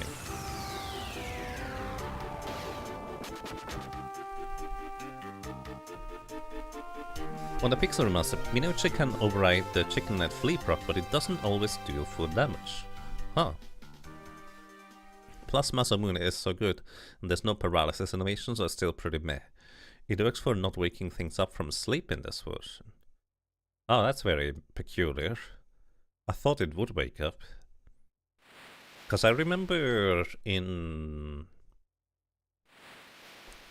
you can't use it in order to override the Chicken Nice Flea in this version or the Super Nintendo version, I think.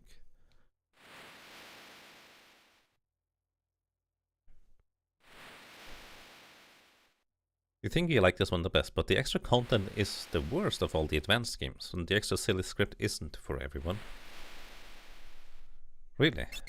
I have no memory of the lore in this game for the extra dungeon. Absolutely no clue. I mostly remember it just being really lengthy because I wasn't allowed to run away from anything due to the rules of the Final Fantasy Fiesta from 7 Sins and BGG02. And hey, Chairless, welcome to you over on YouTube. Hope you're having a lovely day today. Yeah, I'm mostly streaming on YouTube just for archiving purposes. That way I don't have to actually upload stuff I local record to YouTube. And because Twitch is just being stupid, you can't really archive playthroughs anymore on that side. Can I confuse you? Yes, apparently. Huh. Can you hurricane yourself? What's my weapon? Thunder Rod.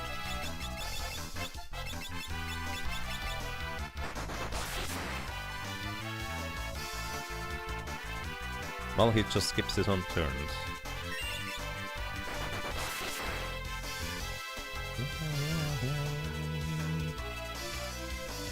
Okay. Yeah. You can lose this battle or win it, it doesn't matter. If you get an ether, if you do win it, if you don't win it, you don't get anything. But the cutscene proceeds more or less the same.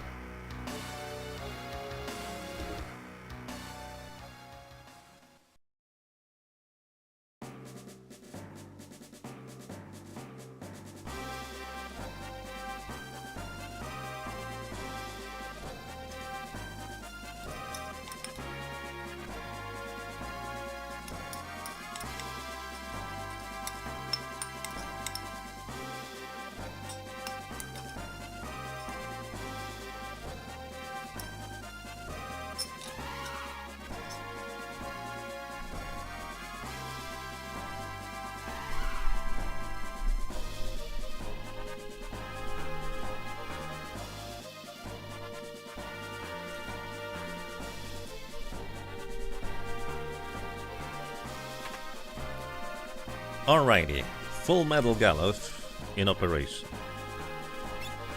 He's a red mage right now.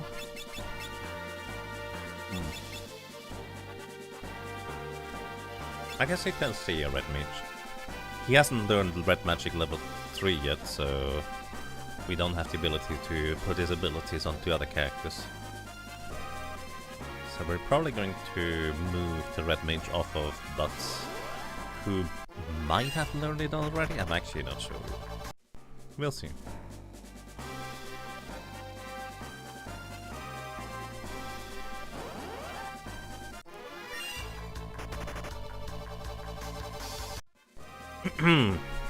Alrighty, welcome to Gilgamesh. We only need to deal 1500 damage in order to push him into phase, well, to push him to run away.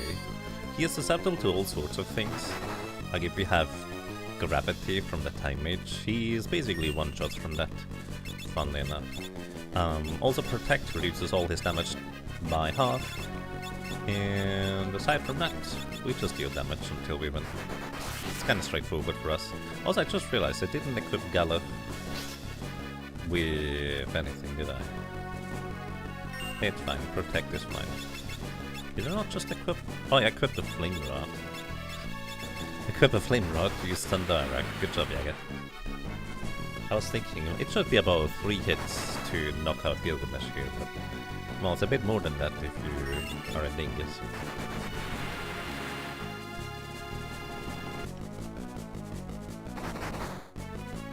Plus the usual thing about GBA sound being polarizing. From what I know, the Game Boy Advance sound downgrade, because it's, well, for the Game Boy Advance, is not as egregious as it is in Final Fantasy 6, if I'm not mistaken. In there, it's a huge difference in quality and drop in quality for that matter. I think in this version it's quite acceptable.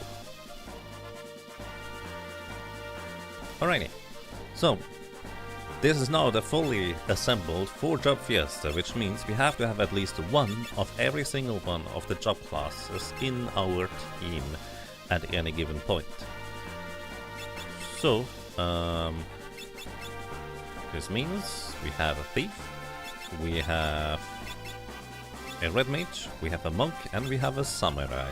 A very, I guess, mostly physically oriented team for what it's worth. Also, let me actually give you equipment, Galuf, because it's very silly that you don't have any. And I guess you can use the ancient sword coming up too. That's fine, you can keep that. Magos is really nice because it gives you an extra 25% chance to block physical attacks. Normally I'd like to have the Elven Keep on my melee characters, but because the monk can counterattack, it's actually not necessarily as desirable to have the ability to evade attacks there.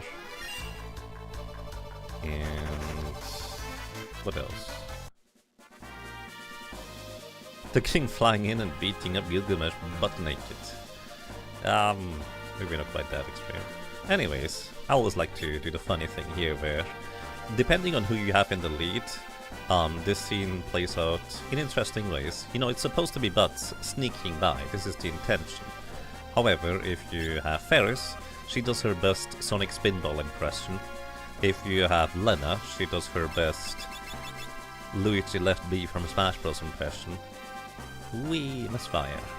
And if you have Galuf, I don't know, he does a crab walk, I guess.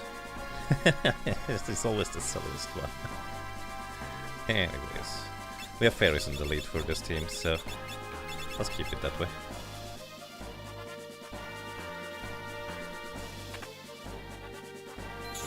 GBA sound would be fine if everyone didn't voluntarily downsample to sandpaper. At first you thought it was a hardware limit since so many early games were no better, but nope. Full voluntary rate of your CPU drive that you dedicate PCM channels to the rest. Summon Knight.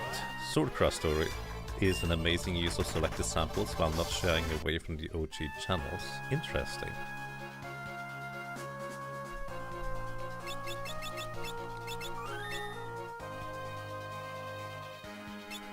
Right, I don't think we need to do a whole lot here, so... Actually... This way around. Welcome to the Gilder Bridge. Enjoy the music. These things have 480 HP, a rare drop chance for high potions if you're desperate for, you know, healing items. We have enough of these for the foreseeable future. Also, apparently Red Mage is just not strong enough to one-shot these guys. They're weak to lightning. Okay, Galuf would be strong enough. Also, if you walk this path here, you do not get into any extra encounters on the bridge. Welcome to Gilgamesh on the big bridge. He has 6500 HP. He is vulnerable to a bunch of status effects, and once he drops below 2500 HP remaining, he goes into phase 2, where he starts using a lot of rather dangerous abilities, as well as halving all the damage he receives for the most part anyways. So, Galuf has a sword he can use, the Ancient Sword. This has a 1 in 3 chance to trigger the old status effect when casting spells with it. We give everybody Protect to take half damage from spells, and Galuf just first right. He's not susceptible to being paralyzed or stopped spells, so Mini-Uchi shouldn't do anything more aside from just damage, I guess. Anyways. His stats are now going to be gradually reduced to B1, including his level, which means his damage out across the board, for the most part, is just going to be absolutely pitiful. At least for his physical attacks. His jump actually will still deal pretty substantial damage to us whenever he gets the opportunity to do so. So in the meantime, we're gonna have our Thief continue casting Protect, and everybody else just try and hit him. I don't know what it is with samurai swords, but it always feels like they have lower accuracy. I don't know what it is. I'm pretty sure they don't have lower accuracy, but it sure feels like it sometimes. Anyways, he's gonna cast Haste on himself, Protect and Shell at the same time. And I believe in the Game Boy Advance version you can actually not silence him when he does that. In the Super Nintendo version you can silence Gilgamesh from being able to use Protect, Shell and Haste on himself when he phase transitions. But I think in this version he does it just anyways, which is kind of annoying.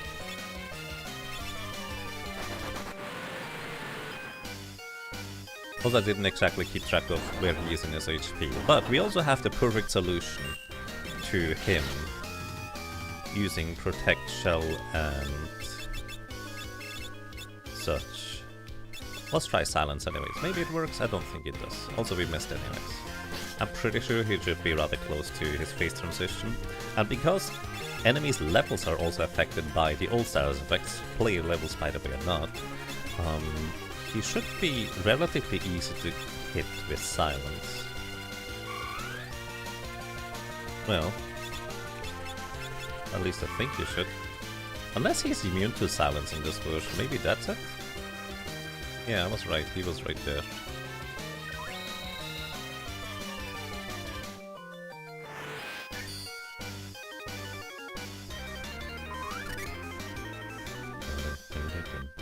Anyways, his jump is still gonna deal massive damage, but thanks to him being slowed down, it's not nearly as dangerous. Also, that was about half the damage I expect. Oh, right. Yes, this is in fact half the damage that I expect him to do. Guess why? I use Protect. I actually have the ability to cast Protect to half physical damage received. It still counts as physical, but it does deal full damage into the back row, and he double Goomba stomped Galuf there. That's very rude.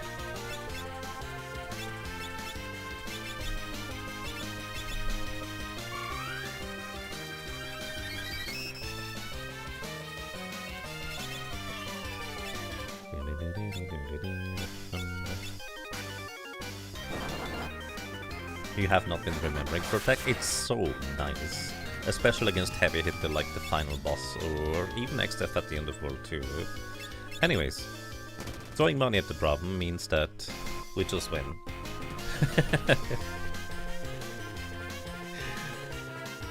literally Giltos, or well, Zeninage, or Zeninage, I don't know how you pronounce it in English. It ignores enemies, protect and shell. It is completely typeless damage. And it is absolutely massive damage that scales with your level. It also costs you a bunch of money to throw, but if you only ever use it against single targets, instead of using it on all sorts of enemies, it is very sustainable to just use it against every single boss. But I have two problems with it. For one, I'm stingy. I don't like using it, because I like to use my money for other reasons.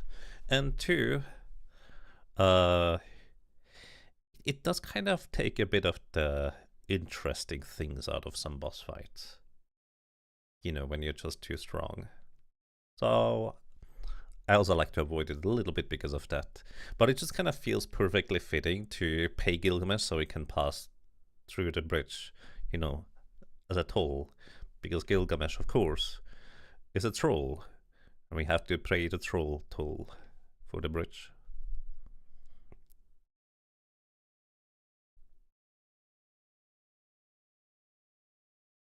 $15 to go. That's crazy. Welcome to World 2 proper. Now here's a question. How would I figure out whether Mine Uchi actually works or not? Because I genuinely don't know. By the way, these things absorb lightning as healing. However, these things are weak to fire. Because they're undead. I don't know why. They're just undead. It's fine, don't worry.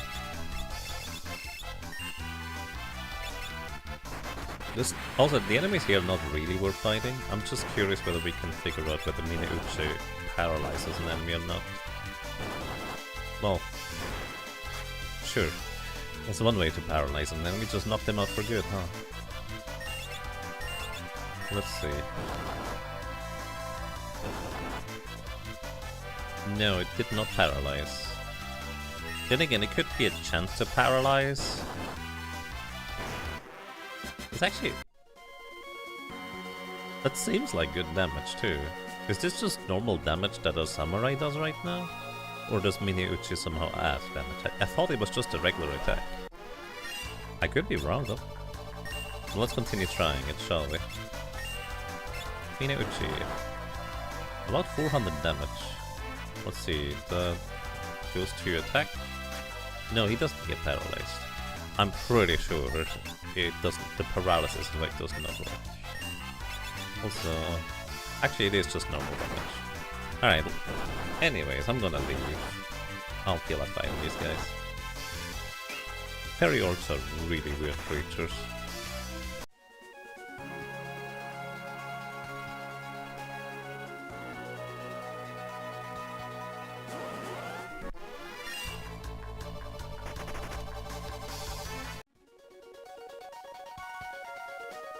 One of the best enemies, fairy orcs? Maybe.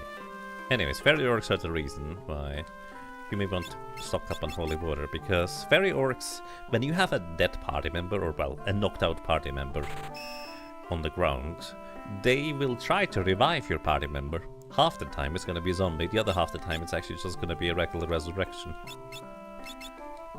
But zombie is the only status effect you cannot get rid of if you just use a tent or a cottage. Also, I guess we're gonna get an upgrade to our weapons soon anyways. The sleep blade does nothing for us. Like, technically we could equip it in Gallup, but practically we're not going to do that. So I guess there's actually no weapon upgrade here that we care for. The Orichalcum Dirk is like the one dagger that I just never bother buying for what it's worth. What we can buy here is Gaia gear if we want to. This boosts earth-based damage by 50%, but we don't have any way to deal earth-based damage. But I think I'm not gonna worry about that either. We could also upgrade to a gold shield, but we're gonna get one soon enough, and Mythical shield is not much worse. And unfortunately, our red mage can actually not learn any more spells, so while we could buy new black, white and time magic spells here, our red mage is just stuck with what we have. You know, occasionally I'm kind of thinking, or trying to think as to how would I try to upgrade various classes to just kind of like bring them more in line with how strong and powerful the other classes are. And Red Mage is one that I commonly try to think about. One idea is give it a shield. It just feels correct for it to have a shield. Another one would be like letting it learn one extra level of white and black magic, although that might just make it, or tip the scales from being underpowered to overpowered, to be completely honest. Because being able to equip Shell and cast Break is just incredibly good. But maybe it brings it more in line. Another thing I was thinking, maybe red magic could just be including time magic too, so you would be able to cast haste and slow. But again, that might just make it too strong, relatively speaking, compared to other drop classes anyways.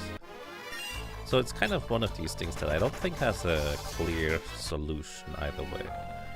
Also, I'm gonna put Flee on a Thief, because I'm not really planning on fighting anything anytime soon here. You love Kuraga Orc? Kuraga Orc? What's that do? Wait, can orcs cast Kuraga?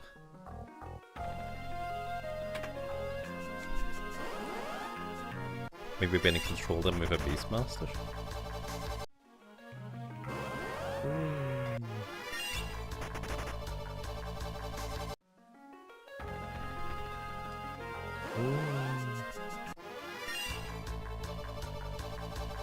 React Magic, Cure, change target, full party, Cure 3. Really? Wait, I didn't know that. That's amazing. Hold up, I need to try that. Maybe the fairy orcs are just trying to help you, but they do so in the most clumsy way possible. Or maybe it's just kind of a twisted way of trying to help you, where, like, they know that, oh, reviving a fallen party member is actually a nice thing to do. So, but there's a problem when there's no party member fallen, so we can't be nice, so we have to knock out one of their party members in order to be nice to them. So they do that so they can revive you afterwards. Maybe I'm overthinking this. Anyways, this is Tyrannosaurus. It counters, I think, all damage with Revenge Attack, dealing damage equals to its messing HP. And the problem is it has 5000 HP, so that will just one-shot somebody after like 1 or 2 attacks, pretty much every time. However, it is also not flagged as heavy in the code, and it's undead, so Phoenix Downs most of the time will just knock it off. You can fail knocking out undead enemies like that with Phoenix Downs. It works most of the time, but I would guess it's like a 75% chance to hit. So it's frequent enough, you're also going to miss it anyways. I just don't know the exact rate though. Maybe red magic should have a unique spell list after level 3. I mean, to be fair, that's kind of what I like to have my hybrid mages do anyways, because I personally, I'm not a fan of this kind of red mage here in particular, or hybrid mages, where all they do is just a bit of this, a bit of that, but they don't technically do anything unique to themselves. Like, in a way, I kind of like my... If I think of a character that is both a spellcaster and a melee attacker, because the red mage does have stats for both, I think more of it as like a mystic knight, where they use their magical capabilities to enhance their physical prowess, you know?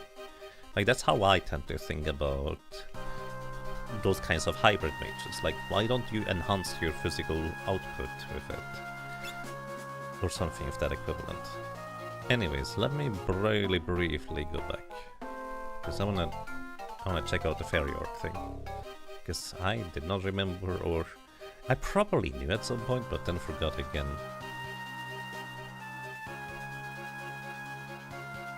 Final Fantasy XIV did something like that for its red mage. Sounds interesting.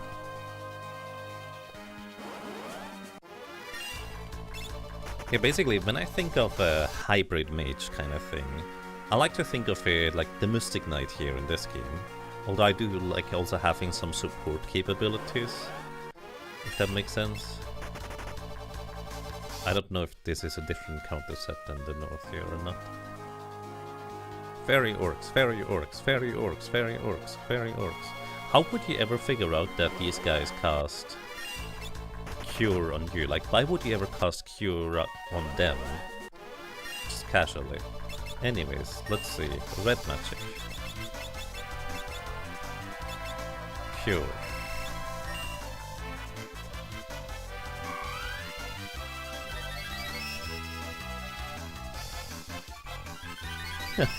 That's amazing.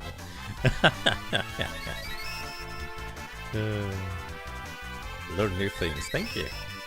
By the way, if you know little bits and things here and there about these things, I love learning about this stuff.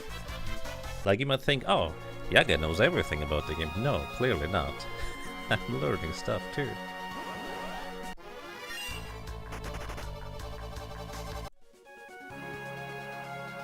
But yeah, red magic maybe have a unique spell list after level 3. I think that actually would be very interesting.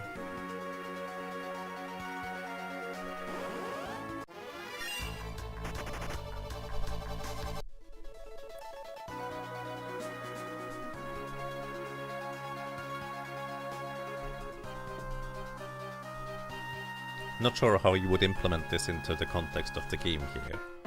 Because of course that's kind of difficult to do or justify, since remember, this is originally a Super Nintendo game.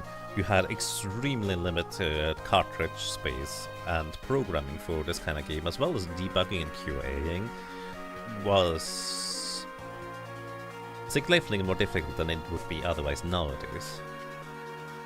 So reusing assets and abilities and spells like the Red Mage does just makes the most sense for developing this kind of thing to begin with.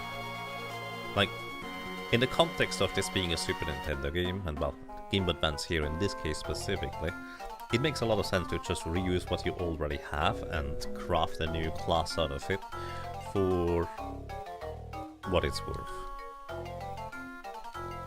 So I don't blame this game for the way it handles its Red Mage. I just prefer if the hybrid spellcasters just have their unique thing beyond that, or like a side crate instead, or something like that. Anyways, in order to continue the cutscene here, we actually have to talk to the Moogle. And then that starts a hidden timer where the Moogle is gonna appear outside of his own house, where we can talk to him in order to advance the cutscene afterwards. We also just received the dancing dagger, so now, for this very brief moment in time, with the dancing dagger and the Lamia's tiara, our Red Mage is probably our strongest physical damage dealer, which is kind of funny to think about. Dancing dagger has a 50% chance whenever you select the attack command to do a dance instead of attacking, and the dance has normally 4 different outcomes. It can absorb HP from the enemy, it can absorb MP from the enemy, it can confuse the enemy, or it can do a sword stance, effectively dealing 4 times damage. With Lamia's tiara equipped, you have the sword stance up property, which means you have, instead of a 25% chance to get a sword stance to deal 4 times damage, it's a 50% chance, which is dramatically better, considering that literally 4 times damage with just equipping Lamia's tiara is crazy good. The downside, of course, is that, well, Lamia's tiara is light armor, so for the most part only mages can equip it, and the Red Mage just happens to have like the best kind of stat line with decent strength to be able to make use of it. The downside is, of course, that Red Mage has one of the lowest maximum HP totals, so it's not necessarily advisable to put your Red Mage into the front row, let's put it that way.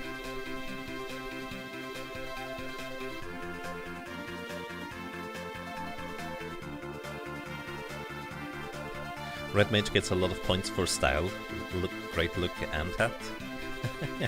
Red Mage invested everything into everything, including style. Yes, alright, that's fair.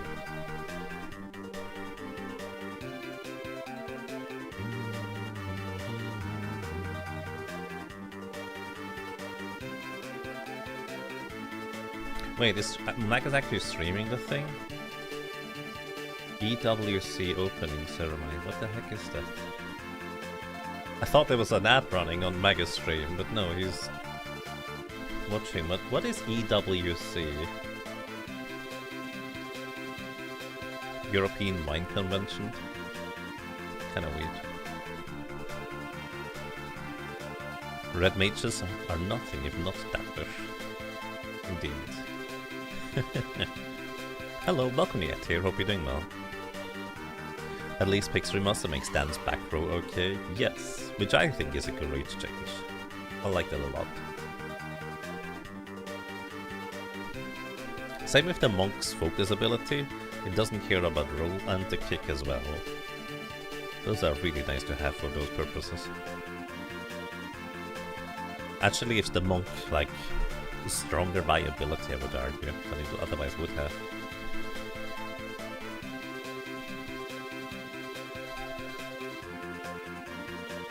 Maybe we equip Samurai Sword on the monk and then kick with that in the later stages of the game for multi-target, like hit all enemies with the Samurai Sword once damage.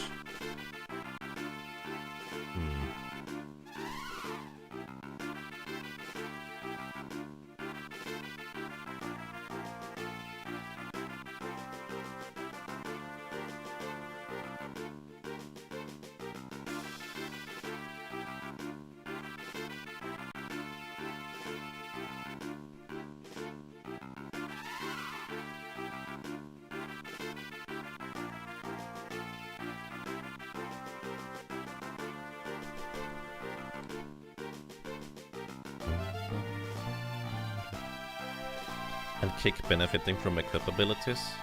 Oh yeah, right, it doesn't in this version, you're right.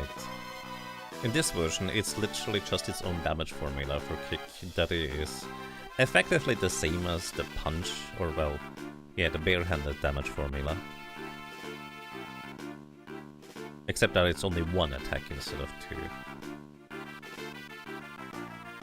Also, I think it has like a slightly lower base value, where I think regular punches of the monks get like plus 10 attack power baseline, and I think kick gets like plus 4?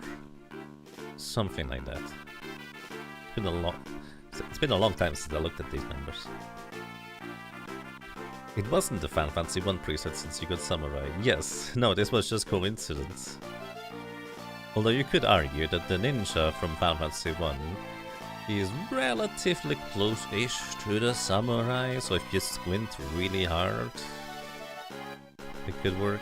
Anyways, I usually like to pick up the teleport spell even if I don't have a time hit, although we have 5th job, so technically we can still get it.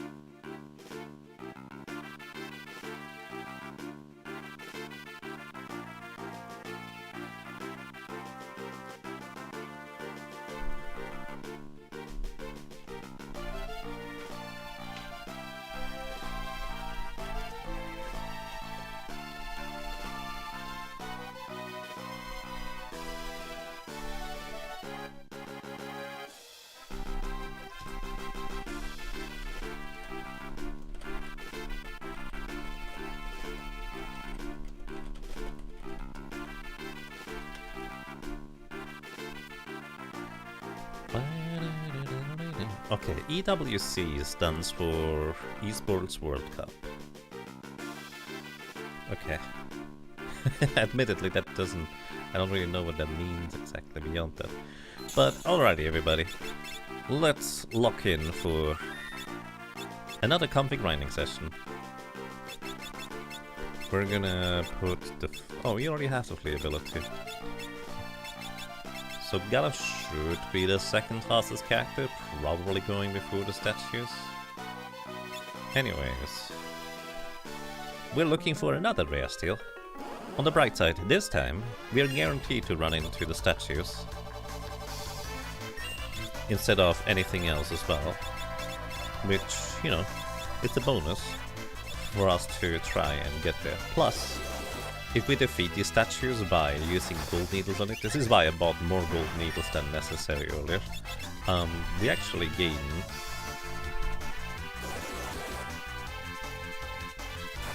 a good chunk of ability points towards our next thing.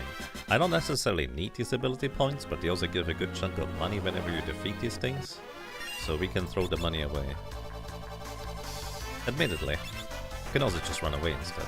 And the rare steal from these guys, in this case, is the double lance. The double lance is... well, let's put it this way. Think of it as an upgrade from the broadsword to the coral sword in terms of attack power, and then double it because it attacks twice. It is ridiculous on how strong this thing is. And normally the limitation is that the thief you put on your double lance weapon... oh, we already got it, that was fast.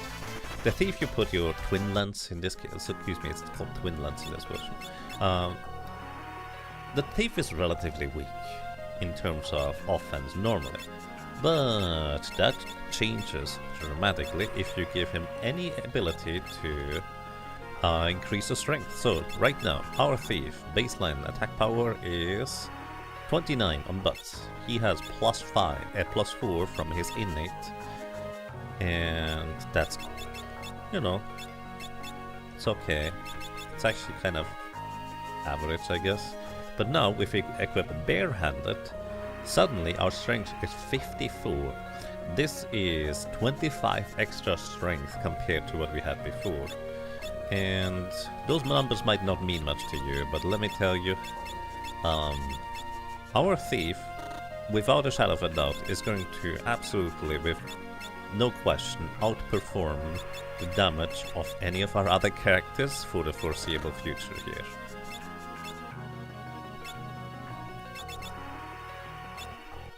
Then we can even improve the strength even more by giving it some extra strength equipment.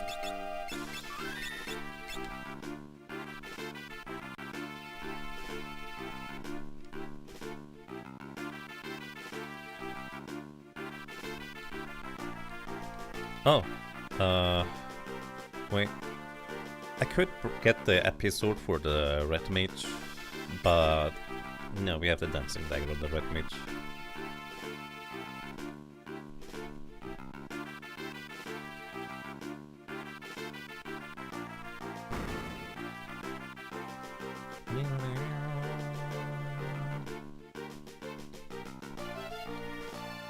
Anyway, let's see that damage from the thief. I'm curious on how much Butts is gonna dish out.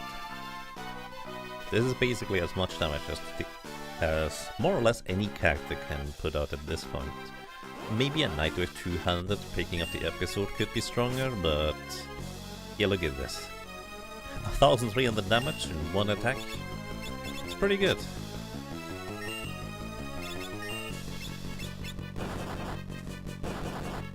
That's 600. You know, it's not terrible. 400.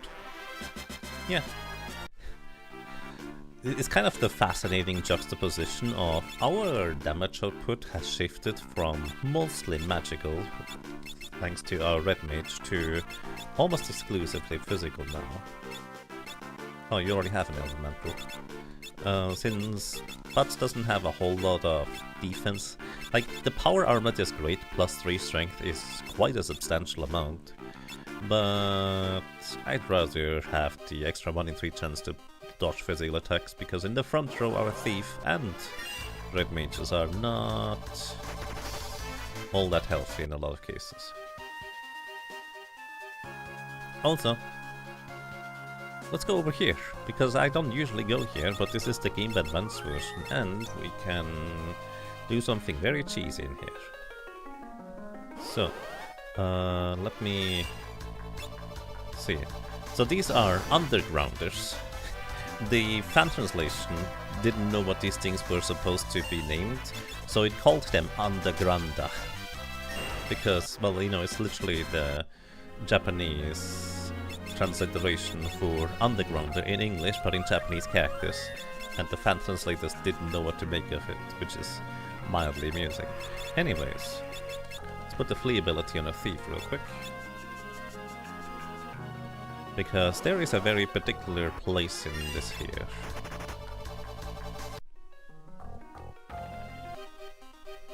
In case you're curious, Japanese reasonably frequently uses like English words, but then they use Japanese characters to try and write these. But because they always write in like multiples of... Where do I go? Because they have to effectively write in the Japanese characters, they're kind of limited in how they can do English spelling. Wait, where's the thing? Wait, where's the thing? I actually have no idea where it is. I thought it was on the right side. So Andaganda, or Andaguranda probably is what they were spelling there. Oh, is it down in the front? It might be down in the front. I don't usually go in here. Oh, it's over there. Go down here. And then there's a long and winding tunnel. And these enemies here are pretty beefy, like they have quite a lot of HP that they don't go down to a single attack. But then there's the door. And it's kind of ominous, so you step, step, step. You obtain 10 gil. And immediately an encounter. This is the Gill Turtle. It just dealt 3 times Gallup's HP in damage. You cannot escape the encounter. This thing is undead, so healing it is technically damage. But it will counterattack twice with Turtle. Can you throw money at him? Well, you can, but it has too much defense for it to deal any damage. So you can see this is a bit of a problem when you run into the Gill Turtle. In fact, knocking out the Gill Turtle is genuinely extremely difficult. And if you step into that room, I think it just has a vastly increased chance to give you the encounter rate. I don't actually know how it works exactly. However, the Game Advance version has a very particular way on how it can deal with that. I don't usually do this because, you know, it takes a while to execute and it's a bit cheesy. But what we can do is we can do the quick save. The quick save is supposed to be, because this is a handheld game, giving you the opportunity to save anywhere, and then you can resume later on again because, well, you might be at the end of a car ride, you need to quickly turn off your Game Boy, and now you go and do other stuff, and then want to continue later. This is what the quick save is for. You can only load this quick save like once. 40 gil. I actually have no idea how many steps you can take before you get into an encounter, but this way we can guarantee avoiding all encounters from this entire thing.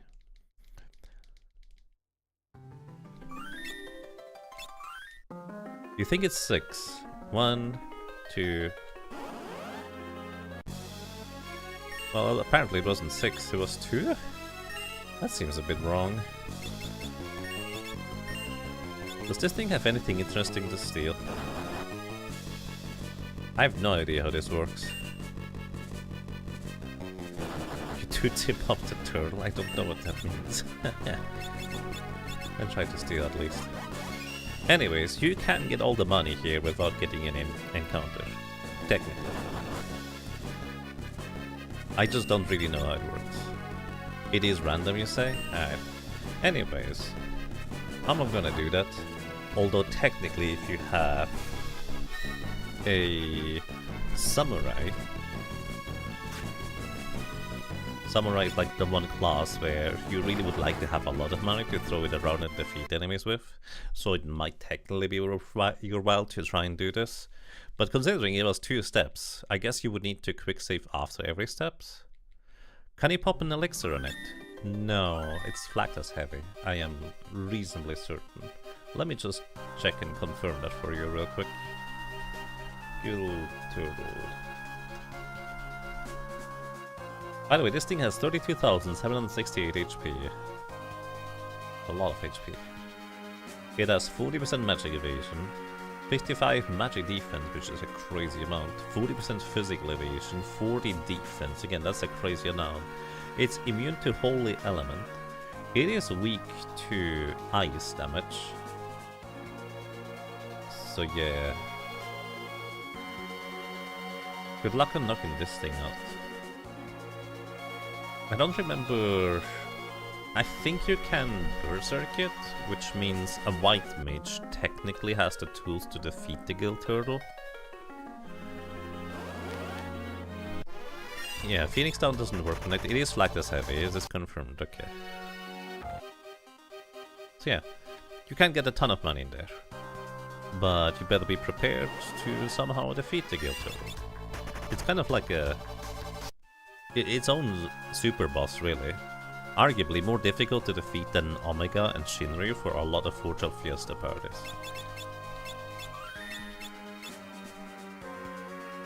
Anyways, I don't know why, but right now I'm getting real sleepy. Actually, it's probably because of the weather. So I think after this cutscene I will probably be done for today. Because, I don't know, I want to go and take a shower before it's too late. Actually, it might already be too late. I don't know if the others are already going to sleep.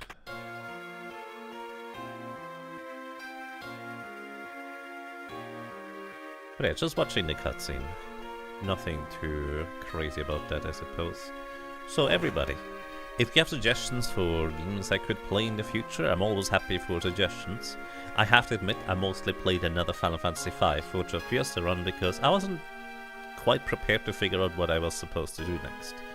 There's one game I'm gonna be playing afterwards, which is gonna be Sky Dragon Story, which was developed and created by Prof Ness from our community here.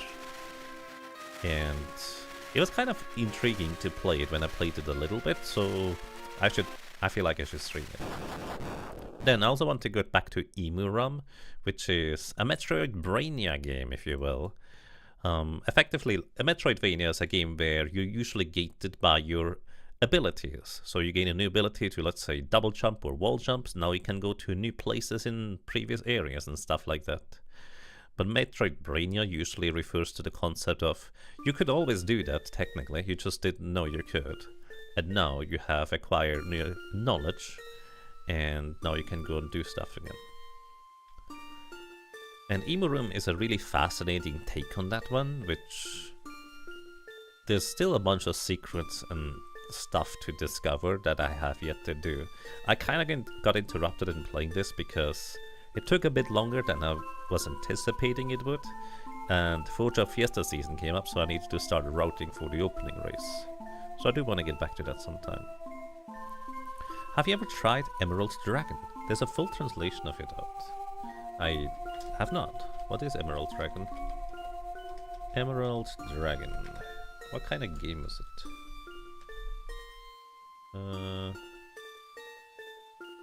Emerald Dragon is a role-playing game developed by Gloria and released for multiple platforms in Japan. It is it's like an old PC-ish game, I guess.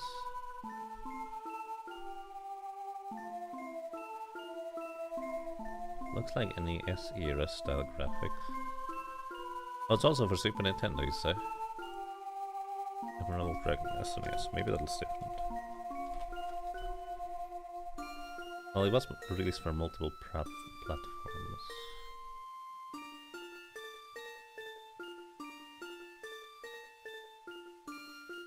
For some reason, Emerald Dragon just now reminded me of another game for the Super Nintendo that I briefly saw, but it was also exclusively Japanese.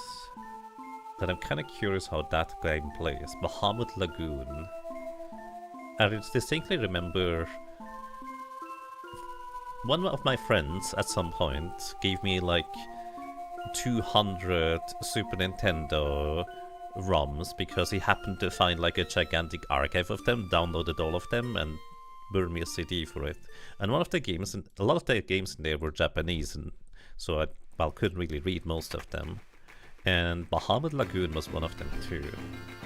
Bahamut Lagoon is so good. Treasure of Rutra is a good one too. Yeah, I think I've seen High Spirits play that one. That one is fascinating. There's a bunch of games that I should check out sometime. Alright, let's do briefly some shopping, and then we are done here for today. So what we're gonna do is we're gonna buy twist headbands for everybody except for our red mage because he has a Lamis Tiara, and power sash for literally everybody. Power sash is +3 physical defense. My goodness. +3 physical strength, which is incredibly good for our now very physically leaning party. Plus, it's actually much better defenses compared to what we had before. We do lose a little bit of agility compared to using a ninja suit, but I think that is a worthwhile trade-off. Further, the twist headband adds an additional 2 strength as well, which is really nice too.